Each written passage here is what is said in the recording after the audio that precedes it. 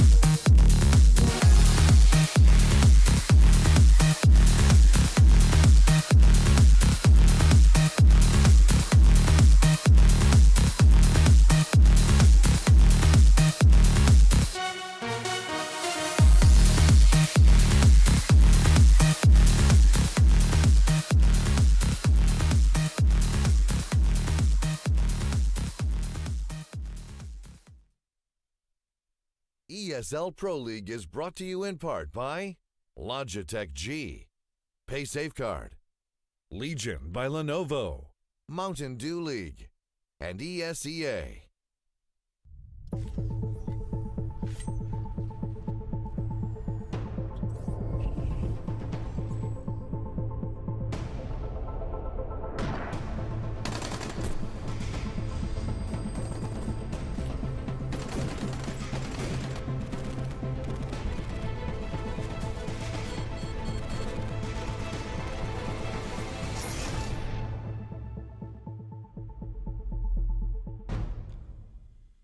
Good evening and welcome to another night of the North American Pro League. It is match day number 20 of Season 5, and we've got on our stream today mostly Brazilian teams, really. Mostly. Both of the matches are featuring Brazilian teams. I'm Elfish Guy, joining me Brainstorm. As always, we're here for some good Counter-Strike, and we'll see how we go tonight. I mean, I think we've got two fairly, almost one-sided matches. You'd think so. I mean, maybe not completely one-sided, but two where the outcome is, I guess, one that we can confidently predict is going to go one way. And of course, we've got Rush and Luminosity up first, and Selfless versus Immortals a little bit later on. So you'd think both of those are going to be biased towards the Brazilian teams. I definitely agree. I think both of those two Brazilian teams have had a better run throughout this season than what we've seen from the other teams. Obviously, Rush is sort of struggling at the moment, sort of sitting on like 3 and 13, something like that, and Luminosity are still up there in towards the middle of the pack. They haven't necessarily had the most amazing of runs, but they have done okay. So we'll have a look at how things are sitting on the standings at the moment. So Luminosity in 7th position, 9 apiece in terms of the win-loss for them. Obviously looking a lot better than Rush at the moment. Now, their opponents are going to be, or the other side of the matches tonight, obviously, I'm talking about, not their opponents. Immortals and the ex-Selfless roster, which is now now known as their Foundation, or not even, it's not even really like the ex-Selfless roster. It's like it's majority caboose, completely different people. and that's kind of it, I think, really, for that roster. So a bunch of new players in the Foundation. They're sitting at 1 and 17, so they're not going to be climbing out of that position anytime soon, particularly not against Immortals, who at the moment are 9 and 5, looking really, really good at the moment, sitting in 6th place. Yeah, Immortals have been playing well, and the other thing for the Foundation as well, look at that round loss difference. Minus 102. Yeah, it's not pretty sad. That's the equivalent of losing, what, 3 full games if you can lose 30 rounds to 0. Yeah. Plus a bit more. Plus a bit more. So, yeah, that's not great for them, but look, I mean, it is what it is. They have to live with it. And so I think that may be going a little bit higher now that they're going to be going up against Immortals tonight. So, yeah, definitely not looking like the greatest of matchups for, well, particularly for the Foundation, but also, I think, for Rush. Yeah, it's going to be a difficult one for them to come back for, and the maps they're going to end up on as well. It'll be... I mean, the maps are going to be very important for them, depending on where they end up, but they haven't had too much success on really any map consistently. Yeah, so having a look at how things are going to go over on the mainstream as well as our stream. We've kind of broken down ours, so I'm not going to touch on it too much, but over on the mainstream, some really awesome games actually coming up tonight. Liquid and Optic facing off first, and then Cloud9 and SK. That's the top of the table clash. Yeah, that's number 1 versus number 2, I believe, so that'll be a really, really good one. Yeah, definitely. And we can have a look at the maps here as well going on. So it's Inferno, Cobble, Inferno. Got the mirror matchup almost, I suppose. But yeah, you were speaking a little bit about the maps before and how they were favoring these Brazilian teams a little bit more so than Rush or the Foundation. So I definitely tend to agree with you on that point as well. Yeah, I mean, looking at those maps quickly, as you said, Cobble and Inferno up first. Rush have played Cobble 4 times so far in Pro League and lost it every single time. They played Inferno twice and split it 1-1. One of those was against the Selfless roster, which was almost entirely different at the time when they played it. Yeah. And then once against Optic, where they dropped it 16-5. Over on the Luminosity side of things, they're 2-2 in Cobble at the moment. They've won it against Renegades and Misfits and lost it against Winterfox and NRG. So it's not a bad map for them. Yeah. They lost it convincingly, though, to NRG. It was fairly close when they did lose to Winterfox. So I still favour them, obviously, on that map. I think that they should have a fairly decent time. Overall, I'm thinking this is a 2-0 for Luminosity. Yeah, I'd have to agree with you there, just based on not only map history, but also just if you look at the players, if you look at how they play, the individual performance, it should just be better for the Luminosity guys. They're a team that's been together longer, they have more history, they've just played the game at a high level for longer than the Rush guys have. Yeah, definitely. And when you kind of look at their players man for man as well, I think a lot of them are probably just a little bit stronger. And if you have got some of your favourite players playing in this game, be sure to go and vote for them in our fan vote. Go to proleague.com/fanvote. Give them a like, a subscribe. I don't know what else you want to give them. Give them something. Follow. A follow. Yeah, I don't know. But give them something and make them feel good. put them up towards the top of the ladder. Vote for me as your favorite caster. You can't do that, which is unfortunate. Not that you would anyway, but look, anyway, maybe some of your favorite casters will be at the finals as well. You can go and check out all the information for that at proleague.com/Dallas. Pick up your tickets there too. And it's on June 3rd and 4th. Should be a good time. Not too far to go for that one. That was a really good pickup there. You saved that. I'm impressed. That's why everyone will vote for me as their favorite caster. Sure. Yeah. But yeah, look, enough about us. Thinking about the players again. If you haven't fan voted for them, do it. You can obviously see here, like I said, man for man, I think these players probably for Luminosity just a little bit stronger on paper. Yeah, and the other thing you can look at as well is the AWP v AWP matchup. It's going to be Yell up against Silent. Silent, a newer player for Rush. Yell's going to have his number there, I think, pretty much every time. Yeah, definitely. Yell has been one of the sort of, not star players, I suppose, but he's been one of the better players really on Luminosity. More consistent, I suppose, would be the way that I'm looking at for that one. And definitely I think that he's going to have a good time in this one when he does get the AWP in his hands. I mean, across the board, really, that roster for Luminosity has been having a fairly decent time. I don't think that there's anyone in that roster, when I look at it on paper, and I think, okay, well, this guy's maybe not pulling his weight sort of thing. Yeah, it's been a pretty good lineup for them. Of course, they're not towards the top of Pro League, but they're not playing badly either. They're sitting in the middle of the pack right now, split down the middle, 9-9 wins, or 9-9 wins and losses, I should say. So that's a good performance. Of course, it's not a world beater. They're not SK or Cloud9 sitting up almost untouchable at the top of the tables, but they've done well to keep themselves in the middle. I believe they're sitting in 6th place at the moment, or something like that, 9th place. Seventh, I think, is 7th now? Yeah. Immortals is in 6th. That's right, yes, my notes are backwards. So for Rush, I think the key part for them really is to have Poyo going off here. He's, generally speaking, been one of the better players for this roster, more consistent players throughout this season. Obviously, it hasn't worked out too well for them overall, still sitting at, 3-13 in terms of the map win-loss. So they're probably, their chances for going to finals now are probably a bit shot. But look, I mean, they can come in here, they can have a good time. It's always just a little bit of experience, I suppose, coming in right now towards the later stages of the tournament, because, like I said, it's not like they're going to be qualifying now for the finals. They just want to get some wins on the board here and get back into that winning feeling. Exactly, and the other thing is as well, it's not just experience. If they can get themselves a few wins, if they can go 1-1, or just get a few more wins in the remaining matches of Pro League, they can get themselves a spot in next season. So sure, maybe this season doesn't go so well for them, but if they can stay out of the bottom couple of spots, or if they can move out of the bottom couple of spots, I should say, they'll be okay to get back in next season, and then with some more experience, who knows, they might be able to play better. But for now, for them, of course, the final dream, a little bit gone, but they can still stay competitive. Yeah, definitely. And speaking of our second matchup tonight as well, I think this one is even probably going to be a little bit more one-sided than the first one. Like, I would very, very comfortably be able to say that I think is going to be a 2-0 for Immortals over the Foundation. We've seen obviously the Foundation, all those roster changes and that kind of thing, but Immortals, even if you disregard the fact that those roster changes have come through for the Foundation, have looked like a much better team, really, across the board. They have. I mean, it's interesting looking at the last Cobblestone matchups, because that will be our first map there between Immortals and Selfless. Immortals played Rush on Cobble and beat them 16-1. Selfless played Cloud9, or it wasn't Selfless, it was actually the Foundation. This was their new mix roster, which is pretty much 4 new players and 1. It's just Caboose from the old roster, really. They played it against Cloud9 and they went 14-16, so it's a close game, but still not enough to get them the win. And this roster now, I mean, Caboose, Dizzy, ZQK, MCE, and D. I've heard Caboose was on the roster. I think ZQK was subbing for them as well. But Dizzy, MCE, and D, kind of unknown quantities here. At least to me. But speaking enough about our second matchup, we'll go bring our minds back to the first one here. Have a look at how these rosters are shaping up against each other in terms of the statistical side of things, which we do enjoy. It's looking okay, really, for Luminosity there. So, yeah, I mean, there's nothing really too crazy that we can see across the board there. Like Pickle and Showtime, even Yell, again, you can see they're being a little bit more consistent, even a little bit stronger than the rest of his teammates. But, like, that's fine, really. Luminosity, all of their players look like they've fairly evenly stepped up there. Yeah, that's the other thing for Luminosity. They've all got between 70 and 80 ADR, which is a really good team performance. It's not one person stepping out and being massive. It's everyone's doing a consistent amount of damage every round. Over on the Rush side of things, though, a little bit rougher. Little man at 80 ADR, sitting up a little bit better at 0.97 KD, the closest to positive his team has, but really not too much more than that going on for them. So this matchup going to be hard. Yeah, and looks like Poyo's not playing. I thought it was Little Man that got swapped out of this roster, but maybe it was Poyo, and I'm mistaking everything here going on. But whatever the case, it was one of the two. And anyway, Little Man, if he's in this roster, I forget. Honestly, I forget. But if he is, yeah, he's definitely been a good player throughout this season for Rush. And so looking like he's going to have to be the one to step up really here for Rush. But all in all, honestly, I think that Luminosity, when you know, even just looking at that on paper, you just see, okay, well, these guys are a much stronger side. Yeah, you'd think so.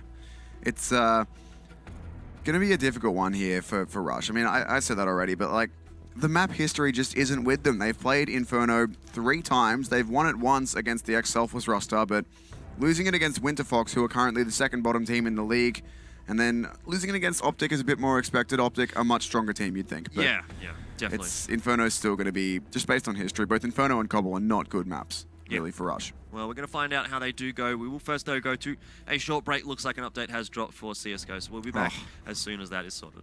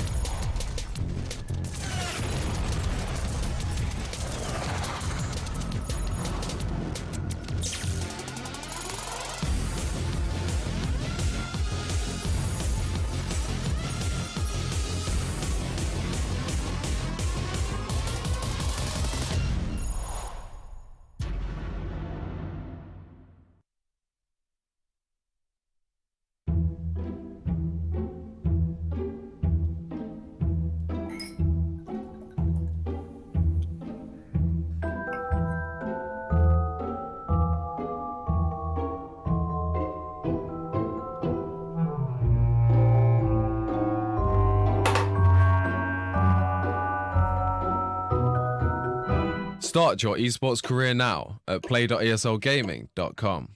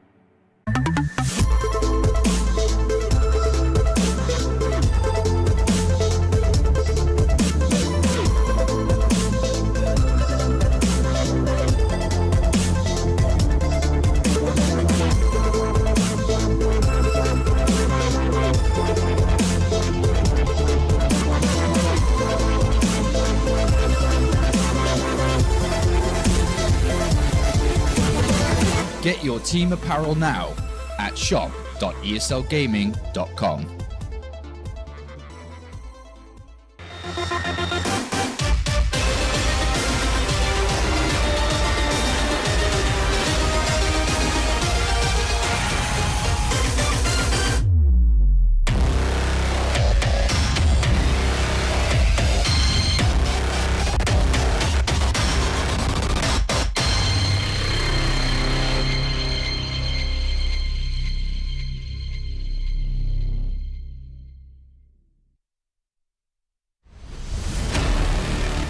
Nico wants another go at it though. Bolts is there, and another land to the slaughter. And Nico, what a round to come alive from this man. The game has changed. This is why FaZe wanted Nico.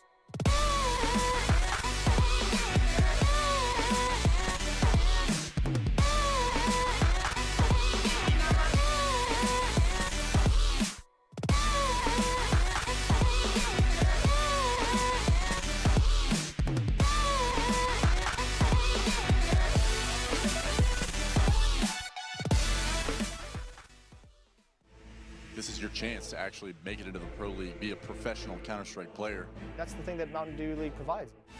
Penguin, you know what? If anybody has a shot at 2-0, it's Penguin. Beautiful Counter-Strike. You usually only see that into the professional level of things.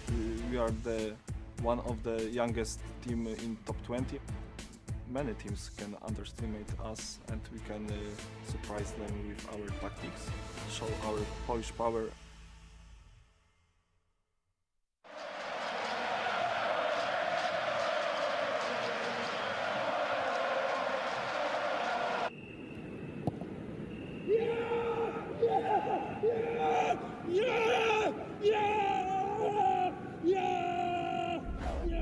Start your esports career now at play.eslgaming.com.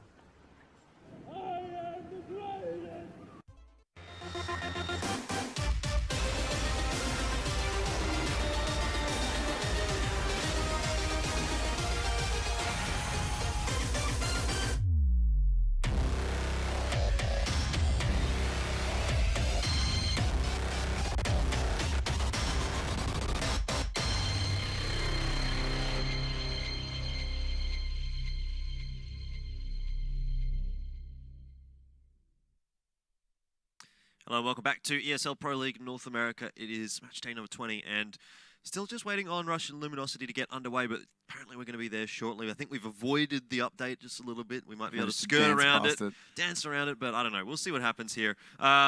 It's looking like we're feeling as though Luminosity here should have the advantage, right? Yeah, we're thinking so, especially given map history. There's no direct head-to-head history between these teams, at least not recently, but given map history against other teams, given the way they've been playing, this one should be a 2-0 for Luminosity. Yeah, I mean, Rush, they desperately need points on the board right now. I don't think it really matters if they even were to 2-0 this one tonight. I don't think they'd be able to qualify through to finals anyway. It's a tough road ahead for them, really, even if they could. Luminosity, though, I think they're still in with a shot, so they should probably be really gunning for that 2-0 tonight. Yeah, they can get that. They can put themselves at 11-9, sort of solidify their position in the middle of the pack, move up a little bit higher. So still a chance there for them. It's for Rush, as you said, the finals dream is unfortunately dead, but they can still push themselves into next season with a few more wins. So that's what they're playing for at this point, just more Pro League. Yeah, exactly, and that's quite important for them.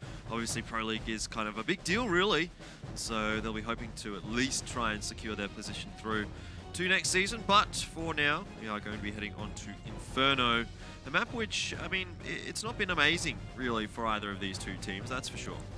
No, I don't think either of these teams actually... All right, Rush has one win on the board against the older Selfless roster, so they've won Inferno once, but they've played it 3 times and lost it all those times, and over on Luminosity, they've played it once against NRG and lost that, so it's not been a map that's been too great for either of these teams. They're going to have to change that in this one, but Rush will be starting on the CT side. Luminosity taking the T as the pistol round gets underway. Yeah, that grenade should be okay, but it looks like it's done actually no damage at all to Luminosity. Still, Silent opens up with the first frag. Little Man finding a couple as well, and yeah, he's been so consistent throughout this season for Rush that I think he's going to need to be the one again to have a strong performance right now for Rush, and we'll see whether or not that is going to be the case. Pickle, he's trying to survive here for as much time as he can. Maybe take as many of those CTs with him as possible before he does go down. He's dropped to 12 HP, but he's taken a couple, so, you know, I suppose a little bit of extra cash in the bank for him. Take a bit of the armor off Rush.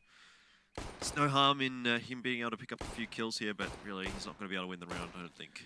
Yeah, should be getting triple peaked really by these CTs, or they can just wait around, hold this crossfire, which is what they are doing. They do have Blade moving on the flank, but Aka's not going to need that one. Will get himself the kill on PKL, so Rush take the first pistol round after getting it into a 5-on-1. They do lose a couple players, but they still win the round. Yeah, so good start for Rush. They did probably want to start this one off quite nicely, and they are on the CT side as well. So if they can start to get this building up pretty early on in the piece, then definitely they're in with a good chance. And they've gone full SMG by Luminosity themselves, have invested into this one with pistol and armor, Tech 9 and armor, a couple of deagles there as well. So definitely a workable sort of a setup really here for Luminosity, considering Rush don't have any rifles. If Luminosity can get into the really close range fights, I mean with the Tech 9, or even with the deagle, and the head armor as well, like they could definitely win those. They could, but the UMP has been pretty consistent in the meta recently. It's been a gun that's been working a lot instead of the rifles for a lot of these teams, so things aren't quite done yet. Here comes the push though. Triple peek out mid, and they find both kills. Yell and, as I said, both combining for kills. Showtime picks up Blade on the other side of the map. You said it, and it's happened. 3 kills go the way of Luminosity, and they pick up those 3 UMPs. Now Silent and Toy in the 2-on-5. Well, that's just the danger of the pistols, really, isn't it? Like, you just don't have the power with the UMP sometimes to cut through the armor that Luminosity have got and the head armor that they've got in the time that it's going to take the Tech 9s just to pop out and take your head off, sort of thing. So, I mean, yeah, dangerous times there for Rush, and the triple peak working out very, very nicely from Luminosity. All of them hitting their shots, and that's exactly what you would have wanted. I mean, they don't even lose a single gun here. So, they pick up 3. They take all their armor through. It's a great round, really, for Luminosity. Good kickstart and a good response straight away to losing that pistol. Yeah, they lost the pistol and then bit straight back hard. There's nothing that Rush could do to stop that one once they missed those first couple kills. So Silent and Toy over on the B side, just saving in the church over there. Might have PKL pushing them. He is in Banana, but he's got a long way to go before he makes it anywhere close to them, and they're completely safe. So yeah. At least the UMPs will stay alive, but it's only 2 for Rush, and 3 are saved by Luminosity. They'll probably buy a couple of AKs to go with those. They do buy 1. Not sure if they bought a second, but they should, I reckon, go they for a should. second. There's no point not. It's going to have to be another force buy here. There's another UMP out of CZ, so it looks like 4 UMPs into CZ for the CT side, but it's going to be a much better buy of 2 AKs and 3 UMPs for the Ts. Yeah, definitely. And those AKs can definitely do work in this round, so they're going to be the important players, really. Those are the ones that Luminosity don't want to lose. Probably send those UMP players first and get the trades maybe with the AKs, or even just, I suppose, entry with the AKs. Anything can work. They've already taken a little bit of damage. Pickle being dropped down to 50. Wouldn't mind seeing him actually trade that AK over to someone else, given that he is on relatively low HP, but maybe a bit of an easier pick here for Rush if they do need to go for it. But looks like he's just going to be holding that Banana quite safely at the moment in the cutout. T's just waiting for Rush to get aggressive, and Rush are considering it, but not doing it on the whole, just waiting, holding their crossfires. Toy is very, very close here. Does have Silent to back him up, though. It's UMP there, a pair of UMPs, actually. The CZ on Blade is back on the A side, playing at the lower bracket, pushing close, has players right on top of him, has been spotted out, starting to get shot at. The AK of Showtime comes through and takes him down. That is the only pistol gone from Rush. That could actually be a good thing if it makes the Ts think that they're ecoing. But even if the misinformation play works out, they've still got to make the kills work with just the UMPs, and there's 2 AKs in the other team as well. 4v5, not a great situation for Rush, just splitting the defense a little bit, but it does seem as though they've read this one okay. Oh no, I lie, Little Man going back over to the A-bomb side. I thought he might rotate straight over to the B side, but now it is going to be the push out here from Luminosity against those 2 B players, and we do need to see Silent stepping up here alongside Toy. They need to at least find 1 apiece, maybe more. They found 1 apiece, and Toy actually finding another one as well, and there we go. Rush somehow defending that B bomb site with, well, great effect. Yeah, only 2 UMPs. They're doing the majority of the work. The rotate coming through as well eventually to clean it up. So rounds traded back and forth. Now we go 1 for 1 for 1. One of those AKs was saved by the CTs. I don't think the second one was, but they've got the 1. Should be another force buy here. Basically, these teams are just going to force back and forth until one team wins 2 in a row, really. Yeah, SHZ and Destiny do have AKs. And Little Man, I thought he might take the duel in mid, and that might not have been the greatest of ideas, but much better looking by now for Rush. It is starting to build up a little bit. They've got 4 rifles this time as opposed to predominantly UMPs. Still Silent with just a UMP, but he'll be feeling a little bit more comfortable now that he knows his teammates do have other upgraded weaponry. In saying that, though, Luminosity, they still have got some pretty dangerous weapons. Deagles, Tech 9. We've seen that work before for Luminosity, that was against the full UMP buy of Rush, and maybe this will be a different sort of a round. Yeah, this time was a whole bunch of rifles backing the single UMP up on Silent. T's now taking lower bracket control, looking to go around to Arch side. The A side players mostly sitting inside the A side, with the exception of Blade, who now spots this one out. There is a Molotov to force the T's back a little bit. They've still got a minute to play with, though, so the fact that they've been denied this immediate bit of control won't bother them too much. What will bother them is if Rush decides to full rotate, but for now, they've only seen 1 player. Spots out 1 more. Blade has to have an idea this is coming now. They're going to smoke Library off, throws a flashbang to run away, and Showtime taking a very shallow angle through Apps, gets obliterated by Blade, who tries to do more, but Akis and Blade have fallen in the meantime. Little Man, the last line of defense on the A side, finds 1 kill, a second, looking for more, can't land the spray, but makes it into a 2-on-2. Yeah, Luminosity will get the bomb down here. They've got control of the bomb site, but the timing is not great for them. They're not going to really be able to get amazing post plants here. I think both of them are stuck on the site, so that's not amazing, though we do see Yell just floating a little bit towards Library, so he's maybe spotting out a different angle here, but if he does get wrapped around upon by back, he could be in danger. Does get into the cutout, though, so he's okay there. SHZ still on the bomb site, so he'll have to take first contact, and he does that well. Toy going down, and Silent had no idea what was going on there. He tried to pre-fire an angle, thought maybe there was going to be a player there, but it was not the case, and so again we go one apiece. Which means we're going to be back in Force by Land. It's just going to keep going until one team wins two, really. That's the standard way that the money works. With the money that you get for kills, the money that you get for losing and winning rounds, you can just keep going. Looks like this might actually be... There is some upgraded pistols bought. Yeah, there you go. It's another Force buy from Rush. 2 UMPs, 5.7, CZ, and a P250. 3 rifles and 2 UMPs out for the T side. It's a very similar situation to what we saw last time, but flipped. I'm going to have to see if Rush can bring this one back and keep this flip-flop of rounds going. The notion of an eco round doesn't really exist in this meta, does it? Like...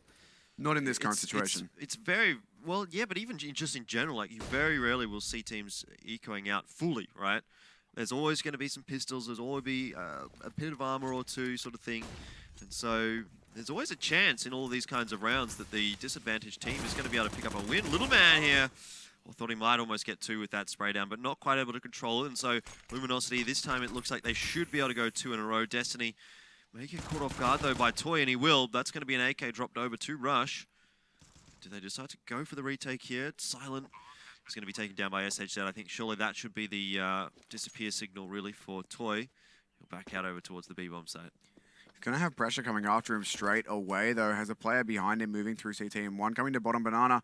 It's not an easy save for Toy right now. Has SHZ there. Showtime behind him and can't win the fight. SHZ will manage to hit the headshot, closes it out. Luminosity will take for themselves 2 in a row, and this one should be an eco from Rush. Yeah, you would think so. See whether or not they invest in some pistols here. Maybe Little Man can get a P250. Just a smoke coming out from him. So nothing really all that crazy here. Silent's got a P250. But apart from that, not really much across the board here for Rush. I'm going to have to hope that smoke's going to do some work. Yeah, the smoke could get all 5 kills, you never know. But like Mac 10, yeah, sure. Throw it and it bounces between all the T's. All 100 HP of damage to each, yeah. The Mac 10 of Yell and the UMP of Showtime really looking to do the damage here, find the kills. Big damage done by Blade in pit, still taking these fights, being very, very mobile. He's run out of ammo and is looking for a knife kill on the player dropping on him, but Destiny's already picked him up from short. Silent, Little Man, and Toy in the 3-on-5.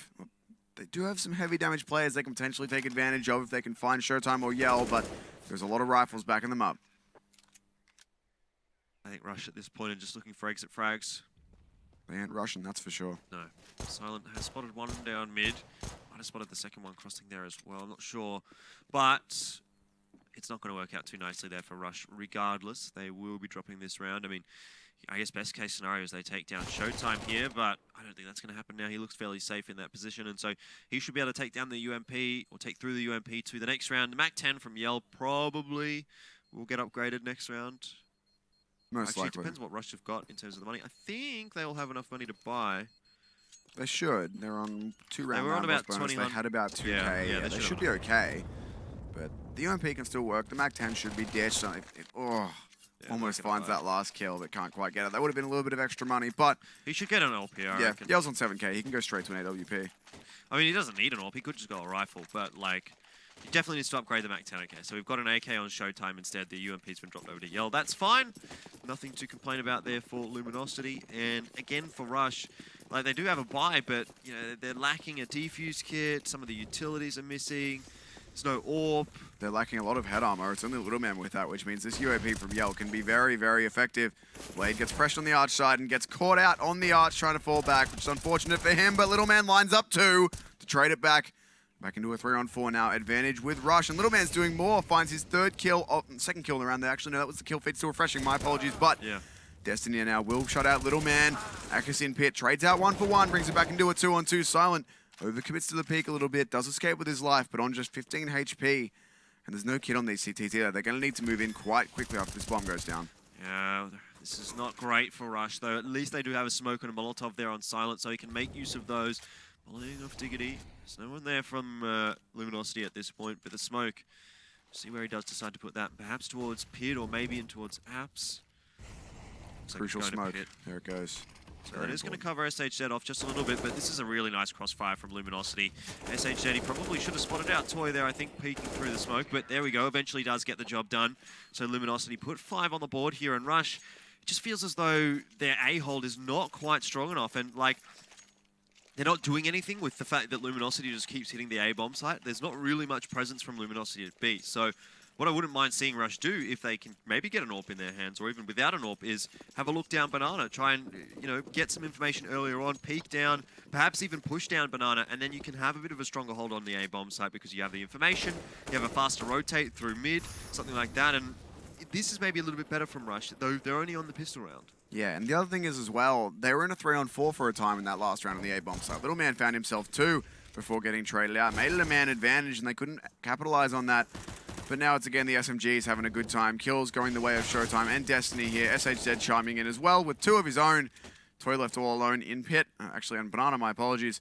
Has 2 players there. Could actually take him down here, but Destiny going to be peeking in first with the AK-47. Should check this angle.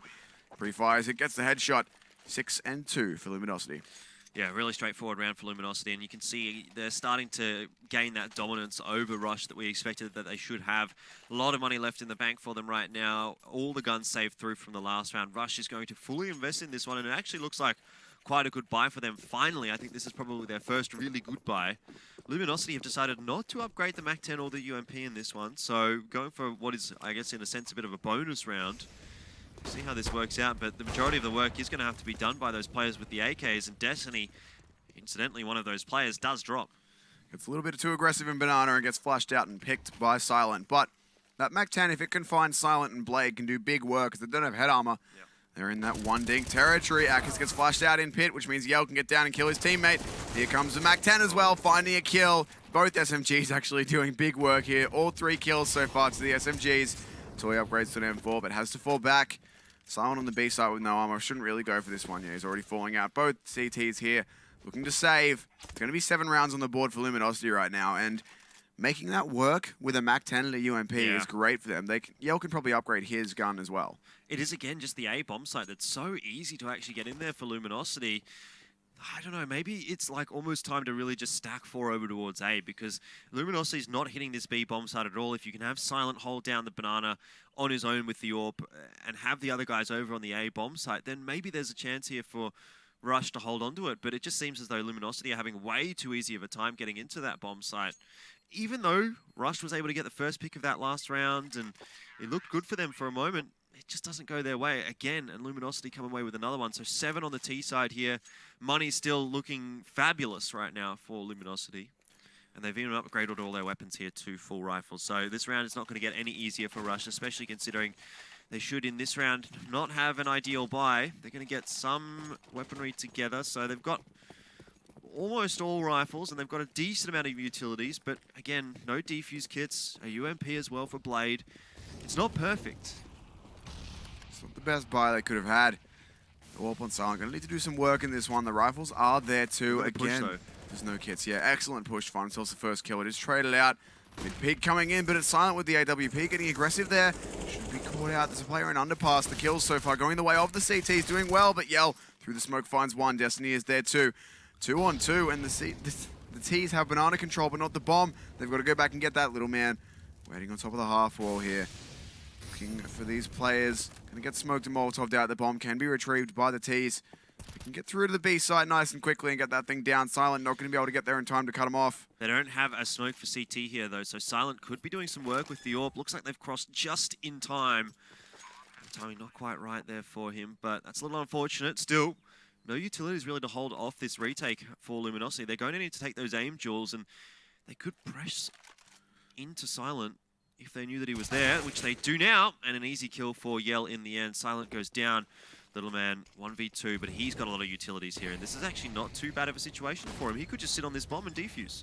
No kit though, he's got to get a 10-second defuse. The boost comes out and Destiny grabs the headshot. If he had a kit, it would have maybe been doable, but the boost was there as well, so Luminosity will take their 8th. Quick update for everyone. The update has come out, if we're all hoping for big things. It's 35 megabytes, and they re-enabled the R8 and the Negev in competitive. Wow, big things. Big news. All those weapons that everyone uses in competitive. To be fair, I'd actually like to see how the Negev works now with its new ridiculous laser-like spray pattern. Yeah. It's inaccurate for 16 bullets, and then it's just a line which would be hilarious. I feel as though you need those first 16 bullets, though. Like, yeah, you've got to pre-fire everything. If you're not killing someone in 16 bullets, you're going to be dead already, sort of thing, before you can actually aim. Oh, yes, the nothing guide to spray control. Yeah, well, there we go. So, Destiny. Easy kill for him with the Molotov. A lot of spam damage there too, but yeah, the Molotov getting the job done in the end. Banana being taken this time by the T's. Again, the bomb is still in T-spawn, so even when they're showing aggression towards the B site rather than the A site, which is where they have been, they haven't committed here with the bomb. Right now, they're trying to test out Rush's B hold, see if it's any better than their A hold, and if it's worse, they might just run B every round instead of running A. But this one's only a pistol round, so not too many conclusions that can really be drawn by Luminosity, apart from the fact that they should be able to win this. Blade through the smoke, though, finds out PKL 4-on-4. It's a rifle somewhere for Rush to pick up. Blade trying to find it, but apparently not being able to. Still, it's not too bad here for Luminosity. They should be able to win this round, though. Akiz does a bit of damage over to Yell. It's not great. Still not too big of a deal, though, for Luminosity, as they do have a big weapon advantage. They've still got a bit of HP advantage as well here. They have a decent amount of time to work with, too. Not to mention all the utility, so everything is kind of in their favor. Akiz could come around the corner here and absolutely destroy Yell, which is what he does. Good headshot coming out from him. But is it going to be enough here? Little man chiming in with a frag as well for himself. And now there's a chance for Rush to finally get another round back on the board. Akiz hitting one, looking to shut it down by himself. Showtime on 50 HP in a very difficult spot, and Akiz is going to shut it down. Get himself 3 kills in the round and grab that gun. 4 guns saved by Rush, 3 AKs and an AWP. That's excellent for them. Toy going to throw the AWP over to Silent by a gun of his own. But now they can finally have a round with everything that they want. They've been given most of the guns for free. They can buy kits, they can buy utility, they can have everything they want. No head armor here. They've called the bluff of Luminosity. Sure, they won't have any more SMGs out, and this time they're correct. Yep. Full rifle setup. It's also a full buy, though, for Luminosity. They've got an amazing economy right now. They'll be able to afford to buy for, well, quite a long while now, maybe even the rest of the half. Depending on where they're sitting at after this round. But Rush, this is quite an important round for them, because if they do lose this one, their money gets reset, they lose all those guns. I mean, then we're kind of just back to square one, and Luminosity runs away with the rest of this half once more. So an important round here for Rush. One more they need to try and find. They did well to get the force buy, or the eco round, really. It was just pistols. They did well to get that one, but now they need to try and convert a gun round. They haven't really had too much success with that so far. They need to start off well here. Silent scoped in towards Banana. Going to be the first point of contact here for Rush. Can throw a smoke, though. Block himself off. T's still delaying. They do have a player towards top mid as well. It's Showtime over there waiting around. But it's interesting. In 2 rounds, they've completely shifted their priority. It was A every round. Now they've started to hit B.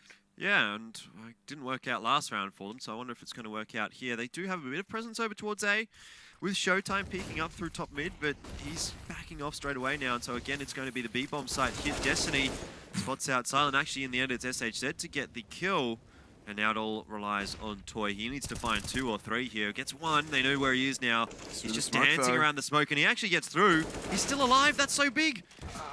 Akiz finds 1, but Yell's there with the trade. SHZ does manage to figure out where Toy ran off to in the meantime. Back into a 2-on-2, though, as Little Man takes out the AWP of Yell. And almost the bomb plant denied for Blade, but not quite. The crouching player just a little bit too low for him to hit the headshot of. So SHZ and PKL got a chance to try and fight this one back now. They've got very limited utility, but so too do the CTs. Little Man's found the first headshot, though. PKL trades it back, looking for the last kill. And it's a headshot there as well, removing Blade. A 1-on-2 clutch for PKL to keep his team alive, continue their push. 9-3. Really nice round for him. Rush, though, they will be able to afford to buy through to this one. Again, though, it is going to be not amazing. Get a decent amount of utilities, though. Blade should be investing in some too. He's got enough money here. There we go. So actually, it is quite a decent buy, really. Despite the fact that they do have a UMP, it's still quite good. Luminosity, this time, they've gotten rid of the AWP. I think that's fair enough, right? It doesn't seem to be... To me, like, Yella's really having an amazing impact with the AWP. Yeah, he's got a frag or 2 here and there, but given the setup that they've been running, how aggressive that Luminosity have been, he's going to be just as effective running in quickly with an AK-47. It can definitely work, so I don't mind this change up from them as long as they can manage to convert it, but they've got all the money, they've got all the time. There is 3 kits out for Rush, and they've done good damage to start off on PKL and Destiny. They've got to be able to convert it, though. Toy going up on the boost in CT spawn. He'll be ready for this B push if it comes, but Luminosity, based on the last few rounds, they've gone B twice. They have won 1 and lost 1, but they've both been very close rounds, so They're going to shift back over towards A, which is where they had so much success starting off. Yeah, they really didn't even look like they were having any troubles over on A. Like, maybe they would lose a player or two, but it always seemed as though the trades were working well and truly in their favor. Though this round so far, they have lost a bit of HP, and it's making things perhaps a little bit more difficult for Luminosity. They seem a little bit more hesitant to push into that A bomb site than what they have been. But Rush are holding very, very far back in the site as well. I mean, there's one player literally on the site. They're not holding top mid at all. There has been a float across, though, from Rush. So it's 4 players over on the A bomb site. And already the first kill goes the way of Rush. PKL's there to trade it back, but Akis opens up onto PKL, and now there's the Orb of Silent chiming in on the Showtime as well. SHZ and Yell so low on HP. 1 on 4 for Yell on just 22 points of health. Looking for the next kill, but can't find it on Akis. 3 players remain alive for Rush as they get one more round. They could potentially find a 9-6 here, but the money for Luminosity is set. They're buying in this round. They could potentially get drops out in the next one. Yeah, they'll buy next round as well. They should try and get the bomb down at least in this one so they can get a little bit more cash, but they should have a decent buy next round as well. Not an amazing one, but it's going to have some guns, really. And that's the key to take away. So both teams should have a fairly good crack at closing out these final 2 rounds. It could go 11-4, it could go 9-6, or, I mean, 10-5 is also a possibility. So it's a pretty crucial part of the game right now because Rush, they need some rounds right now because they are so far behind. If they allow it to go to 11-4, I think that's kind of map over. Yeah, it's sort of the bell of doom starting to toll a little bit there for Rush, but they've got a chance to stop it. Need to get these next 2 rounds, though. It's all going to depend on how this goes. Akis does pop flash himself in there, but Showtime's found the timing, heard the grenade, chooses to move up behind it now. Akis has fallen off the balcony, but there's 3 players on A. Split coming in. T's just about to take lower bracket control. They have grabbed the bomb from T-Spawn as well. If Showtime can find a pick here on this shallow angle, would have been great. Does instead find a spot and a tag. Not enough to get a kill, but at least a little bit of information going the way of Luminosity. There's a kill going for Luminosity. Trades straight away, though. A Kiss and Blade finding 1 apiece. Blade gets 2 before going down. That's good for him. But the A-bomb site now severely undermanned right now for Rush. Like, it's 2v1. Pickle and Destiny, if they can push in here and get the frag, then they will be in with a good position. But that Molotov is almost perfect from a Kiss. Really just slows things down for Luminosity. Allows Rush the rotation just a little bit over towards Library, and there we go. So the quick rotation should come across here from Silent. He will be able to take down Pickle, who was carrying the bomb, and the bomb is dropped in pretty much the worst position possible right now for Destiny. There's no way he'll be able to retrieve that without a smoke or without taking down Silent, which he's not going to be able to do. And so Rush do put through 5 rounds. I think they have got enough money to buy here fully, pretty much. Have to look at Luminosity as well, because their money was just a little bit in doubt. They didn't get the bomb down either. So their buy, it's okay. It's not bad. It's not great, but it's functional. It's serviceable. They've got themselves 2 AKs, a UMP, 2 Tech 9s. They can definitely make this work. The early utility, though, from Rush is great in Banana, and Yell trying to get through and catch out a retreating player. Gets his head removed by Toy. Not a good start. So UMP gone. It's AKs and Tech 9s left to try and convert the rest of this round. They can do it, but going blindly that quickly does not work out. Nope. Clearly not. And so Rush have really been able to claw things back here towards the late stages of this first half. It's still not going to be a great one for them, to be honest. Like Luminosity, even if they only take through 9, that's still an amazing T side for them. But they would have hoped for so much more. Like, they were in a position really to make this like 12-3 almost. Yeah, now they're staring down the barrel of a 9-6, so still a half where they go up by 3 rounds. They can take the next pistol round. They'll be okay to push forward, make their lead towards, 11 or 12, maybe a little bit further going into the first gun round. But still, there could have been more done with this half, and it's going to have to be a very big effort from them to get the 10-5. Going to go towards B, though. They have all 4 players over here, getting some grenades out to go into the B side. There they go. Molotov's in for new box, and Silent lines up 2 through the smoke. My goodness. Getting himself the collateral, and now Toy up on high. Removes Destiny. It's all on PKL as players shooting at him from every single angle. Silent's going to whip out the pistol and finish him off.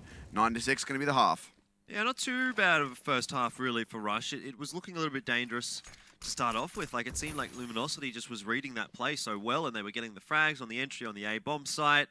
And then sort of things, the winds of change, I guess, came across, and Rush was able to get a bit of a better half coming out for them. I mean, normally it's kind of the other way around. Like, you see the CTs having a pretty decent start, and then maybe the Ts figure out how the CTs are holding.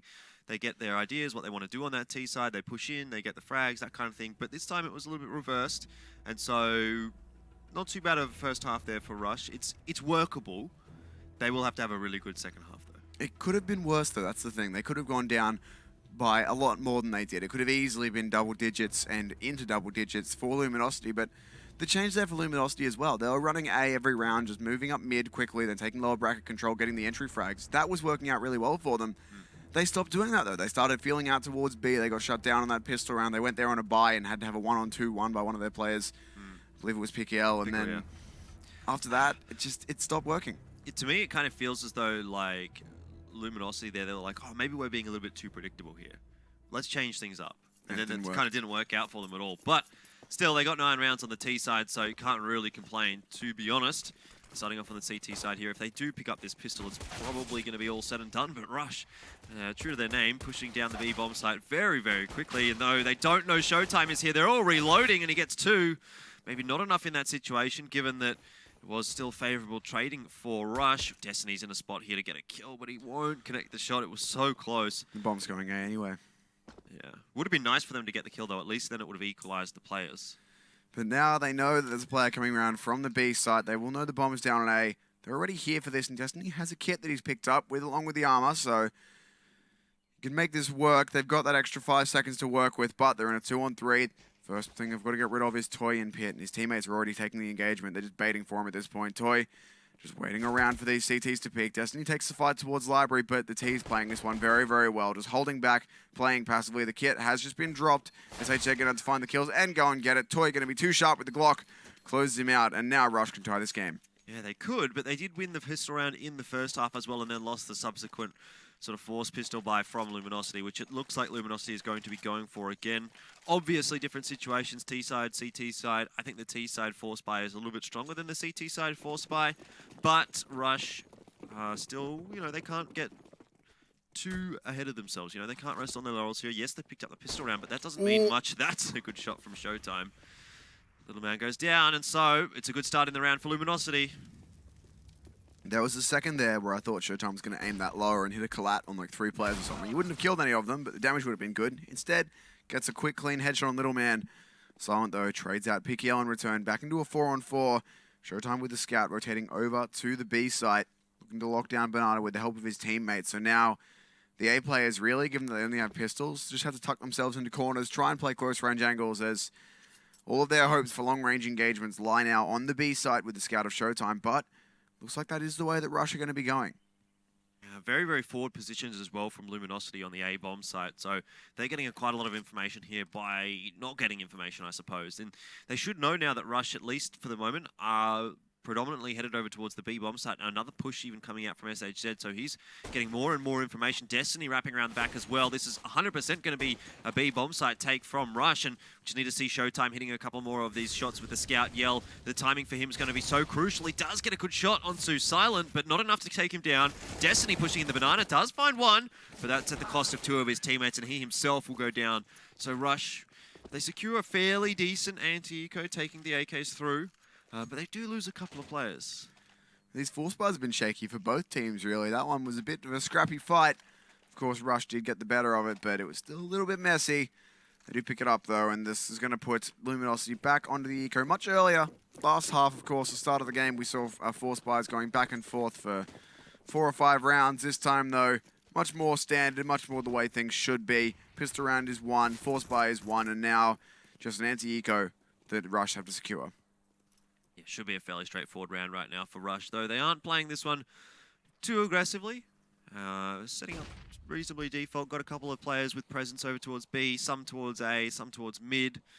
Not risking anything in this round. They don't want to get overwhelmed by Luminosity's pistols. Which is the correct call, as they should know it's going to be a pistol round one way or the other. It'd be rare, it'd be odd if Luminosity forced here. They could have done it, but it's really just going to be pistols unless it was some random YOLO SMG buy, which Luminosity have not gone for, so Rush just have to play this one carefully. They do have 2 MAC-10s on Toy and Silent that would love to be doing the majority of the damage, especially Silent. If he can get himself a few kills in this one, he can look to afford an orb in the next round. It's a missed Molotov from Blade, though. Lands on the roof of the building there. Actually almost hits the boost anyway, but it might have been intentional. Silent, though, does get one. Yell trades another. Showtime pushing in, but the SMG is too strong. SHZ left all alone. Yeah, this is fair enough from Rush. Pretty good round from them. Silent, the only one going down. They equalized it at 9 apiece, and now Luminosity will get a buy through. Maybe an AWP on Yell. He's got enough money. See what he does decide to do. $5,400. There we go. We'll go for the glass cannon. Not even a glass cannon, actually. Has just enough money for an AWP and armor. No upgraded pistol, no utility, no kit, but he has the AWP, and that's what matters. That is exactly what matters. He's been a very, very consistent AWPer for Luminosity. Not so effective on the T side here of Inferno, but the CT side, definitely something that he can make work. Does go for a peek down Banana, spotting not a whole lot, but firing off a shot anyway. And it's a bit of information over to Luminosity, knowing that Rush doesn't have any presence in the Banana. Means that likely the A-bomb site is going to be the option of choice for the Ts. It is at the moment definitely that, but Rush have not decided to pull the trigger. Waiting for that smoke to fade perhaps. Luminosity falling back a little bit from their original positions. Here comes the execute from Rush. The smoke's coming down. Showtime just playing around this smoke, and Rush still making some inroads into the A-bomb site, though not as well as they maybe would have wanted. Destiny getting 2 before going down. Showtime as well, finding 1. Favorable trades here for Luminosity. Showtime's done a good job there as well to get 2. And Pickle is spraying the complete wrong area. Silent's going to push out though, go for the 1-on-2 aggressive peek, but Yell manages to be there, ready with the AWP, finds the kill. Luminosity take another round, finally. It was close, but they get it. This one, though, going to be another buy for Rush. They do have the money. They've won a few rounds now on their T side. They've had a bunch of SMG kills coming through, so they can afford to buy straight back into this. And they've got the AWP out on Silent on the T side as well. Yeah, so AWP v AWP matchup coming out. Where is Yell going? He's gone again towards the Banana. Toy having a look in that direction, but this time Yell not taking the peek. He's just going to smoke that one off. Maybe they're going for the boost. Yeah, it does seem as though that is the case. Toy peeks out. Great pop flash from his teammate. Easy kill onto Yell. PKL, no. Now, playing behind the sandbag in Banana. Waiting for the push to come through. Needs to be careful in this position as he does have Showtime behind him, but the Molotov going to be forcing Showtime back. PKL, though, going to smoke it off and get over the top. Playing a nice little one-way for himself. Little man in App's going to be taking his fight against SHZ. SHZ's, though, too sharp with the UMP. Can now grab that AK for himself as well. Brings it back into a more even 4-on-4. PKL, though, this position going to be huge. Unless the pre-fire timing is perfect from Showtime, which is not going to be. Timing is about the worst it can be to fall back from that one. They had players coming around the corner if they just waited 3 more seconds, but now they've got to fall back into the B side. Can force completely out of position. PKL does find 1. Nice molly. Very good molly to do a lot of damage. Long spray, but can't get the second kill. 3-on-3, but health advantage with the CTs. Oh, a bit of spray damage through the smoke there as well from Destiny, making life a little bit more difficult for Rush, but they do get the bomb down here, and it's a 3v3 retake on the B site. Not always the easiest of tasks for the CTs, though they do have a fairly decent retake set up here. Everyone coming from different angles. I mean, I suppose the trades aren't going to work too well for them, but assuming they can take down that player in Banana, that's going to be the key really here. I think if if SHZ can get the kill onto Silent, then perhaps that opens things up, which he does. Destiny, in the meanwhile, has gone down, though, and there's not a lot of time left here for Luminosity to play with. They need to push in right now, and the problem is they don't have utilities. They don't have a molly to clear out these sides. Showtime. And Showtime hits the first. SHZ gets the second. The defuse coming across, I think, just in time there. Yeah, he's got a kit. That was close. Showtime almost hit both shots there. That was very impressive stuff from him, but he's got a teammate who can help him out in that second one, which he does slightly miss, so a good round in the end. Still a fairly expensive one, though, for Luminosity, but they will be able to get a pretty good buy through here. Full utilities on Yell, SHZ. Pickle's got pretty much everything. Showtime as well. So the only one really lacking much utility is Destiny, and I suppose Showtime missing head armor, but actually could be a bit of a big deal in this one. I mean, there's a UMP and a CZ, so head armor could be useful. Good work out for them, but gonna have to be careful in the way they play this one. The AWP is here from Showtime, though. Destiny at the other side of the bracket, waiting to crossfire it with him. He's now moving up into mid. They've been given that much control at least, but Showtime not bothering playing close to this smoke, just throws a grenade and falls back. Yell playing close to the banana smoke, though. Does have a lot of players coming his way. 3 plus the bomb. About to run into him. Has to be very careful of how he plays this one. Doesn't want to be too close to these pistols, but he's going to fire a few bullets through and fall back. So should be looking to push very, very soon. Oh, good shot from Showtime. Kiss had pretty nice angle there, but the AWP is obviously stronger in that kind of a situation, and so Luminosity do open things up favorably. The B-bomb site, though, somewhat undefended. Pickle's going to be smoked off here, and it's down to Yell. He'll get the first, but he goes down straight away on the A-bomb site. Looks like Toy's managing to get some work done onto Destiny. Pickle gets absolutely wrecked. Nice peek from Little Man. And it's now 2v2. The bomb down again on the B-bomb site here for Rush. And it's Showtime once more with the AWP here, trying to retake.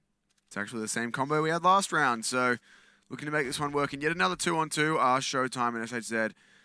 The peak spotted from Little Man at New Box. SHZ has to try and find out Silent in Dark, but they're playing close angles, these teams. They don't really need to pick too aggressively. It's the exact same retake as last round. The same smoke for New Box is thrown. Need to try and find the kills, though, and Silent has fallen. This time, Showtime can't hit the shot in close range, but SHZ is looking for it. Needs to do this. That defuse is going to come through. Grabs it once. Not going to stick it. Needs to go, though. He's got no time. Does find the kill, but he can't get there. He's just got to save that up and back out. So an almost identical round to last time. The kill's still going the way of Luminosity, but this time, you know, the last round there was maybe half a second left on that defuse, if that, but this time it was too far gone. Still making life expensive here for Rush, and they can afford AKs and armor on those lower money players, but they need to go for only body armor, which would be not great against the buy that Luminosity's gone for. So they've decided for head armor and UMPs, which is fair enough. And so Luminosity with, I'd say, obviously the weaker buy here, but Yell, he can make something happen with the AWP, which he's been able to do every now and then. Holding onto the B bomb site here is going to be a little tough with only the UMP of Pickle.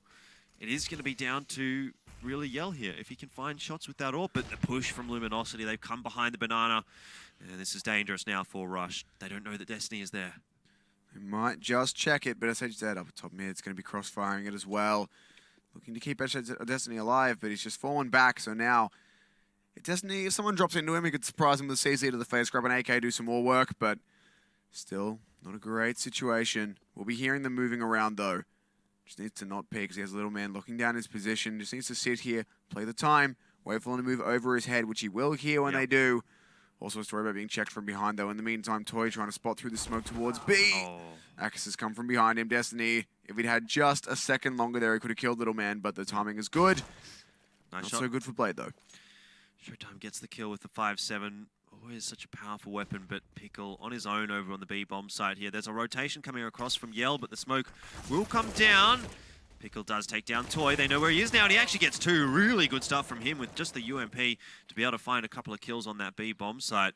That does put Luminosity in a favorable retake position, 3 versus 2. Utilities being used here by Rush early on, but Showtime gets another kill here with the UMP, and Rush, they're just letting this one fall apart. Silent needs to find the 1-on-3 here, looking for this first kill on Showtime, and the UMP comes through once again. 3 kills for Showtime in the round. Upgrades to an AK-47 for his troubles as well. 2 for PKL. So, a good round there from Luminosity as they make it 12. It's a lot more competitive than I thought it would be, but Luminosity are slowly starting to edge out Rush, although it's been close. Yeah, it's actually been quite a bit closer than I would have expected from Rush. I mean, they have not had amazing games on Inferno. They went down 5-16 to Optic, which is probably pretty reasonable, but 7-16 to Winterfox. Like, it's not good scorelines, really, for them. The only time they've been able to win was against the ex-Selfless roster, 16-12, which was in itself quite close against currently the bottom place team in the league. So I didn't expect Rush to come out here and have the greatest of performances. Admittedly, I know Luminosity don't play that much Inferno, at least not in the Pro League. But still, I would have thought that just the general skill level of Luminosity was going to be enough to pull them through here with, I don't know, maybe something like a 16-8 sort of a scoreline. That said, we've had something like this before. The game that stands out to me that we got to cover was Rush vs SK on Mirage. Yeah. That one went to single overtime, and it was close as well. It was 19-17. That's as close as an overtime game gets without going to yet another overtime. So Rush can have these games where they just have massive performances. I'm not going to say over performances, but where they really step up and play well. But the majority of the time, I mean, I've got a sheet here with all their wins and losses on it, color-coded red and green, and it's a lot more red than there is green. Yeah, that is true. It's not a great sight, really, for Rush, but they're having a pretty decent night tonight, by the looks of things. This is attack pause from Rush, by the way, and it's about time for it. I mean, they obviously don't want to be letting this one balloon out too much more Luminosity is now in striking distance of 16.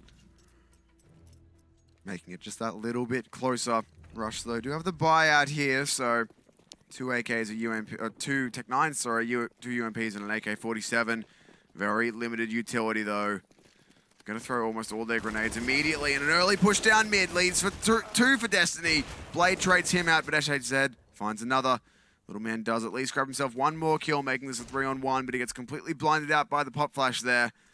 Difficult situation for him to be in. Does have bomb control. Smokes off Banana and spots 2 players peeking. That lands a lot of damage, but PKL finds the kill, and a very aggressive Luminosity side get themselves a very quick round. Yeah, really good round for Luminosity. They take 3 guns through. They'll be able to fully buy in this round, and again, Rush is going to be back on the eco here. So, should be 14 and 10 at the end of this one, assuming nothing goes really awry for Luminosity at this point. And so Rush, yeah, they have got a big battle ahead of them. Obviously, they'll buy next round, but it's a lot to come back from, really, especially considering they're on the T side, which is generally less favored, unless I suppose you're Luminosity. Yeah, Luminosity have played well on it so far, but looking to continue that here. This one is a pretty much full eco. They've spent a grand total of $500 on the side of Rush. 4 Glocks, a P250, a single flashbang. Might have been a few more grenades there initially as well, but they've used the majority of them as now they push straight through the smoke. As Zed finds the first, Destiny up on high, looking for more with the rifle. Should just be able to shut them all down here. Nice quick headshots if he can go for it. He's going to get overrun by the P250. Silent finds 2. Can't even get the bomb down though, has no freedom to do it. Showtime should deny this plant, will come through and shut him down. Yep. So still 2 guns lost in the anti-eco against a full save, but no bomb plant for Rush means no money. Exactly. And this buy is going to be shaky. The objective there for Luminosity wasn't necessarily to be able to save all these guns through, because they were always going to get a buy through into this round. The objective more so was going to be deny the bomb plant and not let Rush get through with maybe a gun or something like that there. So they've done that, and now Rush, even though they do get a pretty full buy here, they are just lacking a little bit of utility, which that bomb plant would have helped out a tiny bit with. Obviously, it's not too big of a deal, though, for Rush. They've got enough to work with here, and it just comes down to this real final round, because if they lose this one, it's pretty much 16-10, really, at this point, I think. They just haven't been able to do that much on the T side. I love that wall bang, by the way. It's one of my favorite features of New Inferno, that you can just spam through that wall and hit all the way down Banana. Doesn't do a huge amount of damage, but does enough. You can hit someone through it. I've seen it in multiple games, and now Akis has moved into that spot, ready to be wallbanged if they do decide to go for it, but instead, PKL gets very aggressive, and oh no, well, Yell orbs him. Yell also down to 19 HP here, so that does leave the B bomb site relatively weak. Yell holding the angle with the AWP. No one pushing him just yet, though, from Rush. Not just yet. Now Luminosity have to make this 4-on-5 work for them. Yell, he's on low HP. The one advantage is he has an AWP. He doesn't have to take close range engagements where a lot of bullets can fly his way. He can just sit back on a tighter angle, but Destiny rotating over to the B side. That's a wrong move to make, as all 5 Ts are setting up for A, about to bust through this smoke in mid. And it's going to be all on Showtime and SHZ to try and stall this one off. Looks like Luminosity just completely leaving that B site unheld at this point. They've got Yell there, watching all the way down from CT, but really it's not much of a defense over on the B-bomb site. Will be a quick rotate for him when he does need it. Destiny out from Library. Good flash for him. Does flash out quite a few players, and he gets the spam through the smoke. Spots out 2 more, but doesn't know where he wants to aim, and allows the players to get through, and it's all just Yell here now. 1 versus 4. Gets 1, which puts it at 1v3, but this is not an easy situation for him to be in. And the CT economy, it's not amazing at this point. So they probably do want to be saving that AWP through, which is what they will do. Yeah. They can buy on a couple of the players. Showtime might be able to get a UMP here as well. But SHZ and Destiny are in a bit of trouble there financially. I mean, well, Yell can drop a gun. Yeah. So can PKL. They can both realistically drop, but yeah. That 1-on-3 for Yell would have been doable if he could have grabbed a rifle after that first frag and gone for it instantly, given the low HP on the rest of the Rush players. But given the economy, saving like that is an entirely understandable situation. Just going to fall back instead. Keep his gun alive. The Ts will save all of theirs as well. Torion just 2 HP, but stays alive. Alright, so for their own right, Rush's buy is going to be looking a bit better. Here's a pause coming out. I wonder if this one's going to be a tack pause. Oh, it's actually a Rush tack pause. Thought it was going to be a Luminosity one. So feels like the tack pause worked out okay for them last time they took it. They take another one. Why not? Why not? Yeah, I need to figure out what's going on for them here. 3 rounds behind Rush.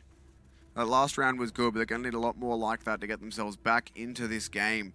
Luminosity need just one more to secure overtime, 2 more to close it out. They are knocking on the door of taking this first map, but it's a map that's been a lot more competitive than I think either of us predicted. Of course, the map history on Inferno for both of these teams is not great. Luminosity, prior to this in Pro League, have played it once and lost it to NRG. As we said, Rush have played it 3 times, won it once, lost it twice. This is a map that neither team had a great record on, but they're proving pretty close to even. The scoreline is 3 rounds apart, but given what we've seen so far, these are 2 pretty evenly matched teams on Inferno at least. Yeah, it does seem as though that is the case. And like, it's not like the T side at this point has been particularly difficult for either team to get rounds on. Like, I think, what is it? Rush came through with 5. Did they come with 6? 6. It was 9-6. So they've got 5 in this second half. Luminosity's got 5. So overall, still fairly even there, but even slightly favoring the T side. Anyway, Luminosity, they're in the driver's seat at the moment. They still do have a bye coming through this round. They should be able to pick up the round win. Should be able to find that. Little man pushing into apps. The force buy is out for the CTs here. Destiny going to have to be careful with that UMP, but the rest of his teammates are on the big guns. Should be able to do the damage. SH said does start out the right way, finding the first headshot, but Aki's getting in, finds himself 2 on the entry. Good work from him so far, and Showtime missing the shot. That's one of those ones you got to hit. Now he has to go for a massive vertical flick to try and hit it just and misses the headshot and is being spammed, takes huge amounts of damage. Has to fall back and wait for his teammates. Yeah, that's not great. Showtime, it was obviously a difficult shot for him to hit, but if he'd been able to hit that, it might have just slowed down that T advance a little bit. And yeah, straight away the save call coming out from Luminosity. They know that this retake is going to be incredibly tough, and they don't have the money really to buy next round. So the save, I think, is a good idea. Rush at this point, they don't really have the money to be chasing them down either. So should be okay here for Luminosity to get through the next round with 3 guns. Ever closer creeps Rush. This round really should just be ending with all 7 players remaining alive, grouping up. No one wants to chase anyone here. Neither of them have that great money. They need to keep these guns alive. But as you said, Rush now only 2 rounds behind, making this one closer and closer. And now it's Luminosity who are having trouble holding their sights. Yeah, definitely. And Luminosity aren't going to be able to get a buy through here. Just some pistols probably coming out for Destiny and SHZ. Showtime investing in a few grenades. Okay, maybe looks like some UMPs and a FAMAS. All right, fair enough. So they have decided they want to go for pretty much a force buy into this one. Obviously saving 2 guns. I suppose it's not really a force buy, but you know what I mean. It's not a good buy compared to what they would want, but it's enough. It's not optimum, but it'll do. The AK's out for Rush though. Again, moving towards A, taking apps control. Done this pretty consistently now, just taking for themselves a bit of early map control. It's being answered by Luminosity though, who have complete knowledge over Banana, complete insight. They know exactly where the T's are. They know it's not going to be B. They can now start to rotate, but it's not going to be fast enough as the push is coming into A. Yell finds 2 headshots with the UMP, looking for more. SHZ on the site can help him out, getting Little Man. This is great so far from Luminosity in a 2-on-5 right now. Make it a 1-on-5. Blade left all alone, flashed out. Destiny spamming away with the USP. Can't find the shot, but Pickle will be there to clean it up for him. A much better round out of Luminosity. Well, a really good round from Destiny in particular. 3 frags for him. He's sitting at 26 now. Doing a real good job for his team. Followed up by SHZ, who's also having a good one. So that's a good round really for Luminosity, like you said. And does force Rush back onto a subpar buy, but it's still pretty good. They've got 4 AKs. The only real issue is that UMP. But definitely workable. Luminosity, though, with a full buy into this one. And a bit of presence over towards B. 3 players over there. Is that a smoke, I think, coming out from Pickle? There's indeed a smoke. Gonna land at the bottom of Banana. This is the same thing I did last round to actually take Banana control. This time there's a counter flash from the T's. 1-for-1 trades. It's exactly what they did last round, by the way. Smoked off bottom Banana, Molotov'd out tree, and then pushed to take some early Banana info. This time Rush were there, but they still caught out by it. A 1-for-1 trade is not bad for Luminosity. Rush arguably better for Rush, though. They know what that push means, because that means that there's 2 players over towards A. Very, very quick up into the site now. The rotation has come across from Luminosity, but Rush have gained some decent map control here, and it's down to, again, these A players to hold off the real onslaught that Rush is going to be bringing. Destiny boosted up, does get 1 before going down, but overall favourable trades. As I say that, though, even trades, and again, back to favourable trades now for Rush. 1v2 for Showtime. Still got to come through from mid as well. He wasn't there with the rest of his teammates among that frantic gunfight. He's coming in just a little bit later. He's moving in through apps now, though, as he makes his way in towards carpet. Which isn't really carpeted anymore, but, you know, still going to call it that. Bomb going down for Blade. Little man in pit, jumps up, makes himself known. Showtime in such difficult spot, finds the first fight, knows where the second player is. Could have got the headshot there, but not to be. Blade ends up finishing it in a close round for Rush, but one they desperately needed. So the option here for Luminosity is that they can buy in this round. SHZ is going to be lacking a proper rifle. He'll get a UMP by the looks of things. There we go. So it's kind of do or die almost for Luminosity in this round because I don't think they can get a great buy next round. And Rush should be able to get a good buy next round if they do win this one. Should be okay, but they need to do it this round, though. If they win this, they can keep some guns alive. They'll be in a great spot to fight for overtime, as Luminosity's economy will be all but broken. This buy really took everything they had. You can see how little money they actually had to get it with, given how little utility they've got in a couple of their players. Destiny needs his first kill. Still going to find it, though. He's been doing big work with the UMP, managing to outdamage rifles pretty consistently. Runs away from the HE as well. So 13 HP, but he stays alive. It's not a good start for Rush, especially as they've lost 2 players now. Not a great start at all. Toy Blade and Silent, the only ones remaining. The bomb still over towards apartments, but it seems as though the onslaught is going to be over on the B bomb site where Luminosity do have 2 players. Both of them in CT though, so it could be smoked off. Rotation coming over though from Pickle. He's going to go hold by Coffins. Still a lot of time for Rush right now, but it's never going to be easy with this kind of a play disadvantage. They need to essentially enter this B bomb site perfectly. They can't afford to drop a player. Yeah, they need to hit 2 kills here without actually losing any of their own. And really, the ideal situation would not even be taking significant damage. They've spotted out PKL. They're playing from the spools, from the coffins now. He's allowed to peek out, but Toy gets him. It's a good start, and Toy straight through the smoke. That's the entries they needed. They take a lot of damage for it. Little man, sorry, not Little man, Silent on 2 HP, Blade on 34, but Silent on 2 HP. Somehow finds a kill there. Destiny and SHZ have a lot of work to do. No, they're going to save here. Their economy is a little bit dodgy.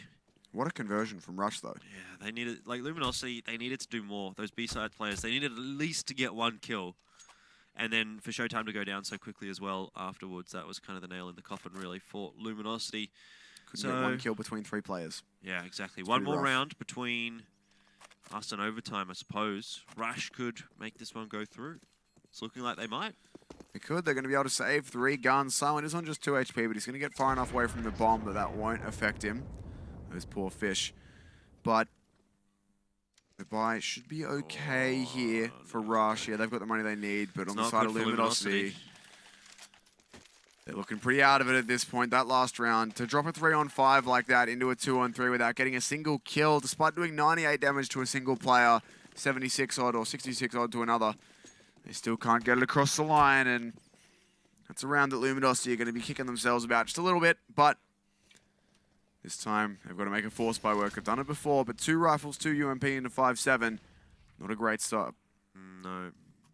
But we've seen these kind of buys work before for Luminosity, so it is definitely possible. And Rush playing slowly and steadily. Fair enough. With this kind of a buy, they don't want to be giving Luminosity anything. Luminosity, you know, maybe prone to pushing, playing aggressive for information or something like that. Maybe trying to catch Rush off guard, but Rush are holding default. Well, I suppose so is Luminosity. Both teams being very patient right now. Rush know that everything they've done so far in this map, everything that they've worked for, comes down to this round. They need to secure themselves overtime. Once they get that, they can breathe a sigh of relief. I mean, I suppose so too can Luminosity, but unfortunately, looks like we've had a bit of lag issues, unless the players are being ultra passive, so that's unfortunate, but edge of our seats. Is it overtime? Is it not overtime? I have no idea. Honestly, I couldn't tell you. So I don't really know what to say. It was looking okay there for Rush to be able to take it through to overtime. They had the weapon advantage, but no idea what happened.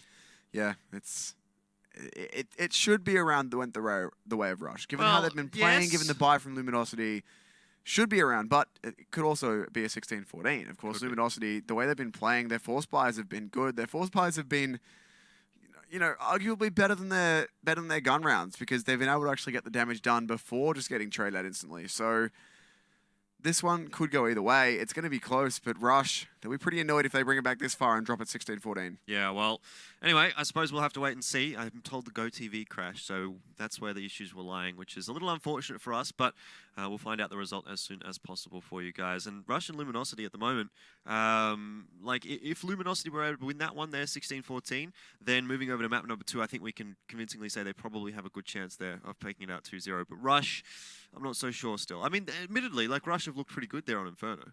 Yeah, they played a lot better than perhaps they should have given their track record on it, but they did well. They had a bit of a rough start, but they brought it back a long way. It could have been 11-4, even 12-3 at one point if Luminosity had been able to run away with it, but Rush dragged it all the way back into a 6-9 for themselves, and then from there, they pushed all the way to, right now, 15-14.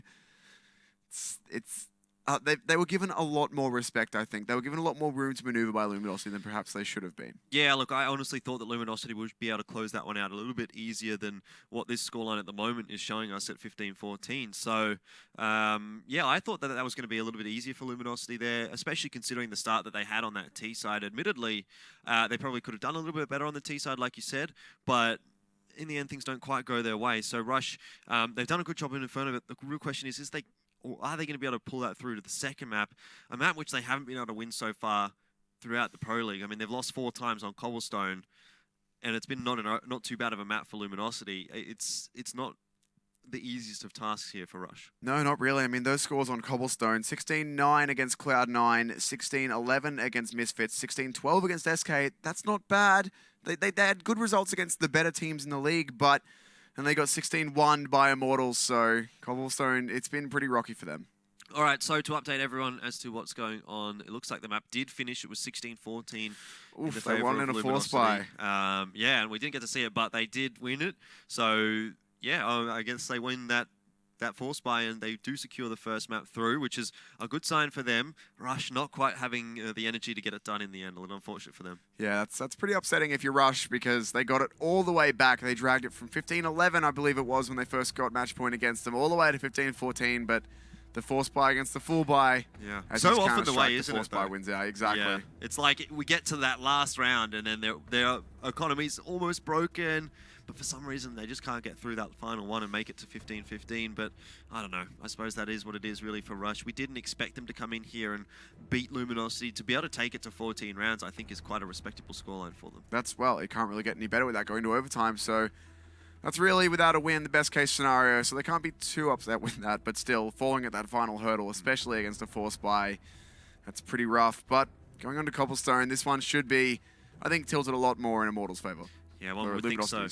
Luminosity's favour, but also perhaps Immortals later on tonight. We'll find out how that one does go. We will head to a quick break and be back with Cobblestone between Rush and Luminosity in just a second.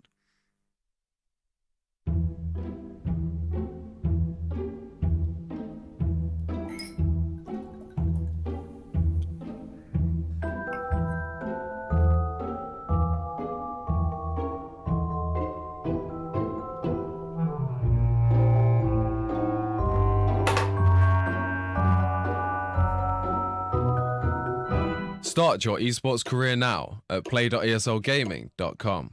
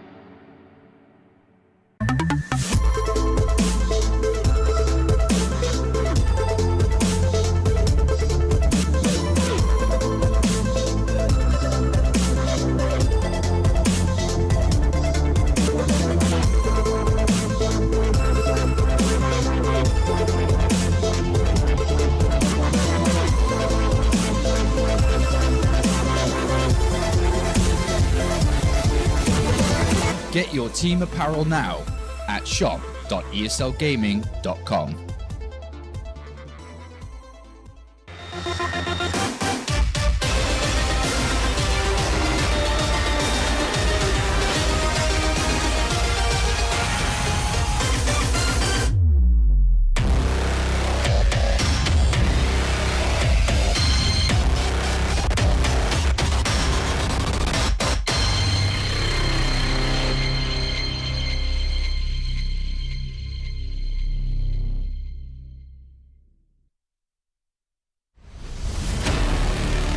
Nico wants another go at it though. Bolts is there, and another land to the slaughter. And Nico, what a round to come alive from this man. The game has changed. This is why FaZe wanted Nico.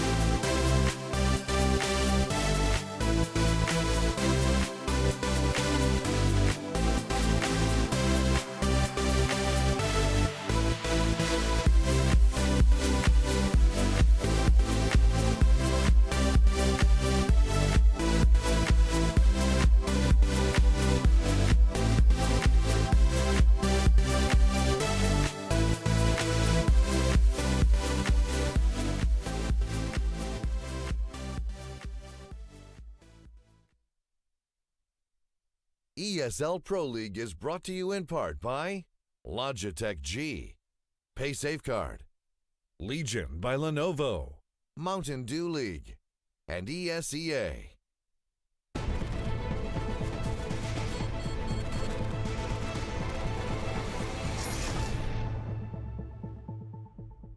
G'day guys, and welcome back to NA Pro League. It is match day number 20, and by NA Pro League, I think we mean Negev Awesome Pro League, because I was about to make the exact same joke. Really? Negev Awesome? Yeah. Well, great minds think alike. But yeah, it's $2,000 for a Negev. Apparently it's allowed in Pro League, so let's go. For those who missed it, we were waiting on an update before, and now we've had the update. I was hoping for an operation. We didn't get an update. We didn't get an operation. Instead, Valve... Use an operation when you can have a $2,000 Negev. They re-enabled the R8 and the Negev, and the Negev is $2,000. You can buy a Negev third round. And it's still got the... It's not the old Negev, it's the new Negev with the first 16 bullets go out here, and then the next 1 billion bullets go there. So it's like... It's a laser. So I just want to see everyone buy them and just use them to lock down everything. I wonder if they will buy it, though, and we'll see throughout the rest of this match if they're going to do it or if they're just going to decide, look, guys, no one buy a Negev. That's fun. But here we go. Cobblestone is going to be the second map for us. Also the second map, actually, for the mainstream. And Liquid picking up the 16-13 over Optic. Actually, I'm not too surprised by that now. Given the roster instability I think that Optic have had, I mean, they seem to have dropped off a little bit. They have just a little bit, but going on to Cobble, it'll be interesting to see if they make that work. But the real interesting thing for me in all of these games is just that Negev. I mean, the last time we had a gun like this happen, it was the R8 when it was first added and was hilariously overpowered. A lot of the leagues had, it wasn't officially banned, but a few leagues said we're going to use an older update, and the rest of the players just said, all right, guys, gentleman's agreement. We won't use it if you don't. Yeah. I do hope that's not the case for the Negev, though, just because... Yeah, I kind of just want to see it, you know? Exactly, and it's a gun that is so... not Counter-Strike. Rarely used, yeah. It's just not Counter-Strike. Like every other gun that we have, you know, you got to think about, with the exception of the pistols and the SMGs, the really high damage ones, you got to think about short peaks with shoulder peaks and burst fire and not just sitting in one spot and spraying for 1,000 years. And then Negev's just like, nah, guys. But see, I wonder if it is even going to be like hugely impactful, because it is quite a long wind-up time, right? With those 16 bullets. They're usually going by, 2 or 3 seconds. So if you can pre-fire an angle, you can have the laser going. But that's the thing now. It's a pre-fire. Anyway. It's a pre-fire gun. You can't actually really use it as a viable gun in an engagement anymore, because you've got to use it where you're already pre-firing it, unless you're just going to run at someone and hope that the running inaccuracy as well as the gun inaccuracy means you can hit a shot. But it's very much a preemptive weapon, not one you can use in reactive combat. But how good would it be to see just a Rush being sprayed down by a Negev? That'd be great. Team Rush or A Rush? A Rush. Okay. Or Team Rush, whatever works, I suppose. But let's see how this does work out, if they do even go for it. In the pistol round, it is favouring Luminosity at this point. Rush trying to come out through drop, and the pistols of Luminosity denying them that little pleasure at least. Pickle on the rotation around behind as well. So Luminosity have got a lot of map control right now, and this is going to be tough for Rush to come back from, because Pickle, he can just come out above them and perhaps take him down. Nope, it's going to be showtime to find the first frag in this little engagement. Pickle to get the second, and so Luminosity do pull off the round win. Does anyone have enough money for a Negev? That's why I wanted Pickle to go down and knife him. Pickle could buy armor and Negev right now. There's M4s. Please, somebody. I just wanted to be... Who's going to be the first to break the Negev ice? Well, not Luminosity in this round. Disappointing. I really do hope someone does it. I want to see that. But I think we all want to see that. Yeah, pretty much everyone. But this round, just the pistols. There is armor out for Rush, so they can potentially do all right if they can get in close. It worked for them last map. Needs to be careful here. He's in danger of being overwhelmed, but he has fallen back a little bit. So those players over on Rush all spotted out by him, and he's going to fall all the way back into the A-bomb site. Yell holding close with a UMP here. He can do some damage, although they all have head armor, so maybe not as easily as he would have liked, but Pickle there as well can give him some backup sitting on top of the hut on the A-bomb site. For the moment, Rush have gotten control of A-long, and they're coming in through the connector in the direction of Yell at least, but not pulling the trigger just yet. They're going to line up some smokes instead. Hello, Silence made friends with the chicken. Give it a name, Silent. What are you going to name him? I think Frederick's a good name. It's Frederick the Chicken right there, ladies and gentlemen. Frederick the Chicken?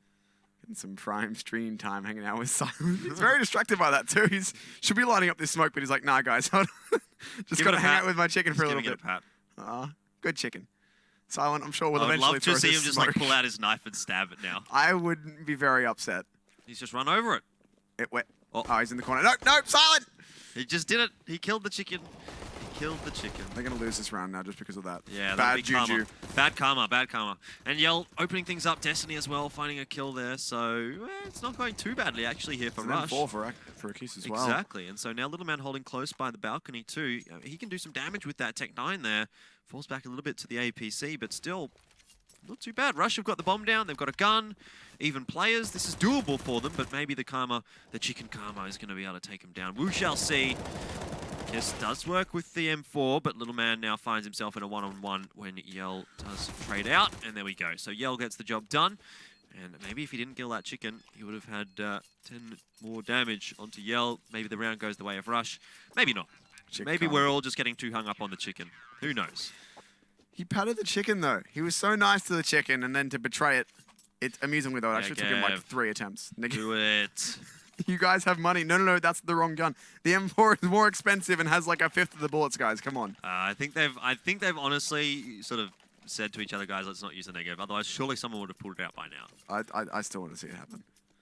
It's just I just want to see, because the gun hasn't been enabled in competitive. We haven't been able to see how it's going to be competitively viable with this new laser nonsense. Well, it is now. It is, but that's the point. I'd like to see that. Destiny does find 2 headshots before getting Molotov'd back in return. He was standing in that one for just a little bit too long, feet a bit too warm. But 3 guns left for Rush as they moved in to take this B site. Still a player close behind the site. SHZ in drop as well. Showtime moves out, takes the first kill. Looking for more, can't find it onto Silent, but Silent now left in the 1-on-3. Is that chicken karma again coming through? 32 HP, 3 players to find. PKL is low. He's got time to work with here. Has plenty of time to go back over to the A site with 1 minute and 8 seconds left on the clock. Walks far enough away that he can run without being heard, but still, a 1-on-3 is going to be difficult. Yeah, incredibly tough. He will have to basically take down Yell without losing any HP here, and he does have an AK at least, I suppose, so that's making life perhaps a bit easier. He can get those one-shot headshots with that one. We'll see, though, whether or not he's going to make that happen. Yes, he does. Loses a little bit of HP, though, down to 13 now.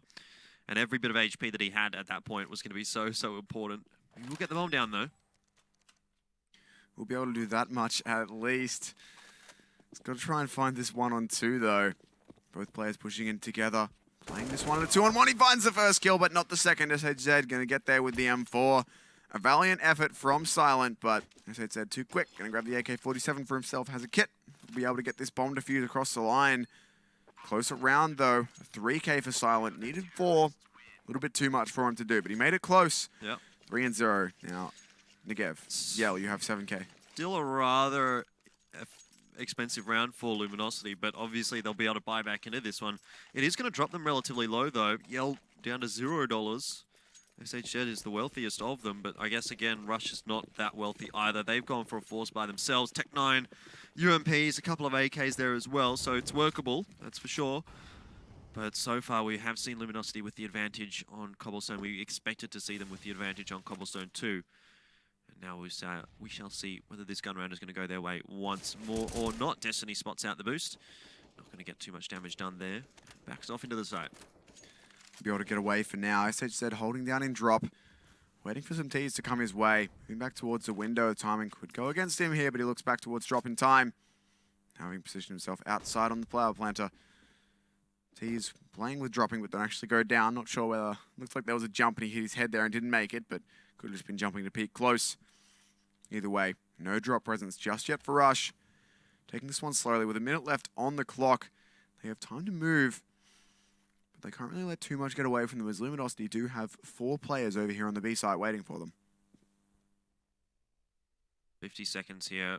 What does Rush do? They've got 3 smokes. They've got a bunch of flashbangs. They've got a couple of mollies. They could go for an execute here, and it seems like they are lining up for that. Silent certainly lining up a smoke here. So this probably is, yeah, it's an execute really from Rush. Coming out into drop though is a kiss. Pre-firing all the angles, doesn't find anyone. Showtime knows he's there now, but that's not going to help out too much. It's all down to just Destiny, and he does get taken down by Silent. Nice entry to the B site from Rush. Great entry there to get themselves in. Now a 2-on-4. Lots of work to be done by PKL and Yell.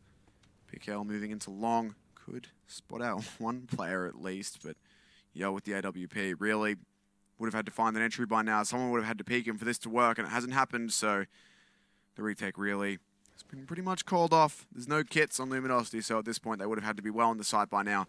Just trying to get some kills if they can. Little man already pressuring at drop with the UMP, going to peek the window. Yell spots him, will find the frag, and be able to fall back, but he's lost his teammate, so he'll have to try and stay alive with the AWP on his own. He'll be fine. He will be fine, but no round win. No.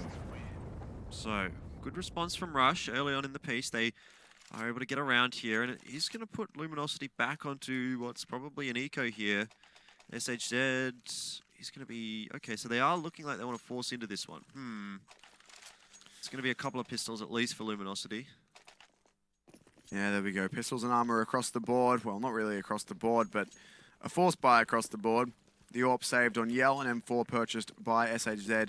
UMP for Showtime and pistols for the remainder. Fast push into B side though. Kiss gets up into B long, but not going to push any further than this. Has a flash dropped at his feet. Not going to damage him. Not going to affect him really. It's on the other side of the pillar. But he's still going to be waiting around. Does have teammates in the bomb with him. 3 players on the B side for Luminosity rather than 4 this time, but Showtime could be the difference up on top of the planner. Could be. Where's Yell holding at the moment? Oh, he's over towards A. So the AWP's not in the right position. And the B bomb site, yeah, really easy take there for Rush. Only 1 player to deal with. I think at this point, Luminosity might as well just try and save these weapons. Yeah, those pistols maybe don't matter as much. They could get aggressive and try and find something, but that AWP and the M4 definitely want to be saved here. If they can be. T's starting to get aggressive though. Pushing out just a little bit. It's mainly a charge that's being led by Blade. All the CTs sequestered over in A long at the moment though. It's quite a way for the T's to move to get there, and they're really not close enough. It's a little bit too risky, I think, for Rush here. I mean, I suppose their economy is actually pretty decent, really, at this point on the T side. They could probably afford to lose 1 or 2 of the guns, but what's the real advantage out of taking away a couple of pistols from Luminosity? Because you have to think the pistols are going to be taking the initial fight, and the actual weapons will be trying to trade them. So, overall, pretty decent round from Rush. Obviously, they do allow Luminosity to go through with 4 of the purchases, but yeah, much of a muchness, really. Took almost no damage for that as well, which is good things from Rush. They had a rough time on Cobble previously. We've talked about that, but they've also had some decent games on it. You know, they got 9 rounds against Cloud9, 12 against SK. They were never going to win those matchups, but against the number 1 and 2 teams in the league, that's a decent number of rounds to put on the board here. So maybe could achieve something against Luminosity, but while we're talking about past results, they did get 16-1 by the Immortals side, so really, it's just typical Counter-Strike back and forth. You can't really tell who's going to win until the game gets underway. Yep. Right now, though, Rush are doing an okay job. If they can beat this force buy, they'll be able to tie it back up at 3-3. Blade already out in the B side, moving amongst the smokes. They don't know about him. He's in behind them all right now. He could go for a knife kill here. It looks like he's trying to move behind it. Instead, just goes for a weapon kill. Even trades, though, actually into... What a sick flick from Yell. And he gets 4.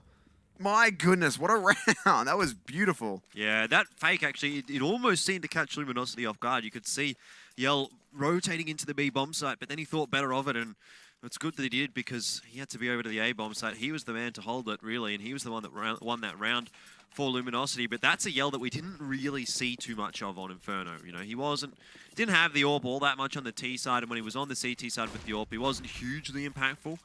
But if he can step up like that here on Cobblestone and continually do stuff like that, I mean, maybe not get 4Ks, but get 1 or 2 frags, get picks early on in the game. If he can keep having impact. And then Rush is in with a real difficult time. It's always the case, really. If the AWP wakes up and the AWP is good, the other team's going to have some troubles. But Yell made a case for himself being the AWP in the last round. Had a sick couple flicks, very nice few shots to make it work with a 4K. But he's going to need to keep some of that performance up going forwards. Rush there could have tied that up if they'd beaten the force buy, but they get shut down single-handedly by the AWP. And just as well as that's an AWP that had been saved for 2 rounds in a row, I believe.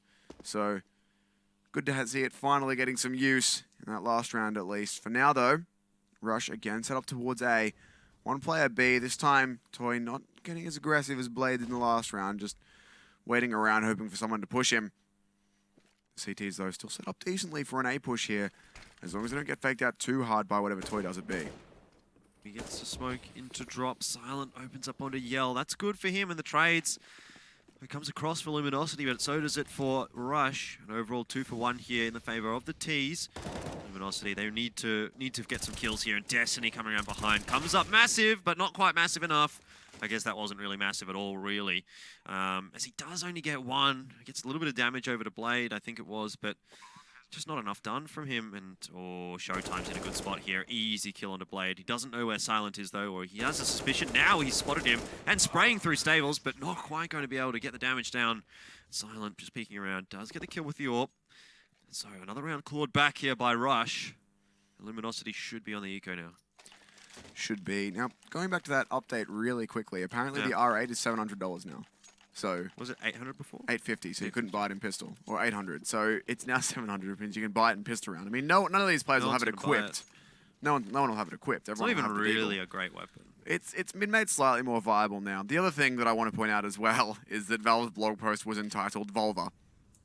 What? For this update. Why? I don't know. I don't know if they're going for a Volvo meme or a Revolver meme, but that's just what they called it. It just said new update, Volva. Fair anyway, enough. Pistol's not going to do too much for Luminosity Gaming at this point. Little Man and Nikki is both finding one each. Do take a lot of damage, but still get the kills. Toy once again lurking over in the B halls. SHZ coming in to the connected door and gets smoked out. Destiny on the bomb side has a lot of work to do and not much time to do it. Gets headshotted by Little Man very cleanly. Deagle and a P250 left for Luminosity. SHZ has already taken some damage firing towards the bomb site. Molotov is there to force him back as well. But another chicken just died. Rest in peace, chicken. And roast in peace. Roast in peace, yeah, maybe. Silence watching the angle into connector. But it's unlikely Luminosity is really going to push into this. Maybe after the bomb goes off, they try and push out, see if they can find a couple of kills. But there's not much chance of them being able to do anything here. So Rush is going to equalize it at 4 apiece. And it started off well, really, for Luminosity. But they have just let things slip a little bit over to Rush. And having the eco here as well has not helped. Not really. They didn't really get anything done with those pistols, which is a bit of a shame. So instead, it's going to be the pistols staying alive. Showtime might be able to find this kill and do a key. So let's find that one at least, and we'll be traded. So no gun saved, but at least a little bit of damage done. Tiny fraction, but better than nothing. Rush going to tie it back up at 4 and 4. And a Bison for Destiny. Oh, no, it was a misbuy. Misbuy. Guys, those aren't negevs. Yeah. Disappointed. Disappointed by no negevs. Apparently Holiday Cheer is also back in the game, so there we go. We've got chickens with hats again. Okay. At least once the update's done. I think these servers are still... I'm not sure. The chickens we've seen so far haven't had party hats, but apparently that's the go. No.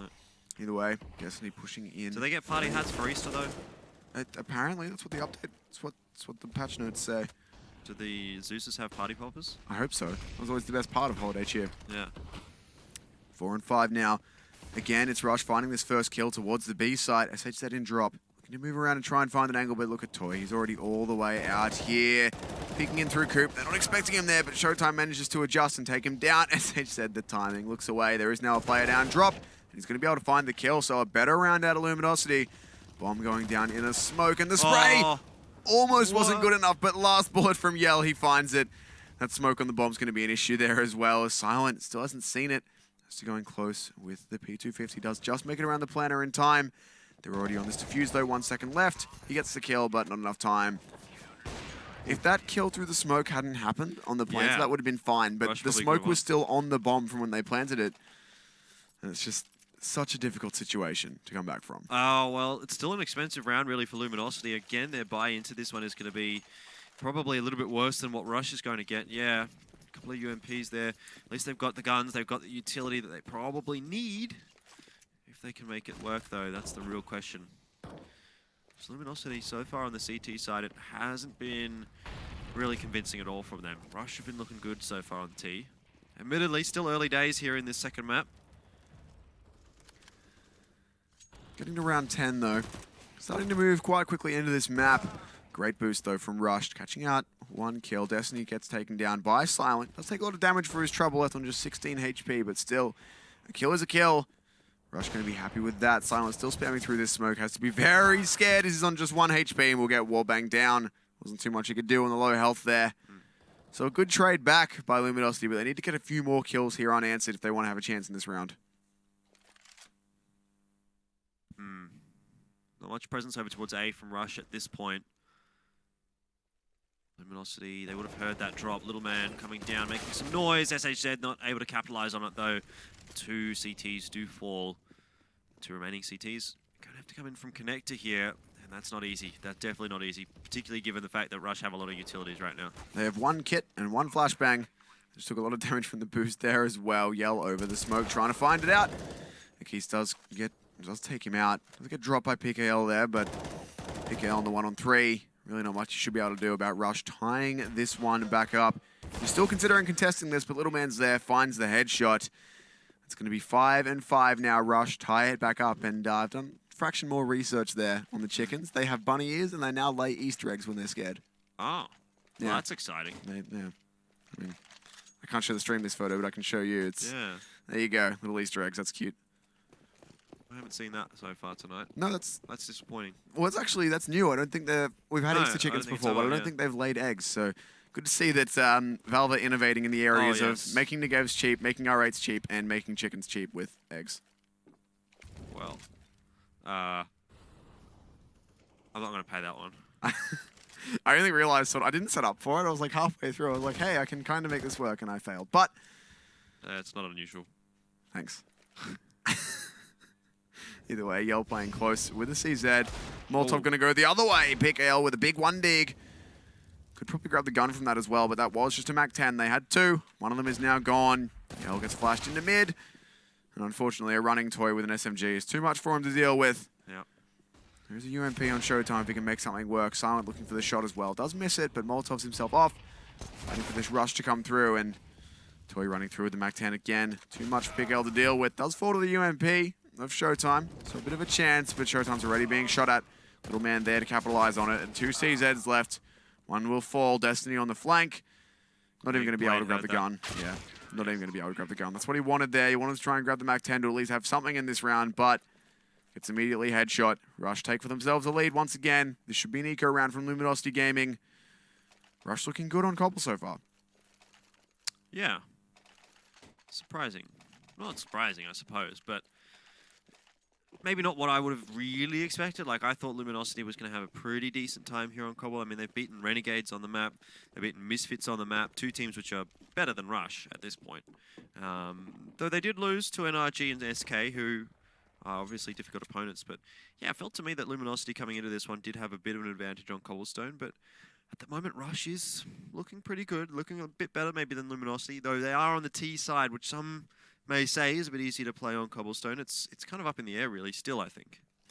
Yeah, it's the map goes pretty much either way, just depending on who's the better team on the day, really.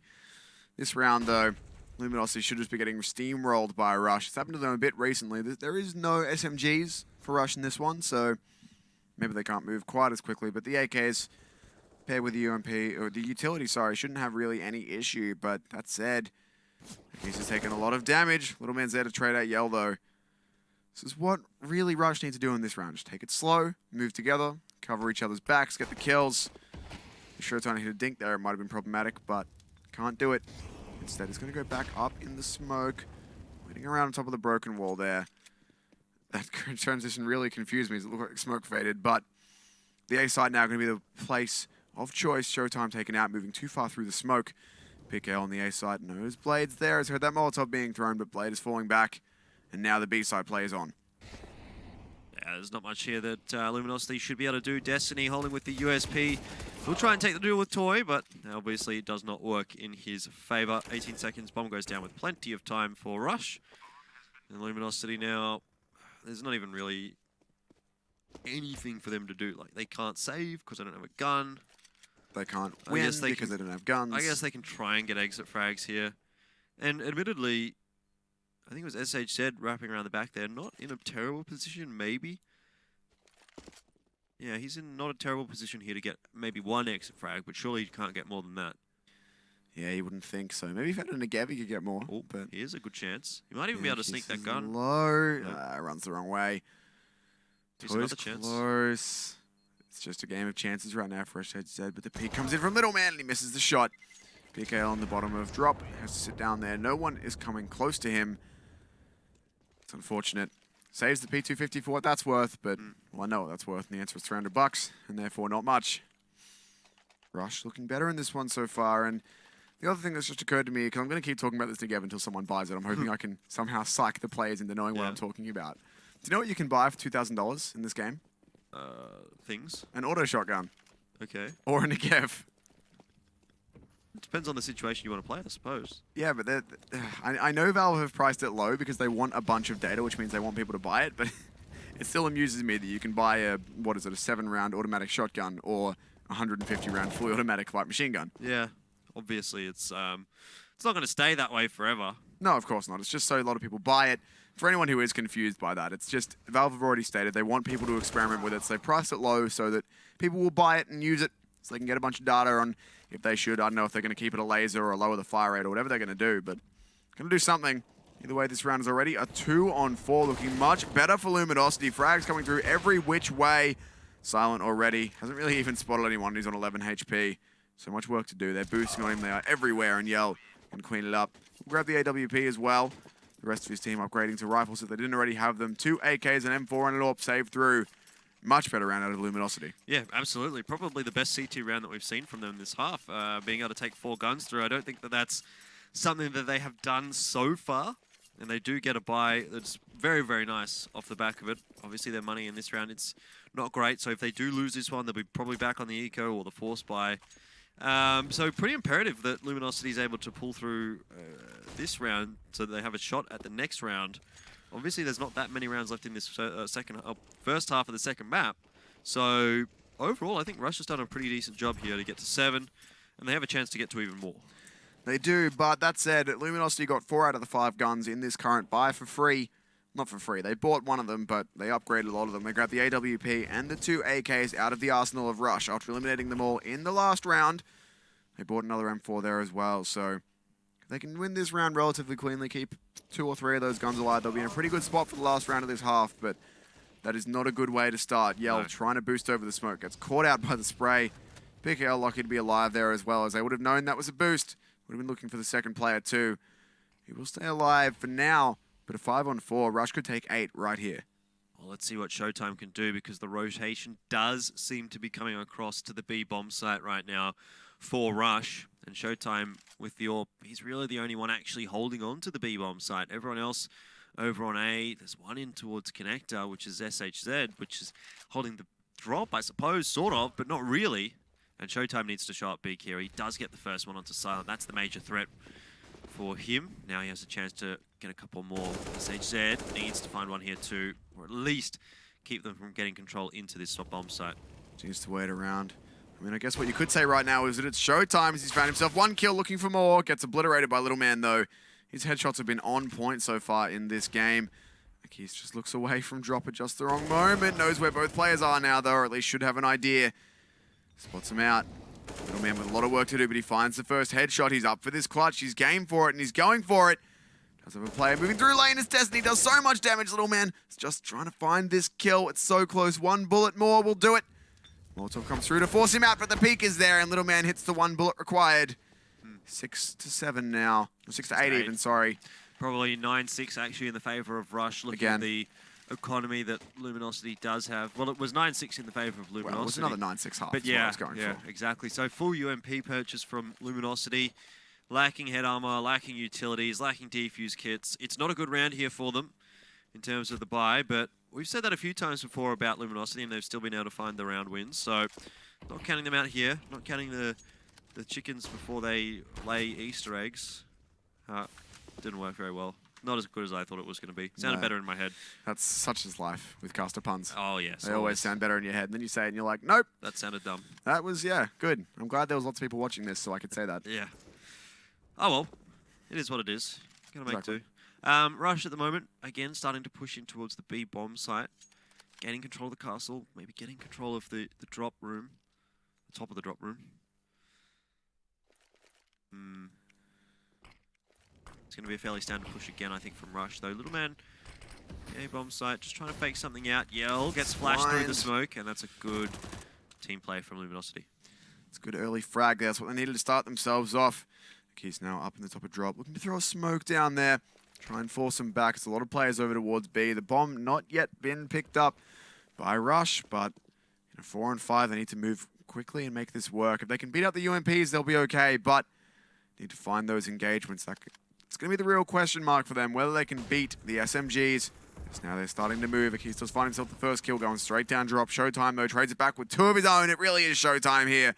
He's found himself lots of kills so far. Destiny up on the tree boost. Finds 1 more, and Blade in the 1-on-4. Going to be way too much to ask. Destiny closes him out. 8-7 is the half. It is an advantage of Rush, but again, it was one that could have been...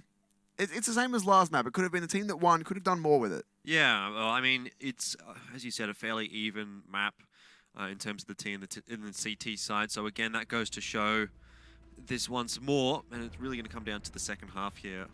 Obviously, first half of Cobblestone not telling us much in terms of which team's coming into this one, feeling probably a little bit better. I still kind of favor the T side just a little bit more. Luminosity, I think, should have this one, but it could be close again. Yeah, these two teams have shown themselves to be so far a lot more evenly matched than perhaps we thought they'd be. I know than I thought they'd be. I was thinking this one was going to be just a Luminosity show, given matchup history, given map history, that I would have thought Luminosity would be able to run away with this one. But despite how different their records are so far in Pro League, I believe it's 3-13 for Rush and 9-9, of course, not counting the first map win. Should be 10-9 now. But the map records, the win-loss is completely different between these two teams, but they're showing themselves so far to be quite evenly matched. This is true. Luminosity now on the T side. Could come out here with pistols and just wreck face, but it's a 4-stack pretty much over towards the B site from Rush. I suppose 3 + 1 holding connector, but it might as well be the B bomb site. Blade opens up nicely. Yell though, trading one back, and now Blade under pressure does go down by the rock. There's only a couple of players left on this B bomb site. Little man dancing around, trying to find something, but he himself is down on 3 HP and losing teammates left, right, and center. Luminosity come away with what looks to be a fairly easy pistol round win. Silent is trying to make this one competitive, though. He's found 1 kill, but Tech 9, too strong. Classic raid boss setup there for SHZ. Had the armor, someone dropped him in Tech 9. Got himself 2 kills with it. Good work there, and a great pistol round from Luminosity to even this one back up, and that's the problem with that half. You know, that was, it was so close. It was only an 8-7 that with just the pistol round being won, Luminosity are able to tie it up. If they can get this force buy, or I suppose it's an anti-force buy, I guess. If they can get this round across the line, they can move further ahead. Definitely. But it's obviously not going to be hugely easy. We have seen before Rush having some decent eco rounds. I think Luminosities on the whole have been a little bit better, and the anti-ecos as well have been a little bit better, but doesn't mean that this is impossible to win for Rush. They've got a heavy stack over towards A long. Doesn't seem as though Luminosity will be falling into that trap at the moment. They do have, though, Showtime just watching that angle as the rest of his teammates split up across the map. Bomb towards B, but no commitment just yet from Luminosity. Trying to just get control of the map, sneaking out, figuring out where the best weakness is that they can take advantage of. Still have just over a minute to work with, but look at Yell's positioning. He's found himself all the way up close. He's getting an easy double dink onto Blade. Has another player peeking him, though. That's Silent. Deagle moves through the Molotov looking for this kill, and Yell has no idea that Silent could have pushed him. PKL is there with the trade, though, to make it better, and Destiny's there taking out Little Man. So Toy and Aki is left all alone. Destiny should be checking this corner. Looks up high, flicks to it, gets there late, but still gets the kill. Toy with a 5-7 in armor and a Dream, with 3 AK-47s facing off against him. I think the dream here is just to save the 5-7 and armor through 10 armor, so quite expensive. And obviously that 5-7 will be useful next round too. Rush should not be getting much of a buy in that one, but every little bit that they have does help. It's a good round though from Luminosity. They only lose a single player, take 3 AKs through. You know, when you invest in 3 AKs in the first anti-eco, that's quite an investment, really. Yeah. Generally, the more rifles you invest in, it shows that you don't want to be worrying about having to go in close. Because, of course, when you buy something like 3 MAC-10s or UMPs, not as much as we've seen, they are very, very viable in the current meta at all sorts of ranges. But normally, if you see something like a lot of MAC-10s coming out, maybe MP9s on the CT side, that means you're not afraid to get up close. Yeah. Get up close, get your hands dirty, run right into your opponents and try and SMG them all down.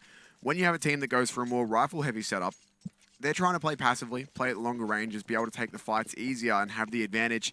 Generally, it's a sign that a team aren't, you know, they're not messing about. They don't want to have any chance of losing the round of the pistols. They want to take the fights at the longer range, and it worked out well for Luminosity in the last round. Rush here with the 3-stack towards mid.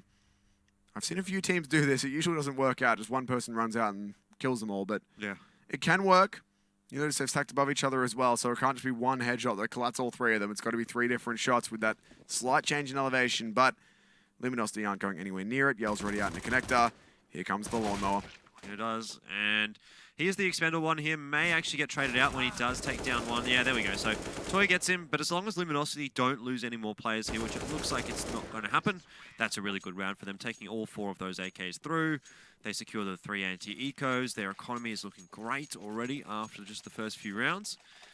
And it's time for Rush to respond. If they don't manage to pull things back now, I mean, again, Luminosity's getting the advantage in the second half.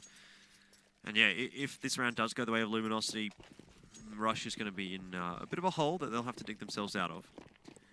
Yeah, a bit of a difficult situation for them, but they do have the buyout here. The AWP for Silent, the M4s for everyone except Little Man, who has a UMP up against the 5 AK setup. Silent looking for the peak.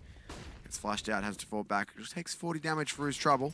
I believe that was from a grenade, so early damage done, and a very near death avoided for Luminosity if Silent had actually got a shot up there right in the face of Ortiz, but no such luck. He will stay alive. Luminosity, they've got time to play with as well. I'm going to move over towards the A side now, though. Either side's been particularly kind to Luminosity, to Rush, so far in this first half, second half even. Destiny finds 2 on the entry. Silent trades him out, but overall, this is looking like a great round. Molotov. Yeah, it does so much damage. Little Man is just left on so little HP, just on 14 with the AWP. He does manage to grab that thing, but has to save. Yell's already over here, waiting for Toy to walk into his loving, warm embrace. Goodbye, head. Nice shot there from Yell. Little Man now knows that he can no longer go the way that he wanted to. He can't manage to go back into the B halls. The T's here already here, pressuring him. Little Man, he can get a shot off, but the moment he does, the moment his position's known, he's pretty much done, as he's on just 14 HP, and he can take 1 bullet. Showtime eventually lands it on him. Yep. Easy one there for Luminosity. Forces Rush back onto Eco, Pistol Wire maybe. But Luminosity looking very, very good on this T side. They haven't dropped around just yet. I mean, again, still early days in the second half. Like only 4 rounds in, but from what we've seen from them, they've been really convincing. They have looked very, very good, and they haven't lost too many guns at all either. So this is starting to shape up pretty nicely for Luminosity in the second half. Rush are in difficult position now too, because they're on the eco. Pickle will take him down. Blade trades out. Showtime here has a chance to die, apparently. Sounds like a new James Bond movie. A chance to die. Silent looking for the kills. Can't manage to get the spray going from the P250, which means it will be a 2-on-3. AK's recovered for both CTs, but with no armor to go along with those, aim punch going to be a pretty severe issue. The other thing they really have going for them is the fact that Destiny and Yell are both around the 50 HP mark. Potentially easier engagements if they can find them, but not going to be easy. CT's now still looking for these fights, but have to back away. They haven't been given an early pick, and with no armor, they're really just falling back into connector, playing for the exit frags right now. The T's should not be going out very long. They should have a decent idea. It's clear, yeah. Hopefully they go they're out of here right now. Yell has to move pretty quickly before this bomb goes off. He doesn't want to be too close to it, but the CT's now backing out as well. 2 AKs lost, but a clean round. Luminosity will hold on to it. 2 AKs saved by Rush. Not bad for them. They're going to need to be able to use them in this next round. Yeah, I mean, that's pretty good for Rush, honestly. They'll be able to get full utilities on those 2 players. Can potentially even drop a gun if they need to. Looks like, yeah, Blade's going to drop the AWP over to Silent. So his buy will be a little affected by that, but overall still a very good buy for Rush, and they'll be happy with that last round, but they don't want to let too many more go away, because 12 now for Luminosity. 1 more is 13. It's getting close. And so it's time for Rush to respond here. Haven't changed up too much. At least they have the AWP in the hands of Silent now, though. Showtime over and drop, spraying through the smoke, trying to deny a boost if it was there. It's not, but if it was there, he would have just got a very nasty headshot on it, so Rush will keep their heads for now. Akis and Little Man have both taken some damage, though. Blade playing a cheeky angle through the corner of the wall, looking into mid, but no one going to be running into him. Instead, it's PKL to get rid of Silent. Destiny looking to peek into Toy. You just dropped your pen again. I did drop my pen again. It's happened before. At least this time it wasn't on camera. I just heard this clattering noise. Come on. Yeah. It's gone. It's gone. maybe just like the hopes and dreams of Rush at this point, because they've, again, lost the opening pick. And then there goes another one over to Toy. It's a trade overall, but still favorable here for Rush. And they're all filtering, for Luminosity. They're all filtering over to the B bomb site, but yeah, Luminosity, they're just rolling over this bomb site. Yell closes out Blade as well. It's a good round there for Luminosity. They get their 13 on the board. They only need a few more now to be able to close this one out. Getting close to doing it as well. And Rush, they've been able to get a few kills here and there. They've been doing all right in the last couple of rounds, but they just haven't been able to get enough to be able to get the rounds across the board. They've done okay in trading 1-for-1, but it's been when they're already in a man-down situation. And it's just not enough. Like that last round, we had 2 players on the B-bomb side who both traded 1-for-1, but they were already in a 3-on-5, so it became a 1-on-3. It's a pretty rough situation to be in right now. This is a good buy, though, for Rush. They've got 3 M4s and an AWP. Little man again on the UMP, but he's had so much impact with that so far. It's probably been the gun he's spent the most time on. I can definitely see that working. Destiny moving behind the smokes to get towards the B platform. Toy going to push up to meet him. The flash is good, but better on Destiny. It's blinded out. And first 2 picks out of the hands of Toy, from the hands of Toy, finally go in the way of Rush. Is it going to be enough, though? Are these 3 remaining Luminosity players going to be able to maybe come in here, overwhelm that A bomb site? I mean, in a world where Showtime and Pickle get a kill here on the A bomb site each, just like that, we're suddenly back to 3 versus 3. A site control is favorable for Luminosity. It will take some time, though, for the bomb to get over here. So, SH said the late timing, it works out so well for him. He finds one, gets the information on the other, which allows Showtime to trade him out. And it's all down to Toy now, 1v2. The bomb will be planted easily. Toy's not going to get there in time to contest that. And from behind, Luminosity are still able to pull the round through.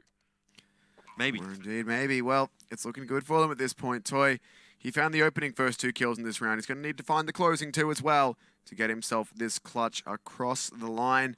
Not an easy spot for him. A difficult spot is what I'm going for there. Both T's playing very, very passively. He has 1 Molotov, and it's thrown to where the T's are not. Giving away his position now, Showtime. Getting up a little bit higher on the site. Does find that pick L though, Toy. He's making this doable. Has 3Ks, looking for 4. Has a kit.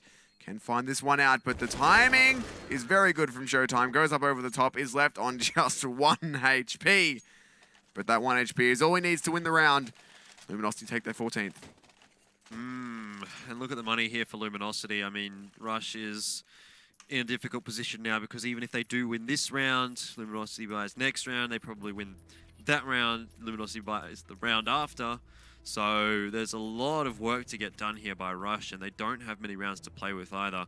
Attack pause coming out from Rush. It's not a bad idea at this point. Maybe should have come out a little bit earlier in all honesty, because it does feel as though this could be too little too late. Coming back from only 8 rounds up against the 14 of Luminosity. An incredibly difficult task right now. Not at all easy. It's going to be pretty rough, honestly. They've got to come back 6 rounds just to tie it up. They need 8 more to win. If we have another 16-14, that'd be very impressive. I just hope if we do have another one that it goes in the way of Rush this time, as they got it so close last time. Would have been overtime at best, no 16-14 for them, but they made it close. Still, I feel like this comeback is maybe a little bit out of reach. Well, they haven't even been able to pick up a round so far on their own CT side. They came into this half with 8 rounds. They haven't done anything with it. And it was 8-7, now they're 0-7 for halves. Yeah, exactly. So Luminosity is just absolutely demolishing them here right now. And so it's going to be another buy coming out from Rush, but a couple of UMPs, again lacking some utilities. And Luminosity, well, of course, they've got a full buy. So where can they go wrong in this round, really? Well, they could just all die. That's true. I guess would be the main way they could all go wrong in this round, but given recent form, I mean, even before, they've had rounds where, you know, they've lost 2 players early on to Toy on the B side, but then they run over A and get 2 entries straight back, make it even. They've been doing really well in just being able to contain this from getting too out of control. Even in the rounds where they have lost early picks, they've been able to trade back pretty quickly. Sometimes on the other side of the map, sometimes back onto the people who actually got the kills for Rush in the first place. And now Luminosity, they've got to be feeling pretty good. Definitely. 14 rounds, haven't lost one on the second half. They've been able to come back from some deficits in rounds as well, 3v5, 4v5. everything that they do seems to be working out right now, and Showtime opening up this round as well. Does seem as though the B side is going to be the hit right now for Luminosity. They do lose Pickle over on A, which will allow an early rotation from Rush. See them starting to stack up over here in the connector. Kiss in a good spot here, and he does take 2, but Yell now perhaps needs to do some work, and he gets it done. Destiny now, 1v2, 2v1 for him, 1v1 now for a Kiss. Boy, well, it's not working right now, mate. That's not working at all. That's all right. Kills come through. 15-8. Luminosity looking good to finally get this map across the line. Not even finally. The first half was chaotic, back and forths everywhere. Yep. But they've taken every single round on their T side, Luminosity. They're playing very, very well. So only one more now stands in their way. We called it would be a 2-0. It's been closer than we thought it was, especially the first map. Second one started off close and has now been a complete shutout since the start of the second half. But it's still been a good one. Rush have played maybe not above expectations, but they've played well to bring it to Luminosity. Not quite enough, though. Is Silent with a long spray. Can't close out PKL. That could be the beginning of the end here. Yeah, definitely could be. There's only... Well, the rotation actually coming across pretty quick from Rush, so maybe a few players on the A-bomb side to deal with now for Luminosity, but they have been smoked off. Molly's coming in as well from Luminosity, and Little Man, he finds himself sort of semi-isolated here, depending on whether or not these guys can come out. Kiss just watching the connector, and Little Man, he does go down. So no trade comes across. Showtime gets Toy, and I think that's all said and done. And it is going to be 16-8 here. Luminosity, surely they don't drop this one, V4. Looking like that's going to be all she wrote as Yell goes through the murder hole and closes it out. Great games for the Luminosity side. They eventually managed to close it out 16-8 on the second map, not dropping a single round on their second half on their T side. Very, very well played for them. Yeah, really can't complain about that one. Luminosity did seem to step up a little bit more there on Cobblestone, perhaps feeling a bit more comfortable on that. I think Showtime looked pretty good. Yell had his rounds with AWP as well. So overall, it just seemed to be working much better than it was on Inferno. Yeah, I mean, the first half was all over the place for both teams. It was force buys back and forth again. It was rounds traded back and forth every which way. But the second half, Luminosity woke up, realized what they had to do, and just rolled straight over Rush. And they played it really well because even when they were losing aim duels, even when they were losing initial picks, they were still able to recover. Yeah, definitely. I mean, it's exactly right. Like, all those rounds, well, not all of them, but a lot of those rounds did seem to sort of start off nicely for Rush, but then for some reason Luminosity is able to pull it back from a deficit, and they come away with the win 16-8. Fairly convincing. 16-14 was the first map result on Inferno, which was a bit closer than what we thought it was going to be. I was kind of expecting, again, sort of like a 16-8 coming out on Inferno, and then something similar here on Cobblestone too. Yeah, that's what I was thinking. We were talking about this before, and we thought it was going to be a pretty good one for Luminosity. I mean, they do still get the 2-0. That first map was a lot closer than we were perhaps predicting, but the final result is what matters. They're going to put themselves, I believe, now at 11-9 in the standings, so starting to make a bit more of a comeback in this one. They've been bringing it back to positive very, very slowly, and now they can start to move a little bit further forward as well. So good signs for them. Yeah, definitely. We'll see if there's going to be good signs coming up for Immortals as well in our next matchup. Going to go to a quick break. We'll be back soon with our match 2 of today.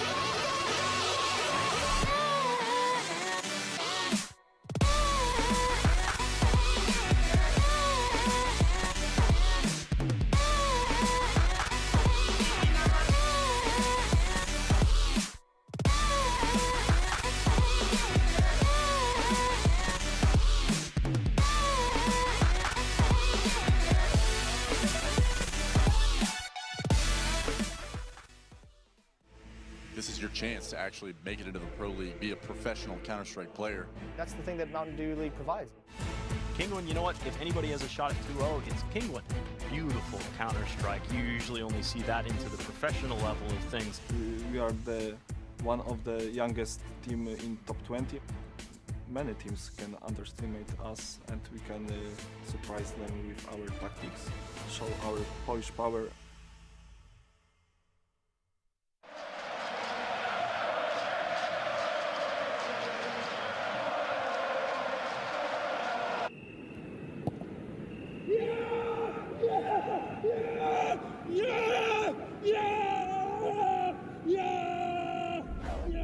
Start your esports career now at play.eslgaming.com.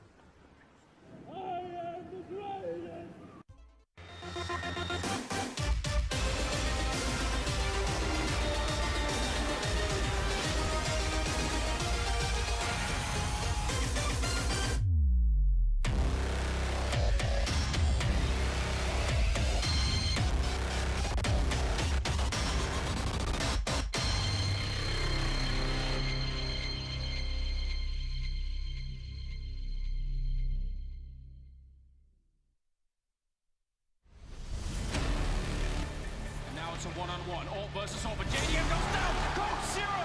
That's the quad kill! SK gonna pick up a very, very tight round.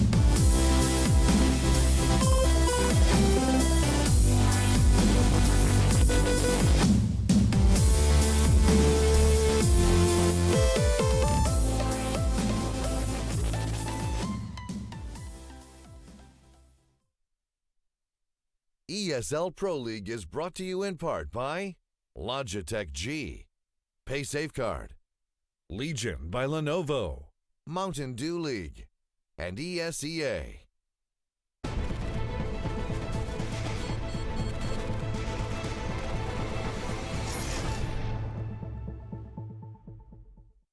G'day guys and welcome back to the NA Pro League. It is now time for our second matchup of the night. Immortals up against, well, they were used to be called Selfless. Now they're called the Foundation. I don't know if they're even really the same team. There's only one player that's come across. I suppose maybe you could argue two, but it's kind of weird.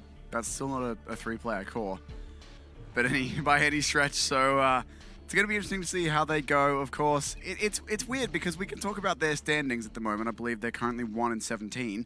So that's not great, but it's also a different team. Technically, the Foundation as a lineup is 0-2.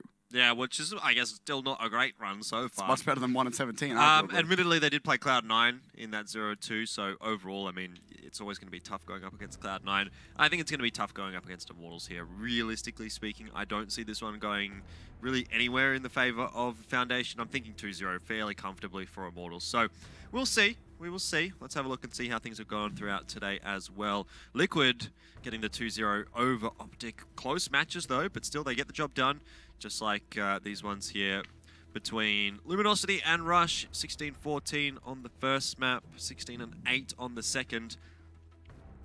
So, yeah, interesting games. And of course, just touching on the Foundation again, that 2-0 against Cloud9, it was quite close. It was 16-14 against them on Cobble and 16-12 against them on Cage. So it's still a close game. Of course, you expect to get beaten by Cloud9, and getting that many rounds on the board is not bad for them, but this is a lineup who's only been together for really a week, I think, max. So they parted with the Selfless organization last week and promptly lost a lot of players. So Slemmy, I believe, went over to a different organization. Can't remember who off the top of my head, but he was sold to maybe, I think, Complexity, actually.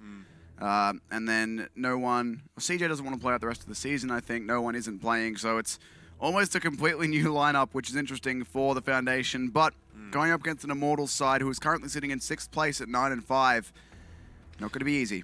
Yeah, no, definitely not going to be too easy. This Immortals roster has looked quite good in the past. I mean, they've got wins over a lot of the good teams in this competition, of which, of course, the Foundation, ex-Selfless, have really not been able to do.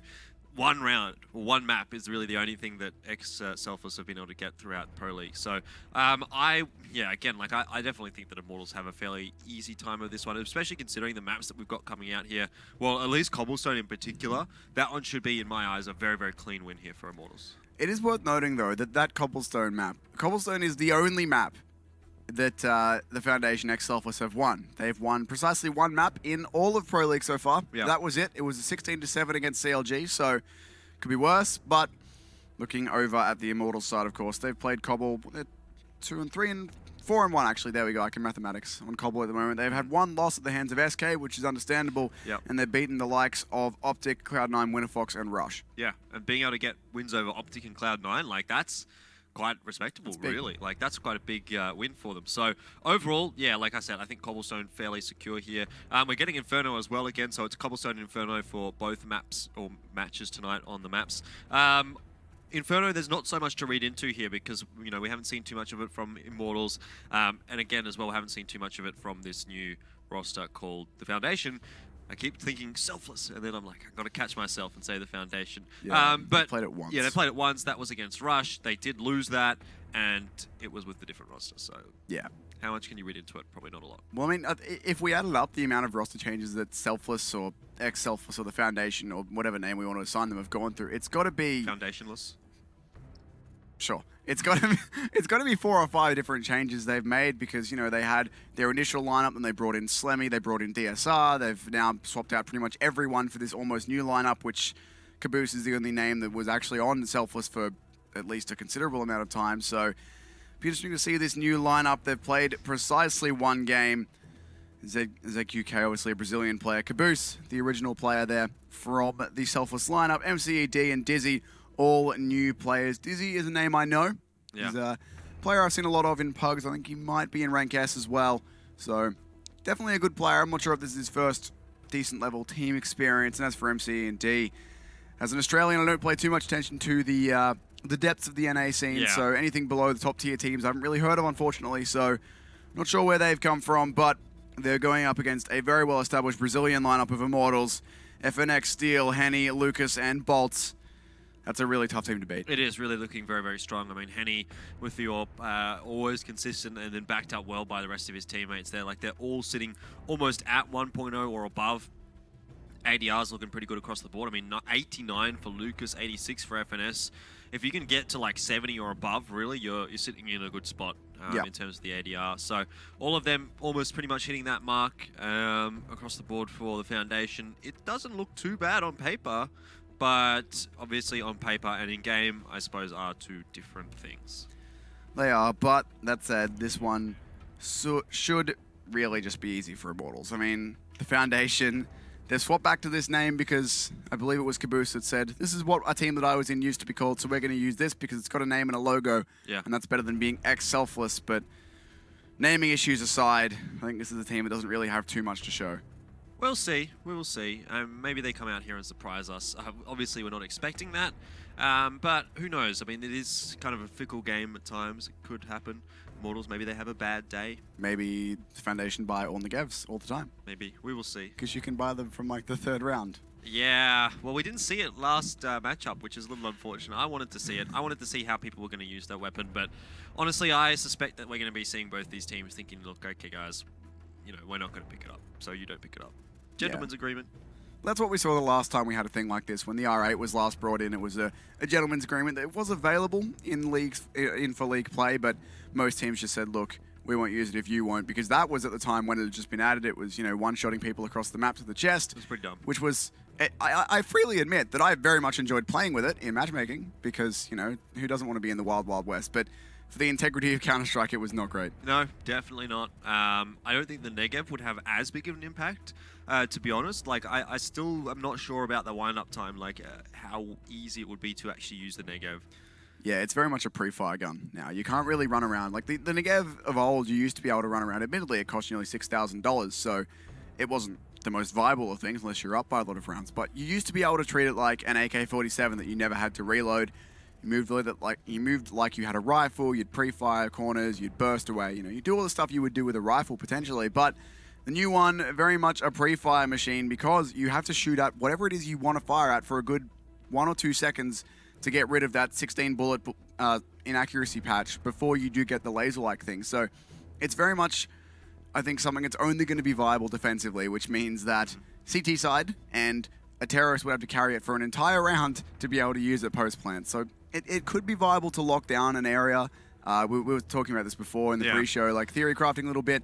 You could use it on Dust 2, for example. If you have a mid-spawn, you buy a Negev, you get rid of all the inaccuracy of the bullets and get to the laser accuracy before the CTs can cross. So that could work, although Dust 2 is out of the pool. Yeah. On Mirage, for example, you could sit on B and spam through the wall-bangable panel into apps, and you can actually get all of those on a headshot angle. We tried it. It was ridiculous. So like you no clip then through, and you look at it and it's like, oh. Yeah, there's just a patch there's like all a on the big head. circle of bullets right on the wall. And also, I think Plat maybe on Cobblestone, if you can get a good sort of wind up, maybe there's a smoke there, there's some guys behind it, smoke fades, you've got your gun wound up, who knows what you can do there. I don't know. Personally, the way I want to see it used is just for wall bangs everywhere. You know the chance wall bangs that people go for once with an AWP? I now want to see someone go for it 130 times with a Negev.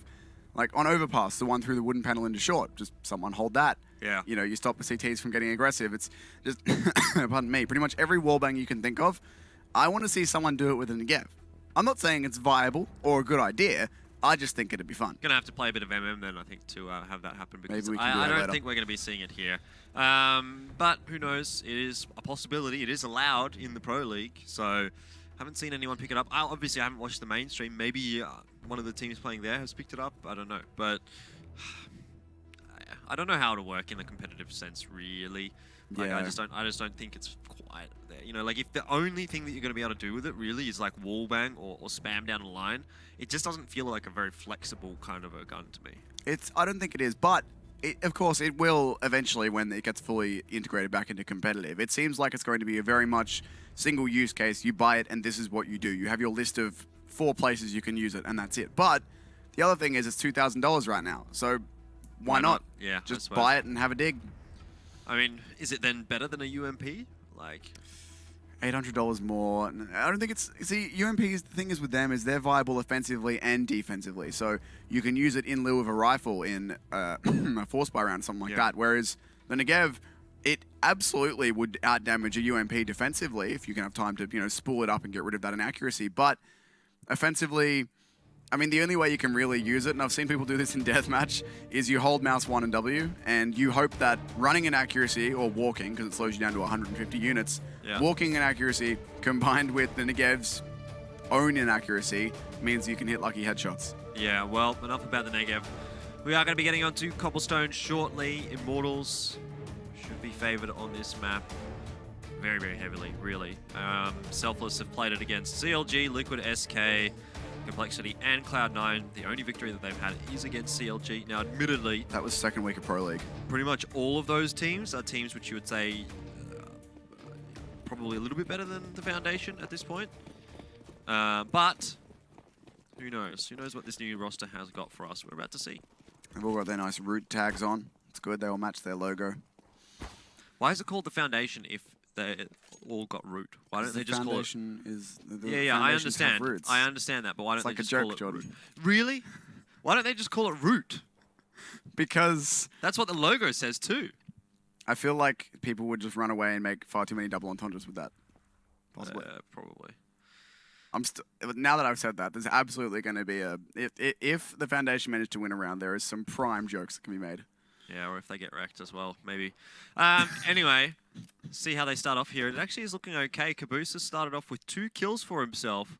So Immortals left a little bit wanting on the pistol round here. Their defensive setup is kind of isolated now, pretty much just to the connector and drop room. It's not going to be easy for them to have any control over the A or the B site here, unless one of them can go absolutely massive.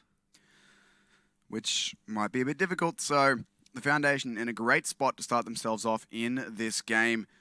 5-on-3 advantage. Only a small amount of damage taken by Caboose. And he's actually swapped out to a USP. His teammates have all Glocks except for the P250, and Henny tapping away. Finds one with the CZ. Has to be so careful with his bullets here. Ooh. Has so few, but the kill's starting to come in. Now the brothers, Henny and Lucas, looking to do it all. Henny with another kill. He's got brings it back. 2 bullets, 2 kills. Needs to find Caboose. Caboose on 3 kills, needs to find a full ace for himself. Tapping away at Henny, getting double picked. The brothers playing this one excellently, and Lucas cleans it up.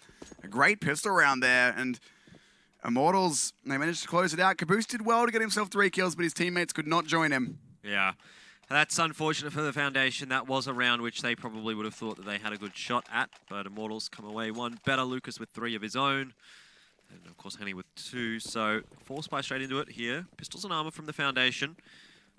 Did not get the bomb down, so they wouldn't have been able to buy next round with the AKs, but still not a favorable buy for them here.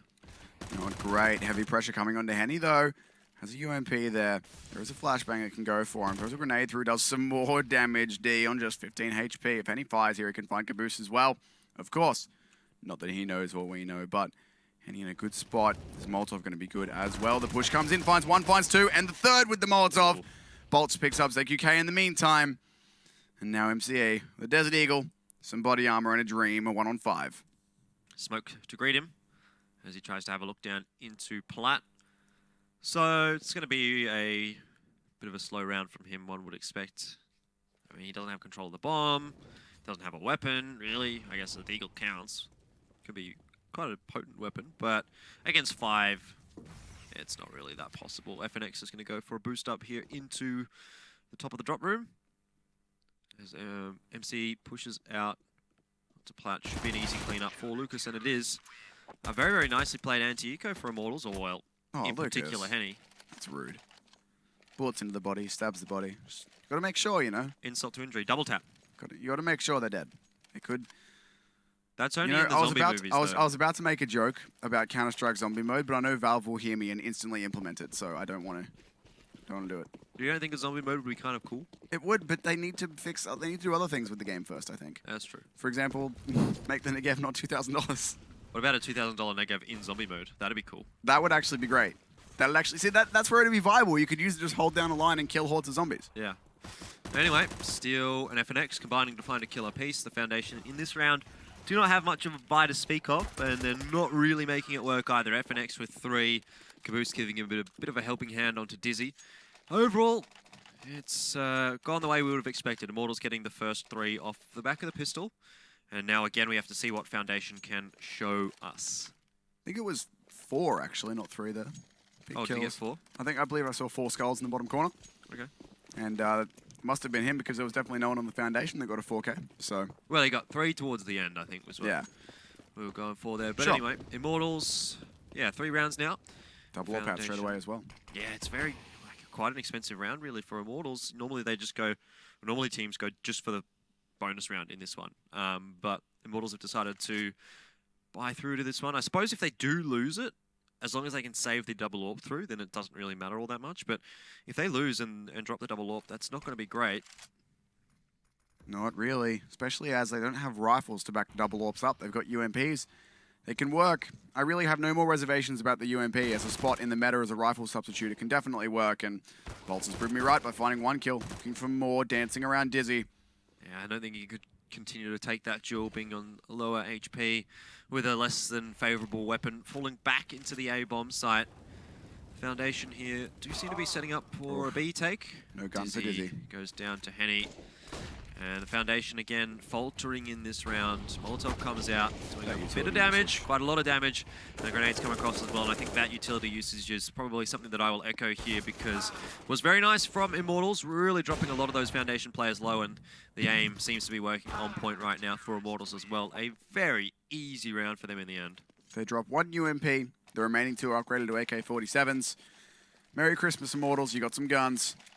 They now have the full double AWP set up with rifles. They only had to pay for 1 of them. Of course, they did purchase both AWPs, but the 2 players with UMPs that had UMPs, that's Bolts and Lucas, are both up around the $7,000 to $8,000 mark.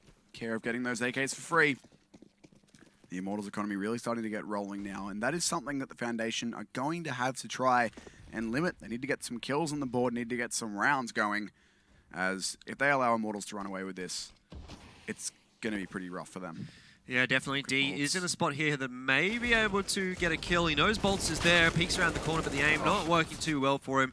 Still, Bolts does go down, which is an AK, and I'm not so sure I'm a fan of that position, really, against an eco buy. Like, it's kind of a one-and-done position. Yeah, he gets 2 kills there, but he gets traded out, drops his AK over. What's the harm in really just holding back in the A-bomb site? Yeah, I mean, that sort of position can work great on a gun round because you usually don't assume that there's going to be 5 players there. You might get 2 pushing O and then you can fall back as opposed to an eco, where they're more likely to move in a big clump, but it works out for him either way. His teammates do the damage, clean it up. 5-0 for Immortals over the Foundation. The buy is already at 5-0. I was just like, wow. Yeah. So the rounds at 0 and 5. ZQK and D also at 0 and 5. It's unfortunate. MC's at 1 and 5. Yeah, but he's breaking the pattern, you see. Branching out, man. Branching out. Oh, that's rooted. I mean, there was already a tree joke there, but now you're... All right, cool. I don't know. I just wanted to say something that was related to a tree. It's okay. The dream right now, maybe I was barking up the wrong tree. We need Foundation to play against Legacy. That's what we need. Yeah, that's definitely... the tree game. Yeah. The top of the tree versus But see, the Legacy, roots. they're not like they have the tree as their logo, but it's not really like a play on words or anything. Doesn't mean I can't make tree jokes, though. Yeah, that's true. Nothing will stop me making bad jokes if I want to. That is the cast's way. Such is life. Again, a good start in this round, though, for Immortals. As Henny finds the opening pick onto ZQK, and these first 5 rounds have been so convincing for Immortals. It just seems as though the Foundation have got nothing. Like, the only round which has been close was that pistol round, and even then they still found a way to lose that. So, I don't know... Snatching defeat from the jaws of victory. I don't know if it's too early to call, but, like... Are you feeling as though there's like 16-1, 16-0 kind of on the cards here? Because that's kind of where I'm feeling. Yeah, especially given that the rounds that Immortals have been winning haven't been close. I mean, there is 2 players right now for the Foundation whose score is the same as their round score, which means that it's not like there's been a lot of fragging being done and Immortals have just been better. It's just been, you can see it here, like this. Just the Foundation being outclassed. They do bring it back into a 2-on-2 with some good frags coming in from Caboose and MCE, but Caboose now needs to do it all. Left all alone. 2 kills for him in this round. It's on just 7 HP. They've missed the shot initially, but Henny will be able to clean it up. Double 2 AWP. kills for both him and Steel on the double AWPs. They both stay alive. 6-0. And 0 and 6 for D and ZQK. Yeah. Caboose is really the only one that's fragging at the moment for the Foundation. MC's got 2, Dizzy's got 1. So this is not a good feeling for him. This is not a good feeling for the Foundation at all, either at this moment. And Immortals are going to be thinking, well, this is a pretty easy day at the office.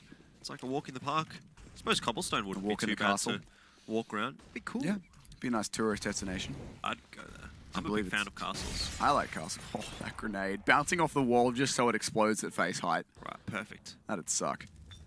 Can you imagine if that actually happened, though? Like, you're just standing around in a castle and a grenade pops up out of nowhere. Hello! I find the chances of that are highly unlikely at this point. Yeah, me too. But still scary. Either way, first kill going the way of Immortals once again. Lucas going to get the second. FNX. Not even bothered by the Molotov, just extinguish it with a smoke. Doesn't want to give him the opportunity to have a kill on him if he peeks out. It's just like, nah. Hold on, guys. I can do this one. I know how to play this. 3v5 again for the Foundation. At least Caboose is alive, so there's a slim chance.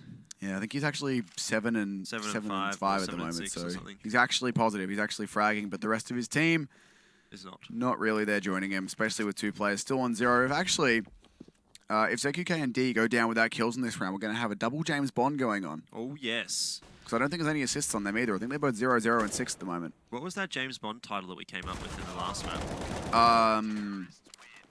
A Chance to Die. Yeah, A Chance to Die, that's the one. This is, what is it, 007 Mark II, A Chance to Die. Double 007 starring D and ZQK with 7 chances to die, all of which they took their chance. Oh, man. That's... I feel like it's a bit harsh, but it's also accurate. Well, so I mean, look, you can't it. sugarcoat a 0 and 7. You really. can't, especially 2 of them. The double James Bond dream is real. That said, though, MI5 would be a lot more effective with 2 James Bonds. Or would they just be more destructive? I'm not actually sure. Not sure how well 1 James Bond works out for them. But yeah, that's true. First kill going the way of Dizzy this time. Deagling out bolts with the help of MCE, FNX, but FNX, how not confident a care in the he world. is. This is a guy who had experience on SK, by the way. He's been on the best team in the world. He has all the confidence against these guys right now. He throws a smoke, but he's still playing around with it. Caboose wants to challenge him. FNX will fall back, though, having not really taken actually no damage at all in that engagement. Did spot him out as well. Gets a bit of information still. At the end of the platform, waiting for this peak to come in. Looks like Drop is going to be the play, though, and FNX is still here. So Dizzy's at least been able to retrieve an M4. Pop Flash comes in. He's not going to be too affected by that. There's no one peeking him. Steal gets a kill onto Caboose. And that's the key player for the Foundation. Down now. Well, I suppose Dizzy in this round is the key player, really. But given that he's got that M4, I still don't think he's going to be able to get much done here. But look, I've been proven wrong in the past. But it just feels to me like Immortals is having way too easy of a time here. Picks coming across the board. Trades come for them as well. But another one goes the way of ZQK, so maybe not yet time to ride out the Foundation. But now it is. Sandy and FNX clean things up. 8-0 now. Immortals on, well, easy street right now. We finally have a kill. 1 and 8 for ZQK. Still 0-0-8 for D, though, which is unfortunate for him. It's the double op still persisting for Immortals at this point. They're at 8-0 and showing no signs of slowing down. The real problem for Foundation, it's not even their strats. Like, they're moving around the map as a unit. They're doing okay. They just are not hitting shots at all. It's just Caboose is fragging for them.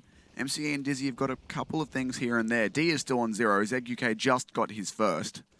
Yeah, the frags are not coming across, that's for sure. Not at all. And Immortals, yeah, they're just plugging away every single round.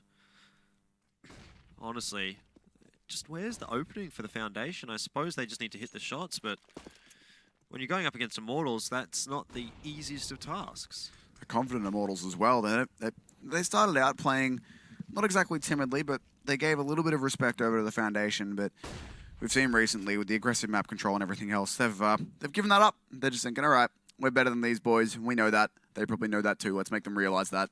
Yeah. Getting aggressive, shutting them down.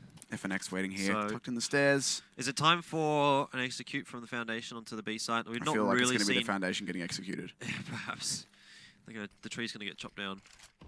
We haven't seen much in the ways of a full execute out from the Foundation. Doesn't look like that's going to be the case. There's a couple of smokes and mollies coming in, but not really what we might expect if we were talking about a full execute. So Lucas, he would have heard those drops. FNX gets one up on Plat, drops back. Good start for him. Player advantage for Immortals. All they have to do now is trade, and that's something that they've been able to do very, very well. They don't even necessarily need to trade if they're not getting any losses in their direction either, as all the shots hitting. D does find one. Everyone is off 0 frags for the Foundation, but still not off 0 rounds because they just lose another one. That's 9 for Immortals now. Look at that money. Oh my goodness. I want to see the auto snipers. I want to see the negevs. Can we? Negev, that's the thing though. You say, look at that money. I want to see negevs. No, I know. You think an old Counter-Strike, negevs are cheap now. At this point, it's like, well, who even cares, right? Exactly. Let's just take 5 negevs into a round and see what happens. And do you know how much money they'll spend for 5 negevs? $10,000. $10,000. Normally that wouldn't even get Someone you 2 could negevs. drop all of the negevs. And like normally, back in the day, not even back in the day, like 3 weeks ago, $10,000 wouldn't even get you 2 negevs. No. Now it gets you 5. How Counter-Strike has changed. It's the economic crash of the negevs. Oh man, FNX still finding the first kill there onto D. No more kills for him. Got himself 1 in this round at least. That's spray for bolts. Oh man. See you later, ZQK. That was completely through the door. Did 100 damage straight up. Caboose down drop looking for kills. Can't find the first. It's going to be pretty hard to frag when the rest of your team isn't fragging. Dizzy and MC left all alone. Henny playing close with the orb. This is the Henny we want to see. It closes out both. Another easy round for Immortals. 10-0.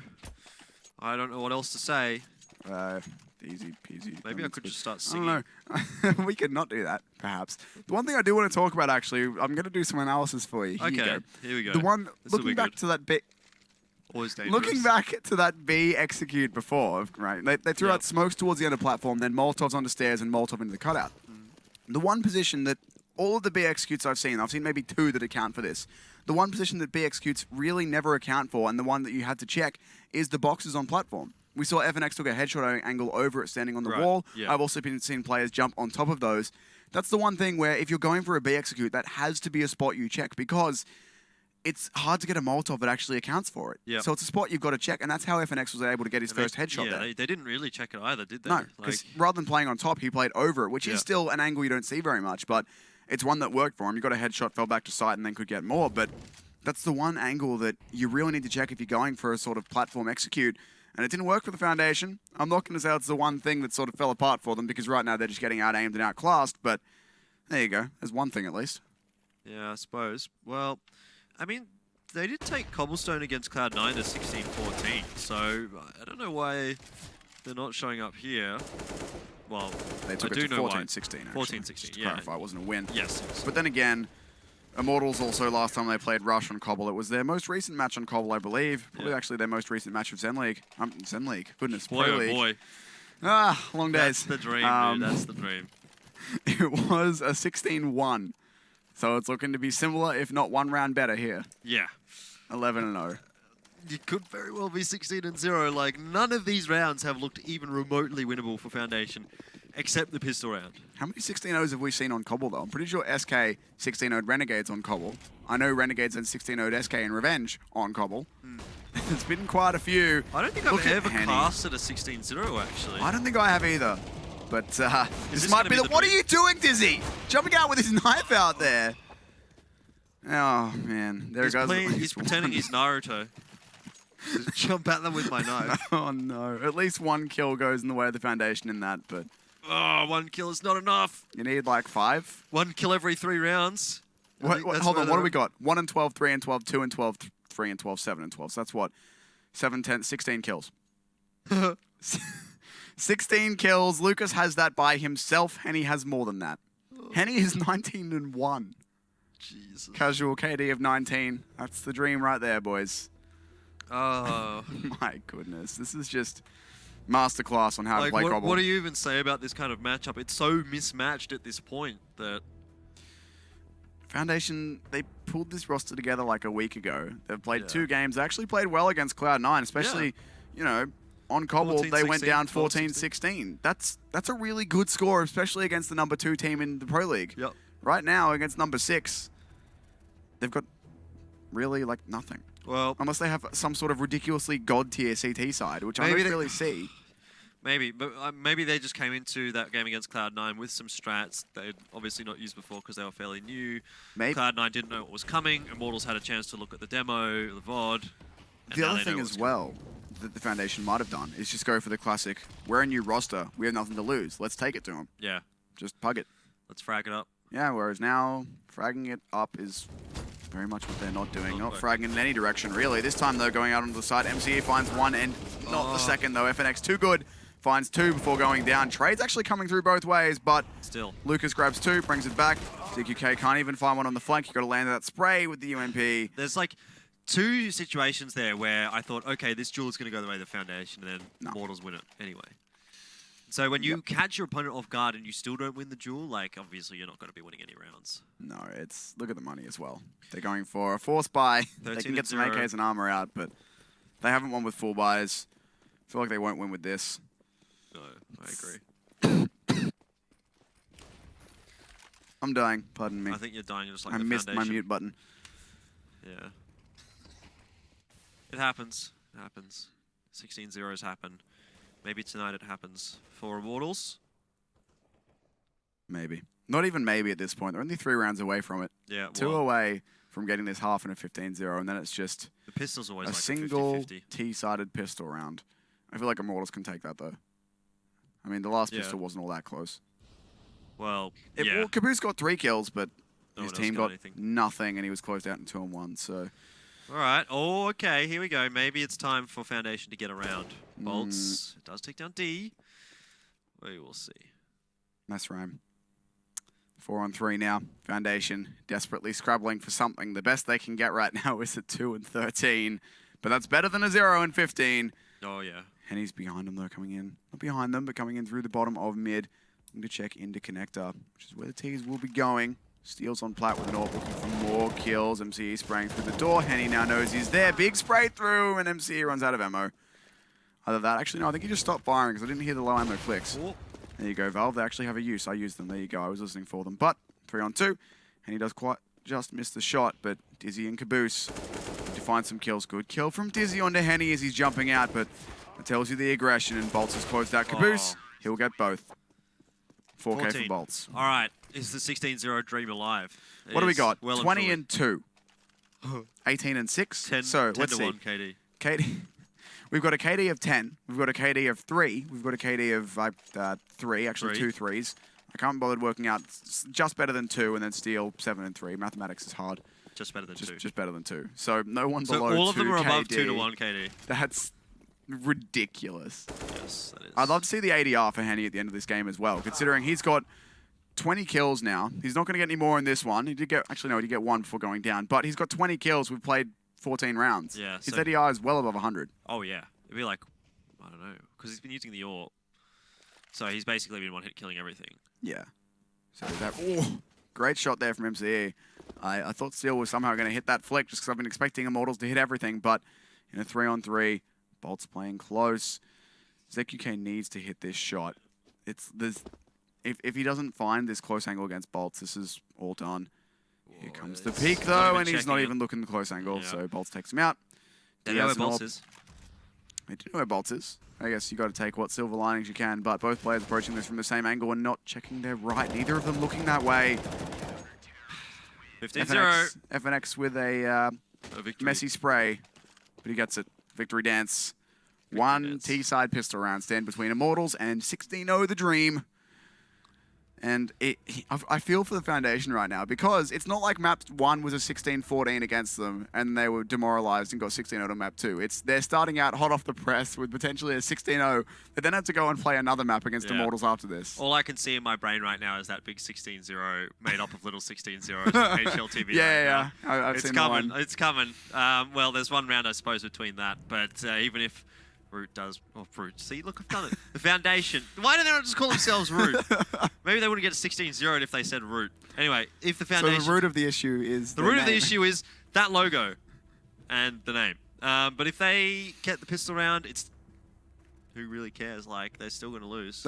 they've got to get 14 straight after getting the pistol. So I don't think anyone in the history of ever has managed to come back from 15-0 to make it to overtime. The biggest comeback that I can think of was a 13-2, maybe a 14-1, but that was on Old Nuke by a team that got thrashed on their T side and then joined CT and just bossed it because that map used to be hilariously CT sided. So I can't think of any comeback I mean, Fnatic, I think, 2015, Fnatic came back from like 11-4s, 12-3s all the time because they take the magic Pronax pause and then just defeat everyone. But I don't think there's been a 15-0 back to 15-15 in professional player that sticks out in my memory. Not to me either. Maybe at the lower tiers, but never up towards the higher tiers. Yeah, like no. even this is still quite high tier Counter-Strike, It's Pro League, comparatively speaking. So I don't think it happens here. Certainly not the way that we've been seeing the Foundation going today. I mean, just the aim's not working out for them. No. And when the aim doesn't work, like that fundamental part of the game, even if you've got the most amazing strats. It's one of the roots of the game. That is the root of the game. It's Gotta the be able to hit your foundation. shots. It's the foundation of Counter-Strike, really. Got to be able to hit your shots. And there's not even too much we can analyze. Like, this is one of those times where even if I had, you know, the full YNK sort of Weatherman thing available and I could break down rounds, I'd be able to do that, bring up a round and be like, all right, let's have a look what happened here. So here's everyone getting headshot. Yeah, pretty much. But let's find out whether this is going to be a 16-0 or whether it is not going to be a 16-0. Immortals straight B. That's the major storyline for me in lit. this one. And yeah, I think going straight B is the good idea here for Immortals. They know Busting that straight they're... out. Look how fast really they're going. My goodness, they don't care. Super speedy Bolts jumps out with a Glock. Is fighting a lot of players. Still looking for this headshot. How have you not hit that shot, Dizzy? Barely even tagged. Well, between two of them, they do tag Bolts low, but the engagement's still going the way of Immortals right now. 4-on-4. But they've already closed out MC. No, he finally hits the shot on just 8 HP, tapping away. This is looking better now. It's FNX in a 1-on-3 to clutch out the 16-0. Maybe not going to happen. He's taking a lot of damage, low health, but he's still going to find this kill. 1-on-2, 4 HP. This will be a clutch for the ages. Doesn't matter that it doesn't matter. That one bullet! He threw away no. he threw away the Glock and it's only got one bullet in the USP. Oh no. Oh no. He's running away to get another gun, going into connector there. His gun's available here, but let's go back and get the bomb. This one's empty as well. At least there's more bullets to put in it. Yeah. 55 seconds left. I want to see him pull this off. please. I want the 16-0. Let's go. He's shooting the wrong way at the moment. Both these guys playing this one properly. Caboose and D just waiting around. If FNX wins this, they're going to be tilted off the planet. Caboose has been spotted out. FNX is still convinced there's one coup, but doesn't really have the bullets to keep spamming that. Just needs a second pick to come through. And D hits it. No 16-0 today. 15-1 instead, but... Disappointed. I feel like this isn't going to go too much further. No, I mean, it could even be 16-1 here. Let's see what Immortals do decide to do. Of course, they force into it. Why not? Did not get the bomb down, so I wonder if they're just going to go rush straight into the B-bomb site once more. Straight down drop. Wouldn't be the worst of ideas with this kind of a buy. I feel like if they'd actually formatted that rush a little bit better, it would have worked. Like, Bolts went straight down drop and then straight out the window. Because overconfidence. Not even overconfidence, just confidence. But if they'd actually they've gone together as 5. Oh boy. See, like, now they've found 1. ZQK on a long rotate. They made it into a 3-on-2. Yeah, B's done. 1 player on flank, 1 player coming through connector. Steel's going to be ready for it. It's B. Is it game? If ZQK dies, this is done. Really. I think it's too much for D to do. He does do a lot of damage to Bolts, though, but can't hit the last bullet. Bolts on 7 HP, and they couldn't find the shot. ZQK does find 1, though, and Bolts is still game to challenge this. The grenade's coming out, and great grenade from D. Now Henny in the clutch situation, 1-on-2. This is looking so good for Immortals, but not this time. ZQK and D make it work. 3 kills between them. 2 and 15. Like, this surely isn't too long-lived, though. Immortals, they'll take a Glock round coming up. They'll get the AKs out, and then I feel it's done. Delaying the inevitable is the phrase that comes to mind here. Very much that. I mean, Immortals could just go pistol armor again. Yeah, look, I'm not that surprised to see them buying back into this round. And they can actually afford UMPs as well. Galil, they just want to keep buying until they win. Well, at the moment, when they're up 15-2, they can do that. If this was like a 10-5 or something, then no, I'd say take a save. But they have all the rounds in the world to play with. All they're doing right now, realistically, is sure that maybe if they keep losing these force buys, which they're not, they could make this game go on a little longer than it has. But what they're doing is keeping the pressure up on the Foundation. They're not letting them breathe. And it's a 2-on-5 for ZQK and D again. This time, though, not going to go their way. 16-2 is the final scoreline. Yeah. So, a very, very short-lived first map there between Foundation and Immortals. Immortals coming away with a very convincing victory. Would have liked to see the 16-0 just for 16-0's sake, you know. Just for the memes. Just for the fun of it. But not this time. Still, it's a hugely convincing victory for Immortals. Probably even more than I thought was going to come out. Yeah, and I mean, the other thing is as well, the Foundation got 2 rounds on the board, right? But every single round that they lost, Immortals just force bought. They're like, all right, okay, we've lost a round. We're not going to take an eco and give the Foundation a chance to actually go, all right, let's mow them all down. Let's not lose a single player. Let's have a bit of an easier round. No, we're going to keep forcing, keep the pressure up. And it means that Foundation, even though they did avoid the 16-0, barely, they didn't have a chance to breathe. Yeah. That said, let it be said that nobody 16-0 is the Foundation. Not yet. Not yet. I wonder if we're going to be seeing something similar on Inferno or not. It's not as comfortable a map for the Immortals, I don't think, as Cobblestone is. So maybe it'll be a little bit closer. Depends on which side these two teams start on. Maybe if Immortals on the CT side, then we do see a bit of a shutout once more. But we'll have to find out after the break. We're going to go away. We'll be back, though, as soon as possible.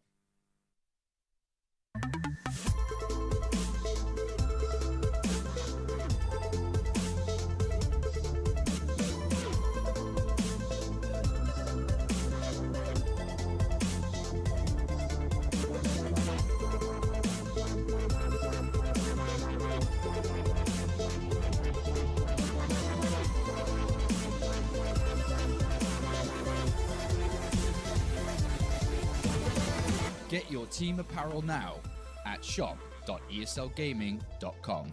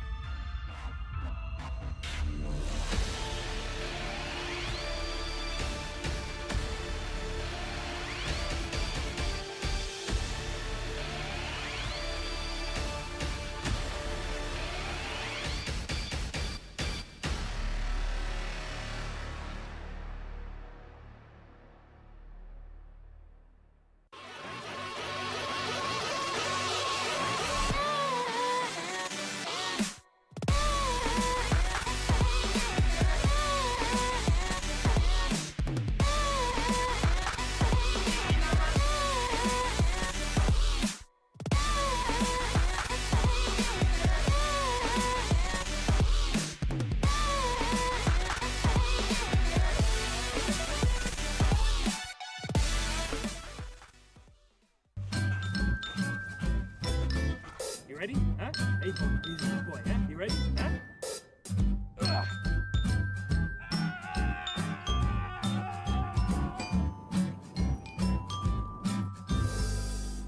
Start your esports career now at play.eslgaming.com.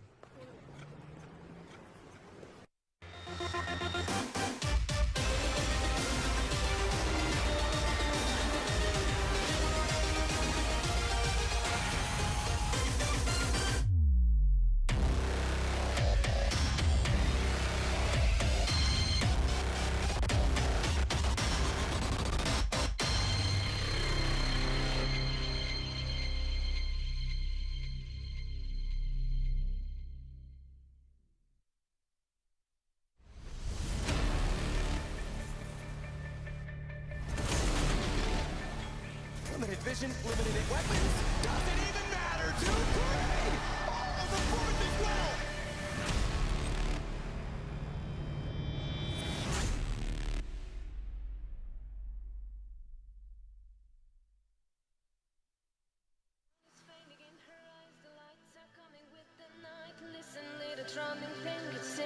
To learn to swim. Every time you look around, pain is the only what you find. You're still dreaming, head up high, try to leave him all behind. Your black eyes betray you empty. Your tears can't heal you empty. But even the years go by, you're still smiling.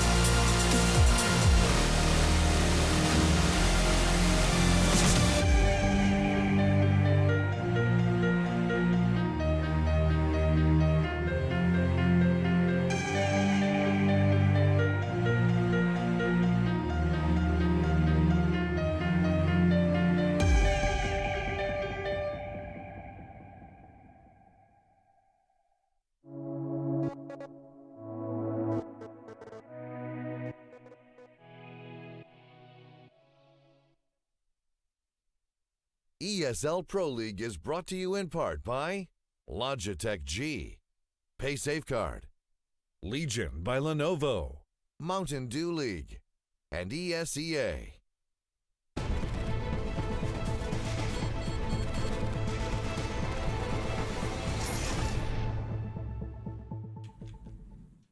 Welcome back to the NA Pro League. It is now time for our final map of the night.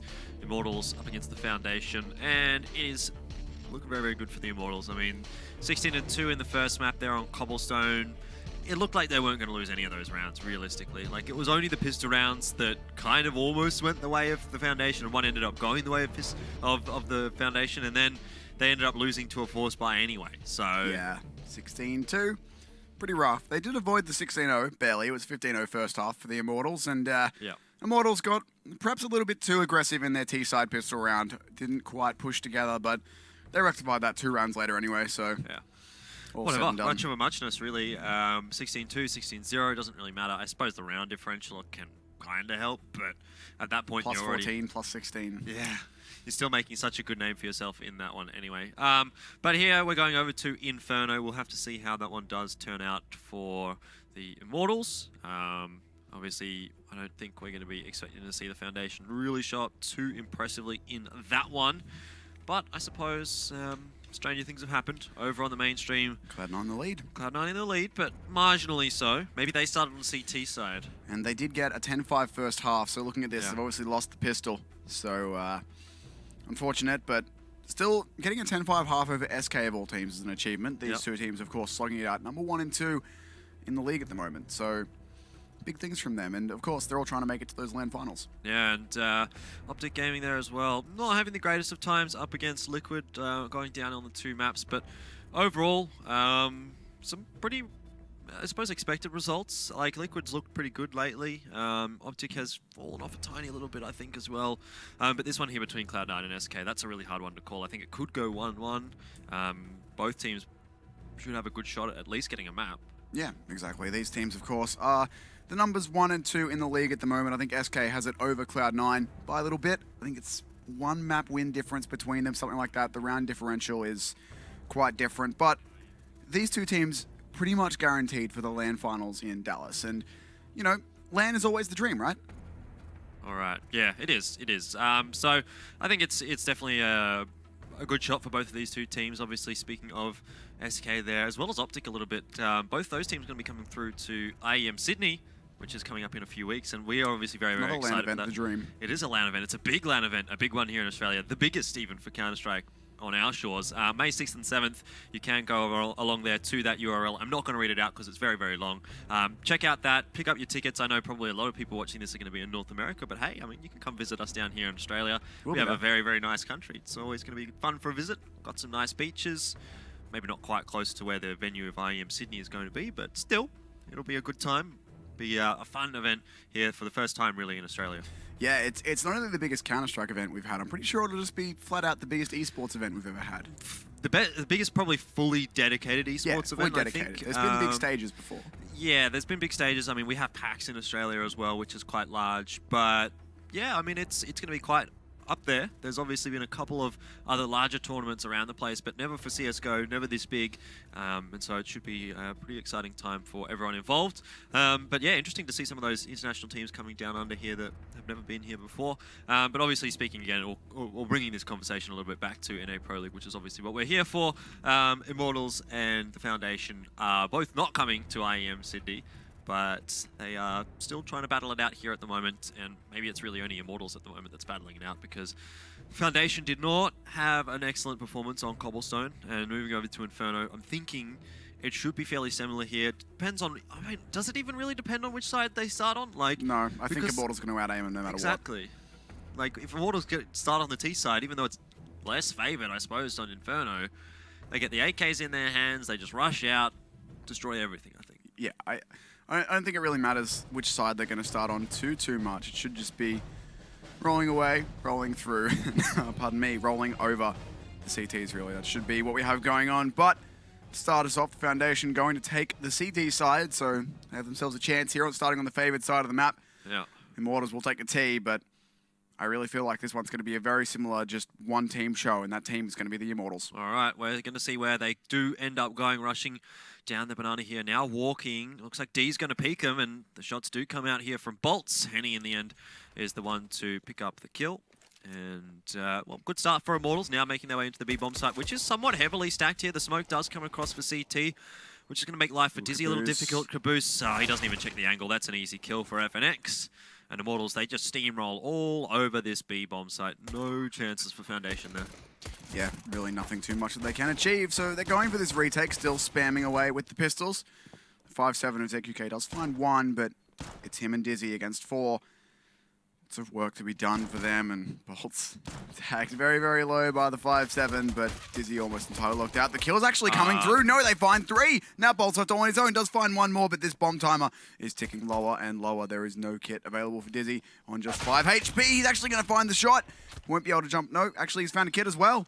Going to get the defuse out of nowhere. The Foundation win a round. That was something of a clutch, wasn't it? That really was something of a clutch. And he's going to celebrate by shooting some fish. And then spin body. Shoot fish, that's rude. Well, he just saved their lives by not allowing that bomb to go off. And then shot them. And then shot them anyway. It's like it's Deadpool conflict resolution. That was not great from Immortals. They got what was it, 5v2 on the B side and still managed to lose that. 4-on-2. 4-on-2. Okay, well, still. Actually, probably also 5v2. I don't know. Either way, it was a situation they should never have let drop is the main summary of what we're getting at. This time it's pistols and no armor up against 5 UMPs. Should be an easy round for the Foundation, but weirder things have happened. And still, weaponry that can do some work for Immortals. Steel's going to take a lot of damage from that grenade right at his feet. Does 35, which is not too bad. MC starting off with a kill onto FNX. Getting another one onto Lucas. So, fairly standard anti-eco so far for the Foundation. Nothing too exciting happening here. Steel might have a chance to get MCE. Spots the foot. And he does get the kill as well. So, not too bad there for him, but he'll only be able to retrieve a UMP, which is obviously, you know, not as good as an M4 or something like that. Which is not in the game right now. But, you know what I mean. He would have liked an M4. Yeah, would have been alright, but it's a 3-on-4 right now. Good damage though. D down very, very low. Bolt's not going to be able to trade it though with Dizzy there for support. And he gets taken down as well. And Steel, he's found 2 kills. Going to need an ace. Will get shut down by Caboose. So, Foundation equaling the rounds they got on Cobblestone right now. Yep. And this one should be an early buy for Immortals. There it is. Off the back of that bomb plant in round number 1. The full AK has come out. Can Foundation get more than 2 rounds? Probably. Hopefully. I like to think they probably could. Dizzy this time, stepping up 5-0-0. It's not Caboose that's doing the carrying right now for the Foundation, but we'll see whether or not that's going to continue throughout this remaining half, because now that Immortals have their guns, Foundation are in a bit more of a difficult position, and there you go. MC goes down early on into the piece to Steel. That's one of the rifles as well dropped for the Foundation. So, it's not a great start for them. They can't even really reclaim it either, as the only person who could potentially get to it is Caboose, and he's got a rifle of his own, so not really going to be swapping his out. ZQK caught out as Caboose gets wallbanged down by Steel. 2-on-5 again. Let's just hope Immortals can hold on to this one better than they did the pistol round. Yeah, you have to think that they probably will be able to as well, considering the rotation time here for Dizzy. D does at least manage to take down FNX. Lucas trades out Dizzy. Now 1 player left alive. Just D. Spits out Lucas. But again, the trades, aim duel really at this point, not a trade, goes the way of Immortals. And so that was a very convincing round. Losing only 1 gun. The Foundation back on to probably an eco right now. Dizzy and D the only ones that might have been able to afford a gun. And they're not going to go for anything, really. Just going to be saving up. They have bought a couple things. MCE has a Zeus. Like to see that. It'd be nice. Zeus kills are always entertaining.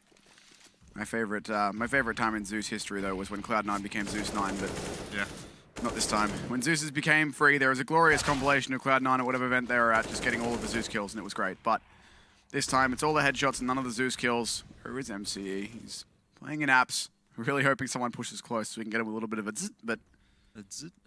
Someone pushing in his direction. It is Steel. But sadly, the Zeus is not going to work out for it. Ooh, big dink from Caboose, but can't go and get the gun. A little bit too greedy going for it. We would have died there anyway. They knew where he was. So. Oh yeah, but still, the gun would have been nice. Yeah. Not going to happen though. Immortals make it 2-2, showing no signs of slowing. So the buy does come out from the Foundation. D going to be taking away an AWP. There's going to be probably a UMP Mag 7. Okay. I thought someone needed to get some utilities for Foundation. And MCE is the one to do that, but D's got a smoke there as well. Still, it's not much to work with for the Foundation here. They'll mostly be relying on the weaponry.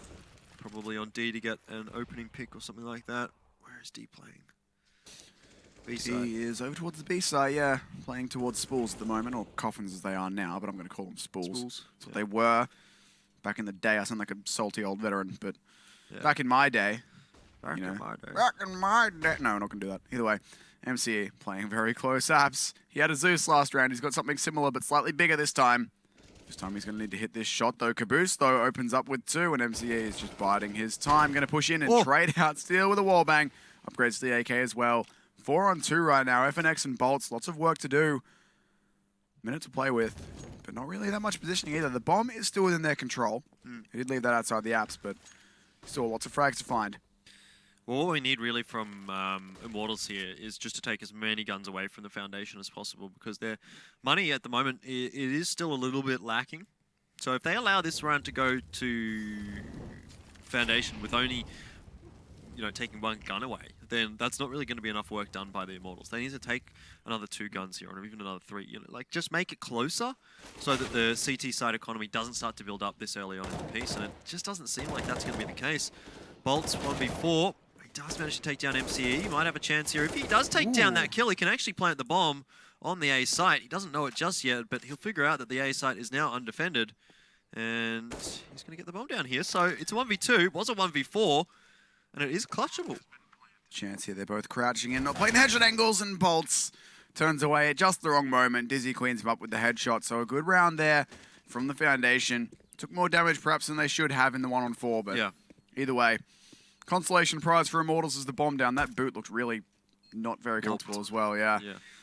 All right, Dizzy. That's beautiful. It is. Nice heart. He loves the game. There's another one in CT spawn. It's graffiti. Love isn't graffiti, Jordan. It's beautiful. Yeah. It's beautiful.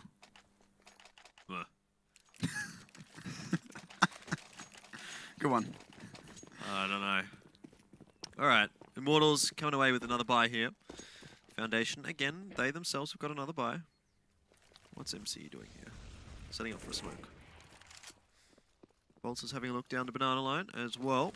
Not spotting too much out, but the grenade itself is not going to do any damage either. So Immortals just trying to figure out where the CTs are positioned right now. CT's not giving anything away though. Playing back in their corners, waiting it out. MCE going to throw a cheeky flash or 2. They're actually going up on the roof and going off. It's quite a nice flash. Yeah. But there's no one there to run into it. He's just used both of his flashbangs. ZQK again, playing in close apps. It just seems to be like close range engagements. So if I can't reach out and see the fear in my enemy's eyes as I kill them, I don't want to play there. Well. That was maybe too poetic, but that's where he's playing anyway. That was a bit morbid, I suppose. Anyway. Immortals, for the moment, do have player advantage. MCE is going to go for a peek into mid. No, he's not. JK. Just kidding, guys. Not going to do it.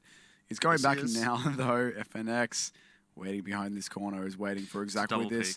ZQK's out as well. FNX finds the first. There is one over to his right, but it's ZQK who has to get close. We'll be able to upgrade to the M4 here, though. Hasn't done it. Oh, there's a chance here for ZQK. He hears them coming. Why does he have the USP out? Because he was swapping to an M4, and he did it at a really terrible time, which is unfortunate. So now, D in the 1-on-4, none on 4.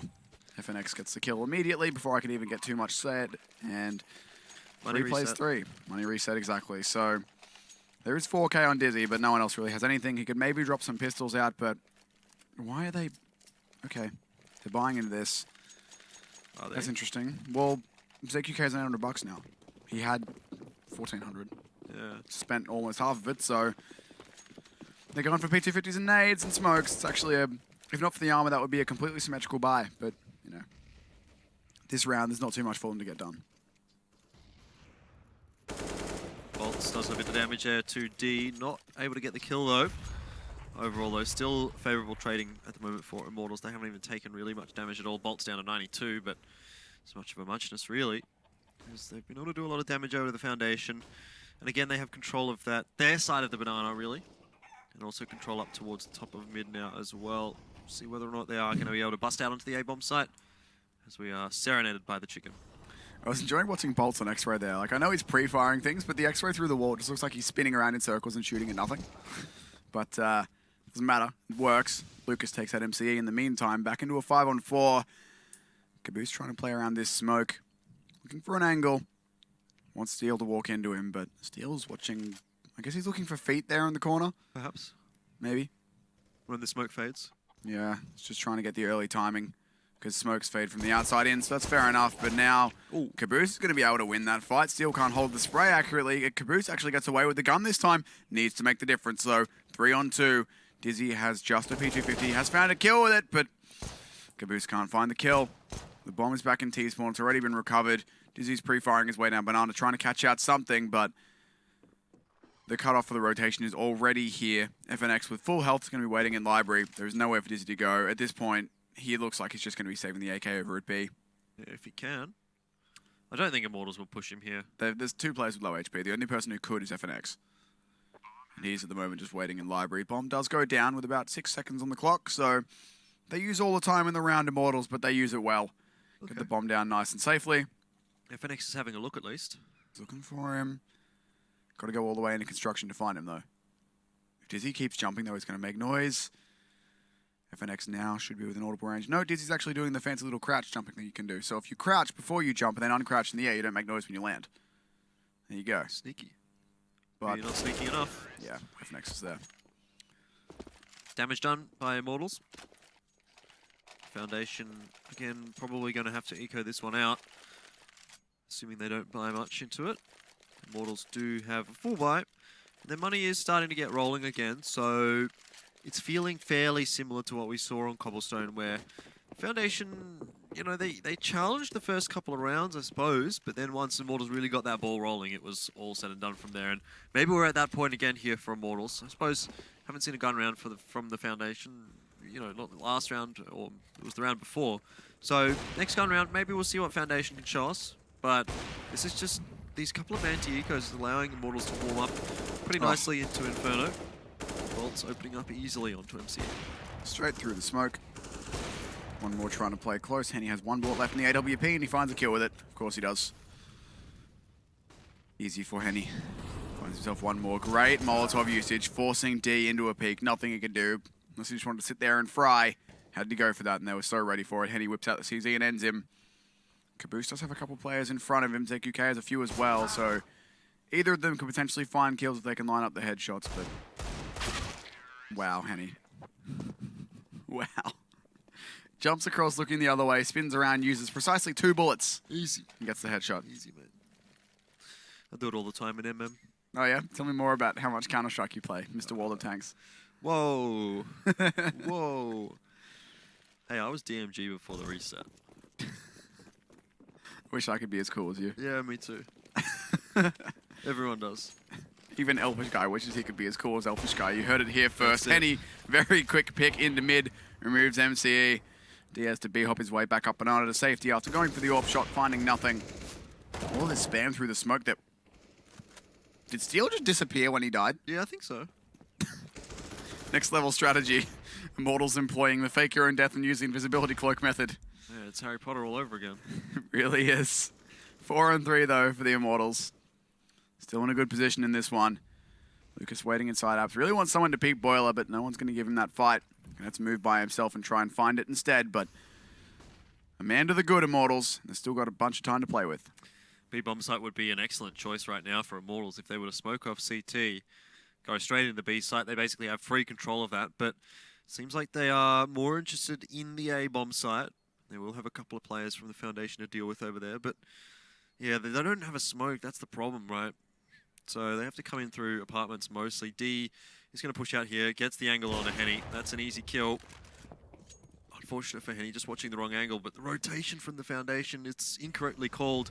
It will allow Immortals out onto the A-bomb side easily. ZQK looking for some kills here, and he will take down Lucas, but they know exactly where he is now. At least they know that he's on the site. He's still getting away with more, though.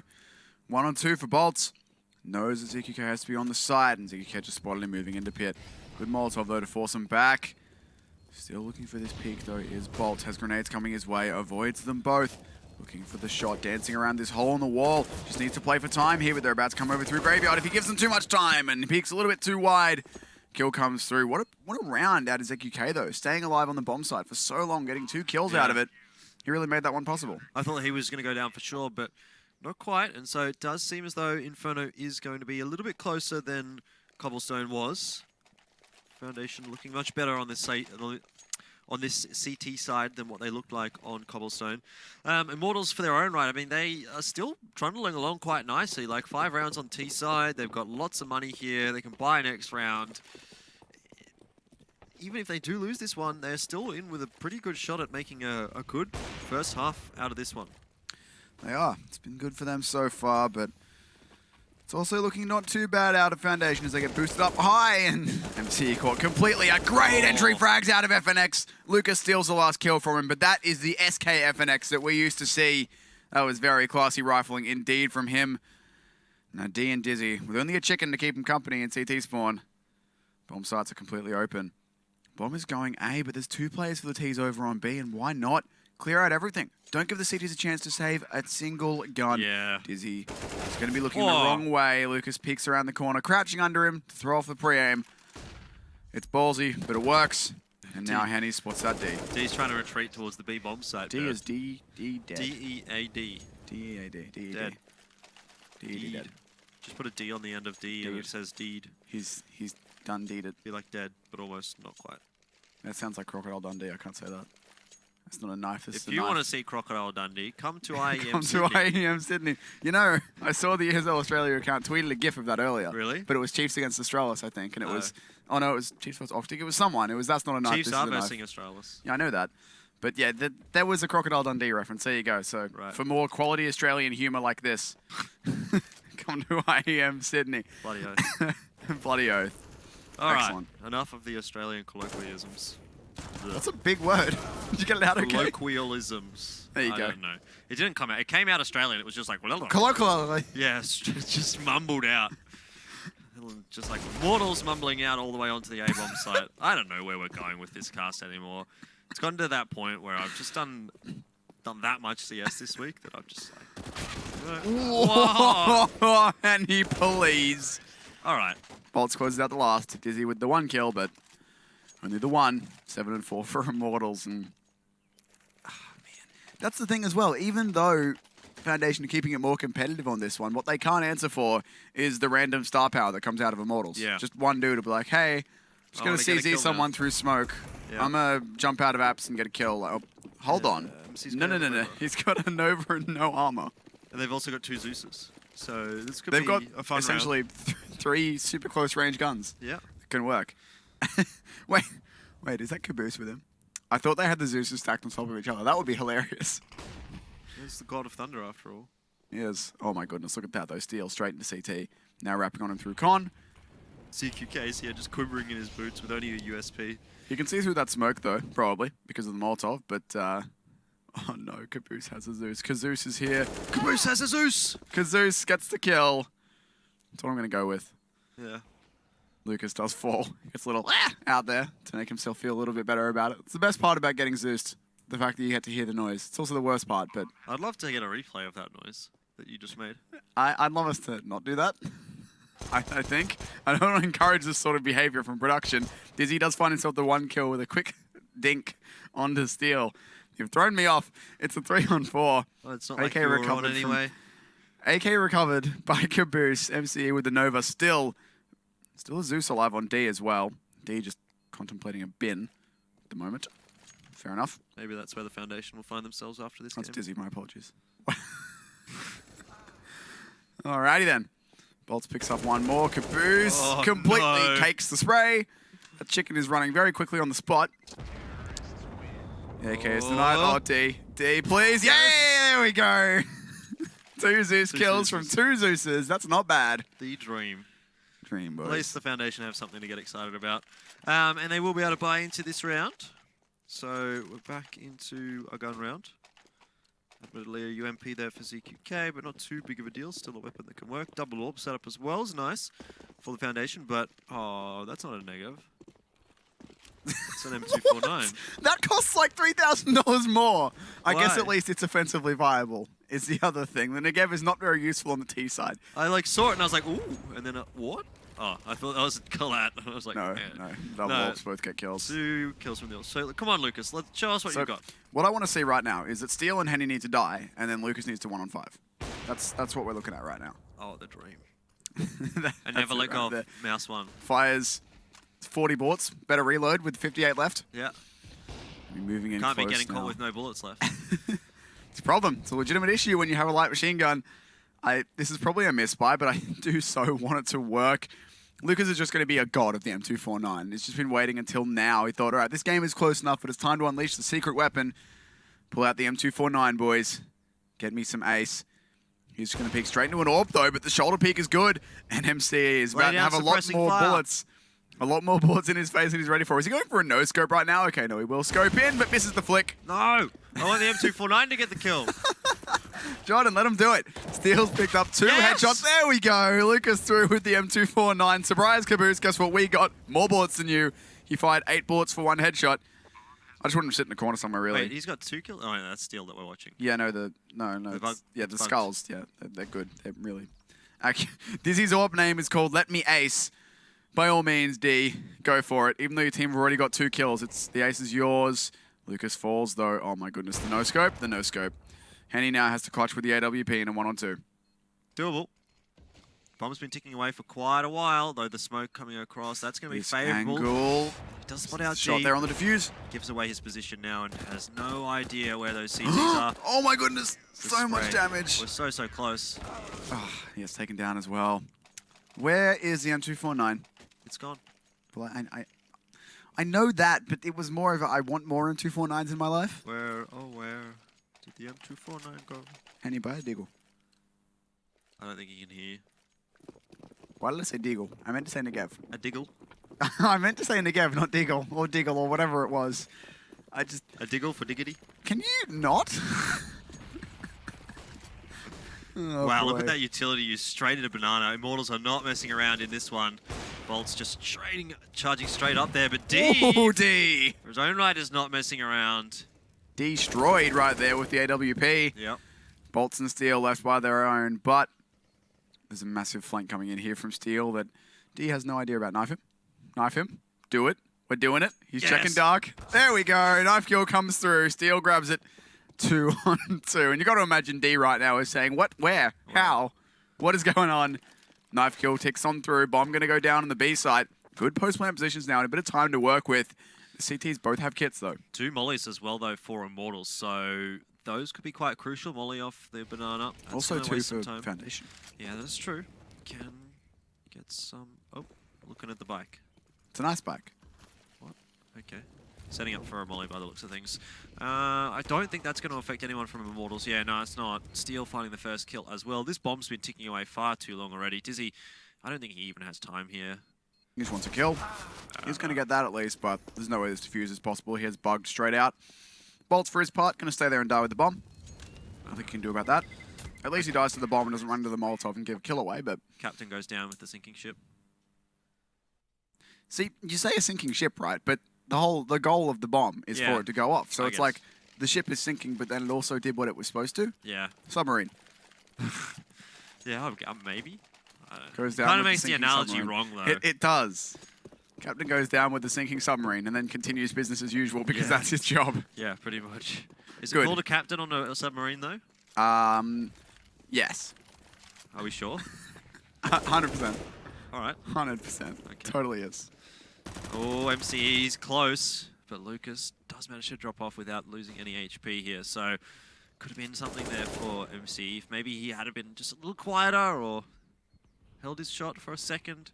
Still, Lucas gets back up, tries to re-challenge. Won't work out too well for him. Steel as well is going to go down in the meanwhile, so that's a gun that's retrievable by the Foundation. Not with FNX doing this. Yeah. Can't retrieve anything from beyond the grave. If Next steps up and finds himself too. ZQK tucked in the corner in jungle, waiting for the T's to push him, but they're throwing a smoke. Henny's watching it to see if anyone goes through it. ZQK is going to walk straight into his crosshair. Henny misses a flick. That's uncharacteristic. Goes back to the CZ. Notices the player coming. ZQK is distracted by bolts in mid, and Henny can get the kill. Bomb still hanging around by apartments. Going to be entering it now, finally. So still a long time before this plant does go down here.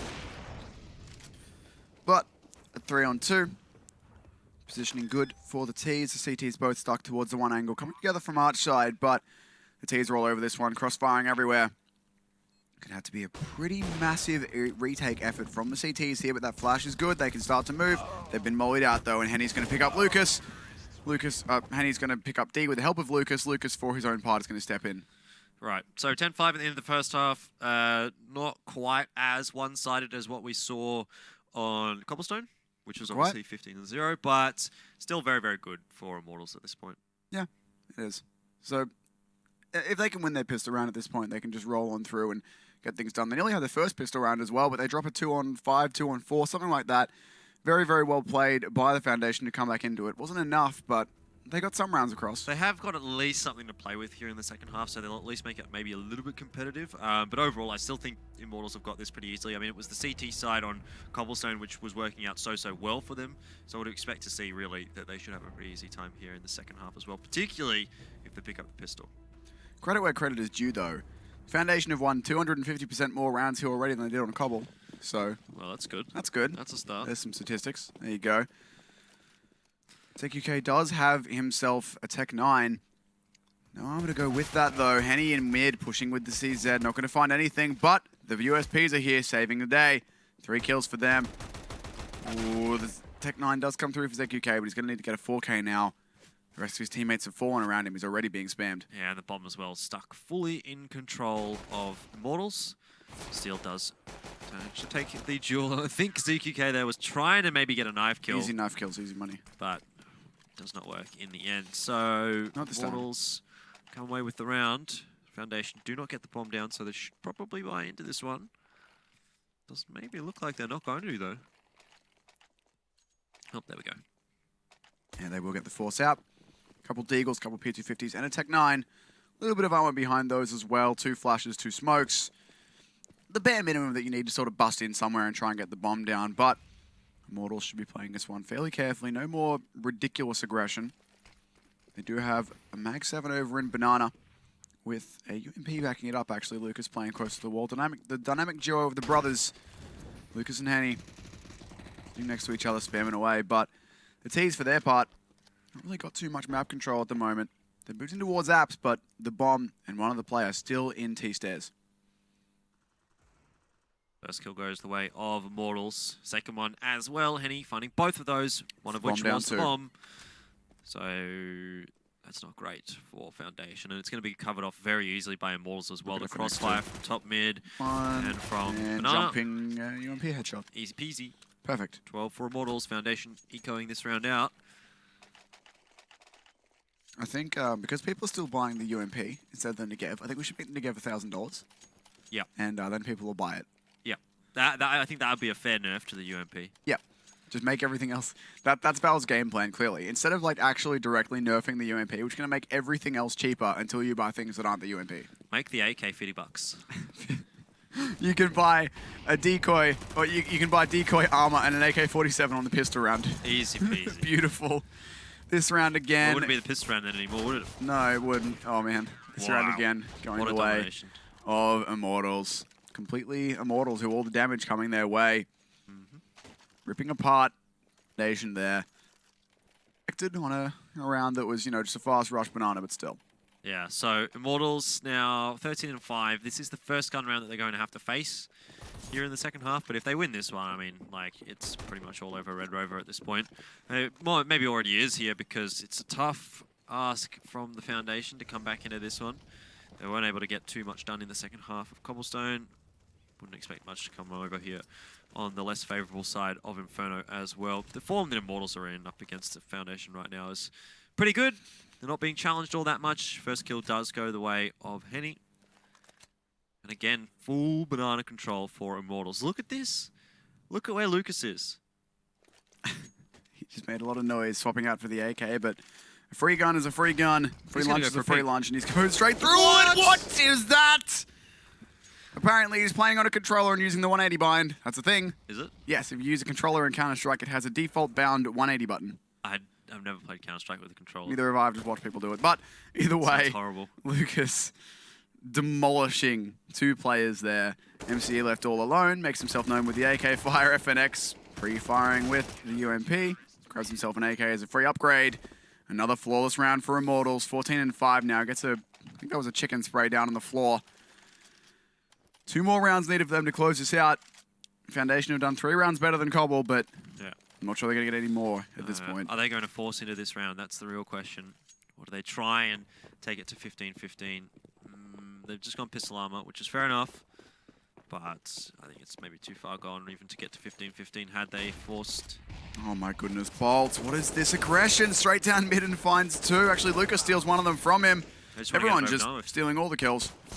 Well, Dizzy now spamming away with the P250. He's about to have a couple players come through the smoke. FNX in his face. Does find the 1 kill. Grabs the AK-47. Gets close to Henny and closes him out too.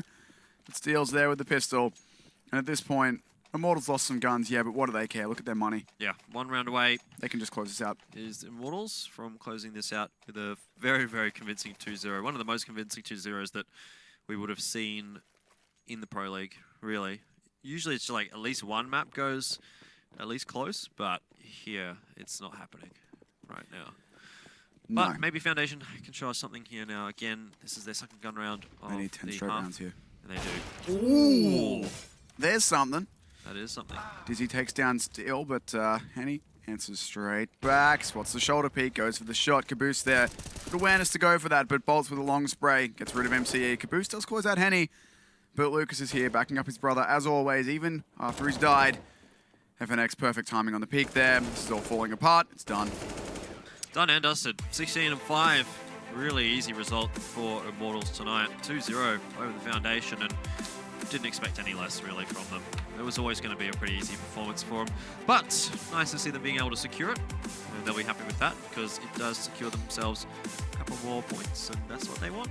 Also puts a big raise in their round win loss as well, as they went 32-7 tonight. So that's a nice 20, what, 32-7?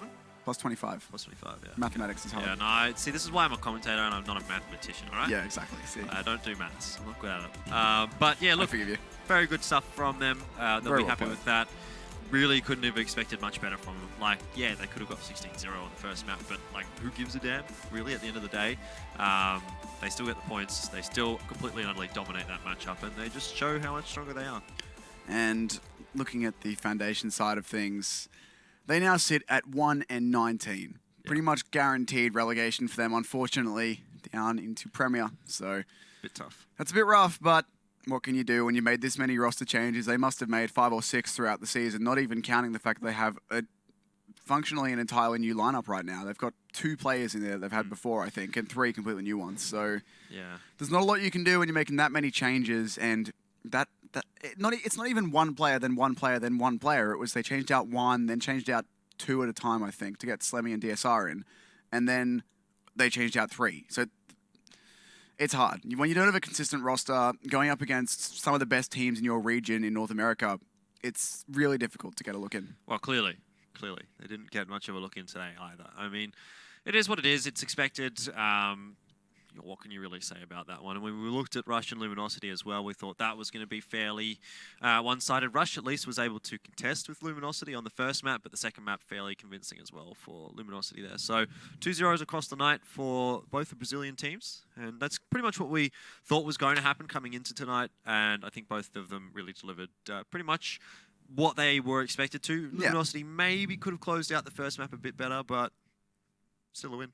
Yeah, they got it 16-14, and then they took Cobble 16-8. So we've had double Cobble and Inferno tonight. But looking at the schedule of what we've had, looks like SK did take the first map over Cloud9, 16-12 on Inferno. Going to be playing their last map on Cache, I assume, very, very shortly. On our stream, though, 16-14, 16-8, Luminosity over Rush, and then 16-2, 16-5 for Immortals over the Foundation. Yeah, really convincing results. Apart from the 16-14, it's been pretty one-sided really tonight. Over on the mainstream, it's a little bit closer, 16-12 being the furthest apart result.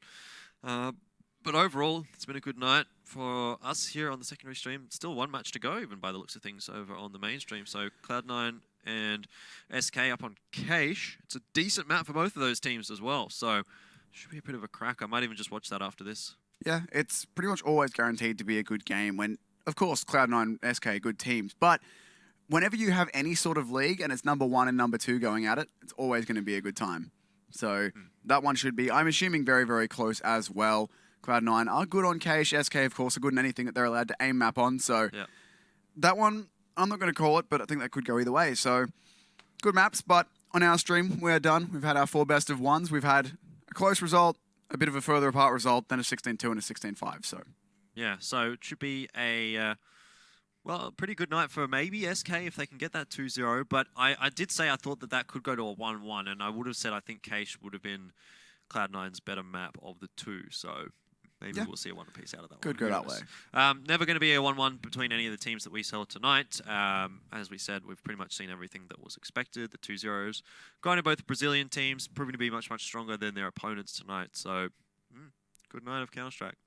Yeah, and just expected results across the board, really. But, I mean, looking at Cloud9 and SK again, just talking about that briefly, those are teams number 1 and 2 in the league. So it doesn't really matter which way they go because they're both going to land. Yeah, definitely. And that's going to be it for us tonight, wrapping up our show. Has been a good night of Counter-Strike. If you want to see some more, you can go jump over to the main side of things where SK and Cloud9 are currently doing battle. But from us tonight, it is going to be a goodbye. Have a good one.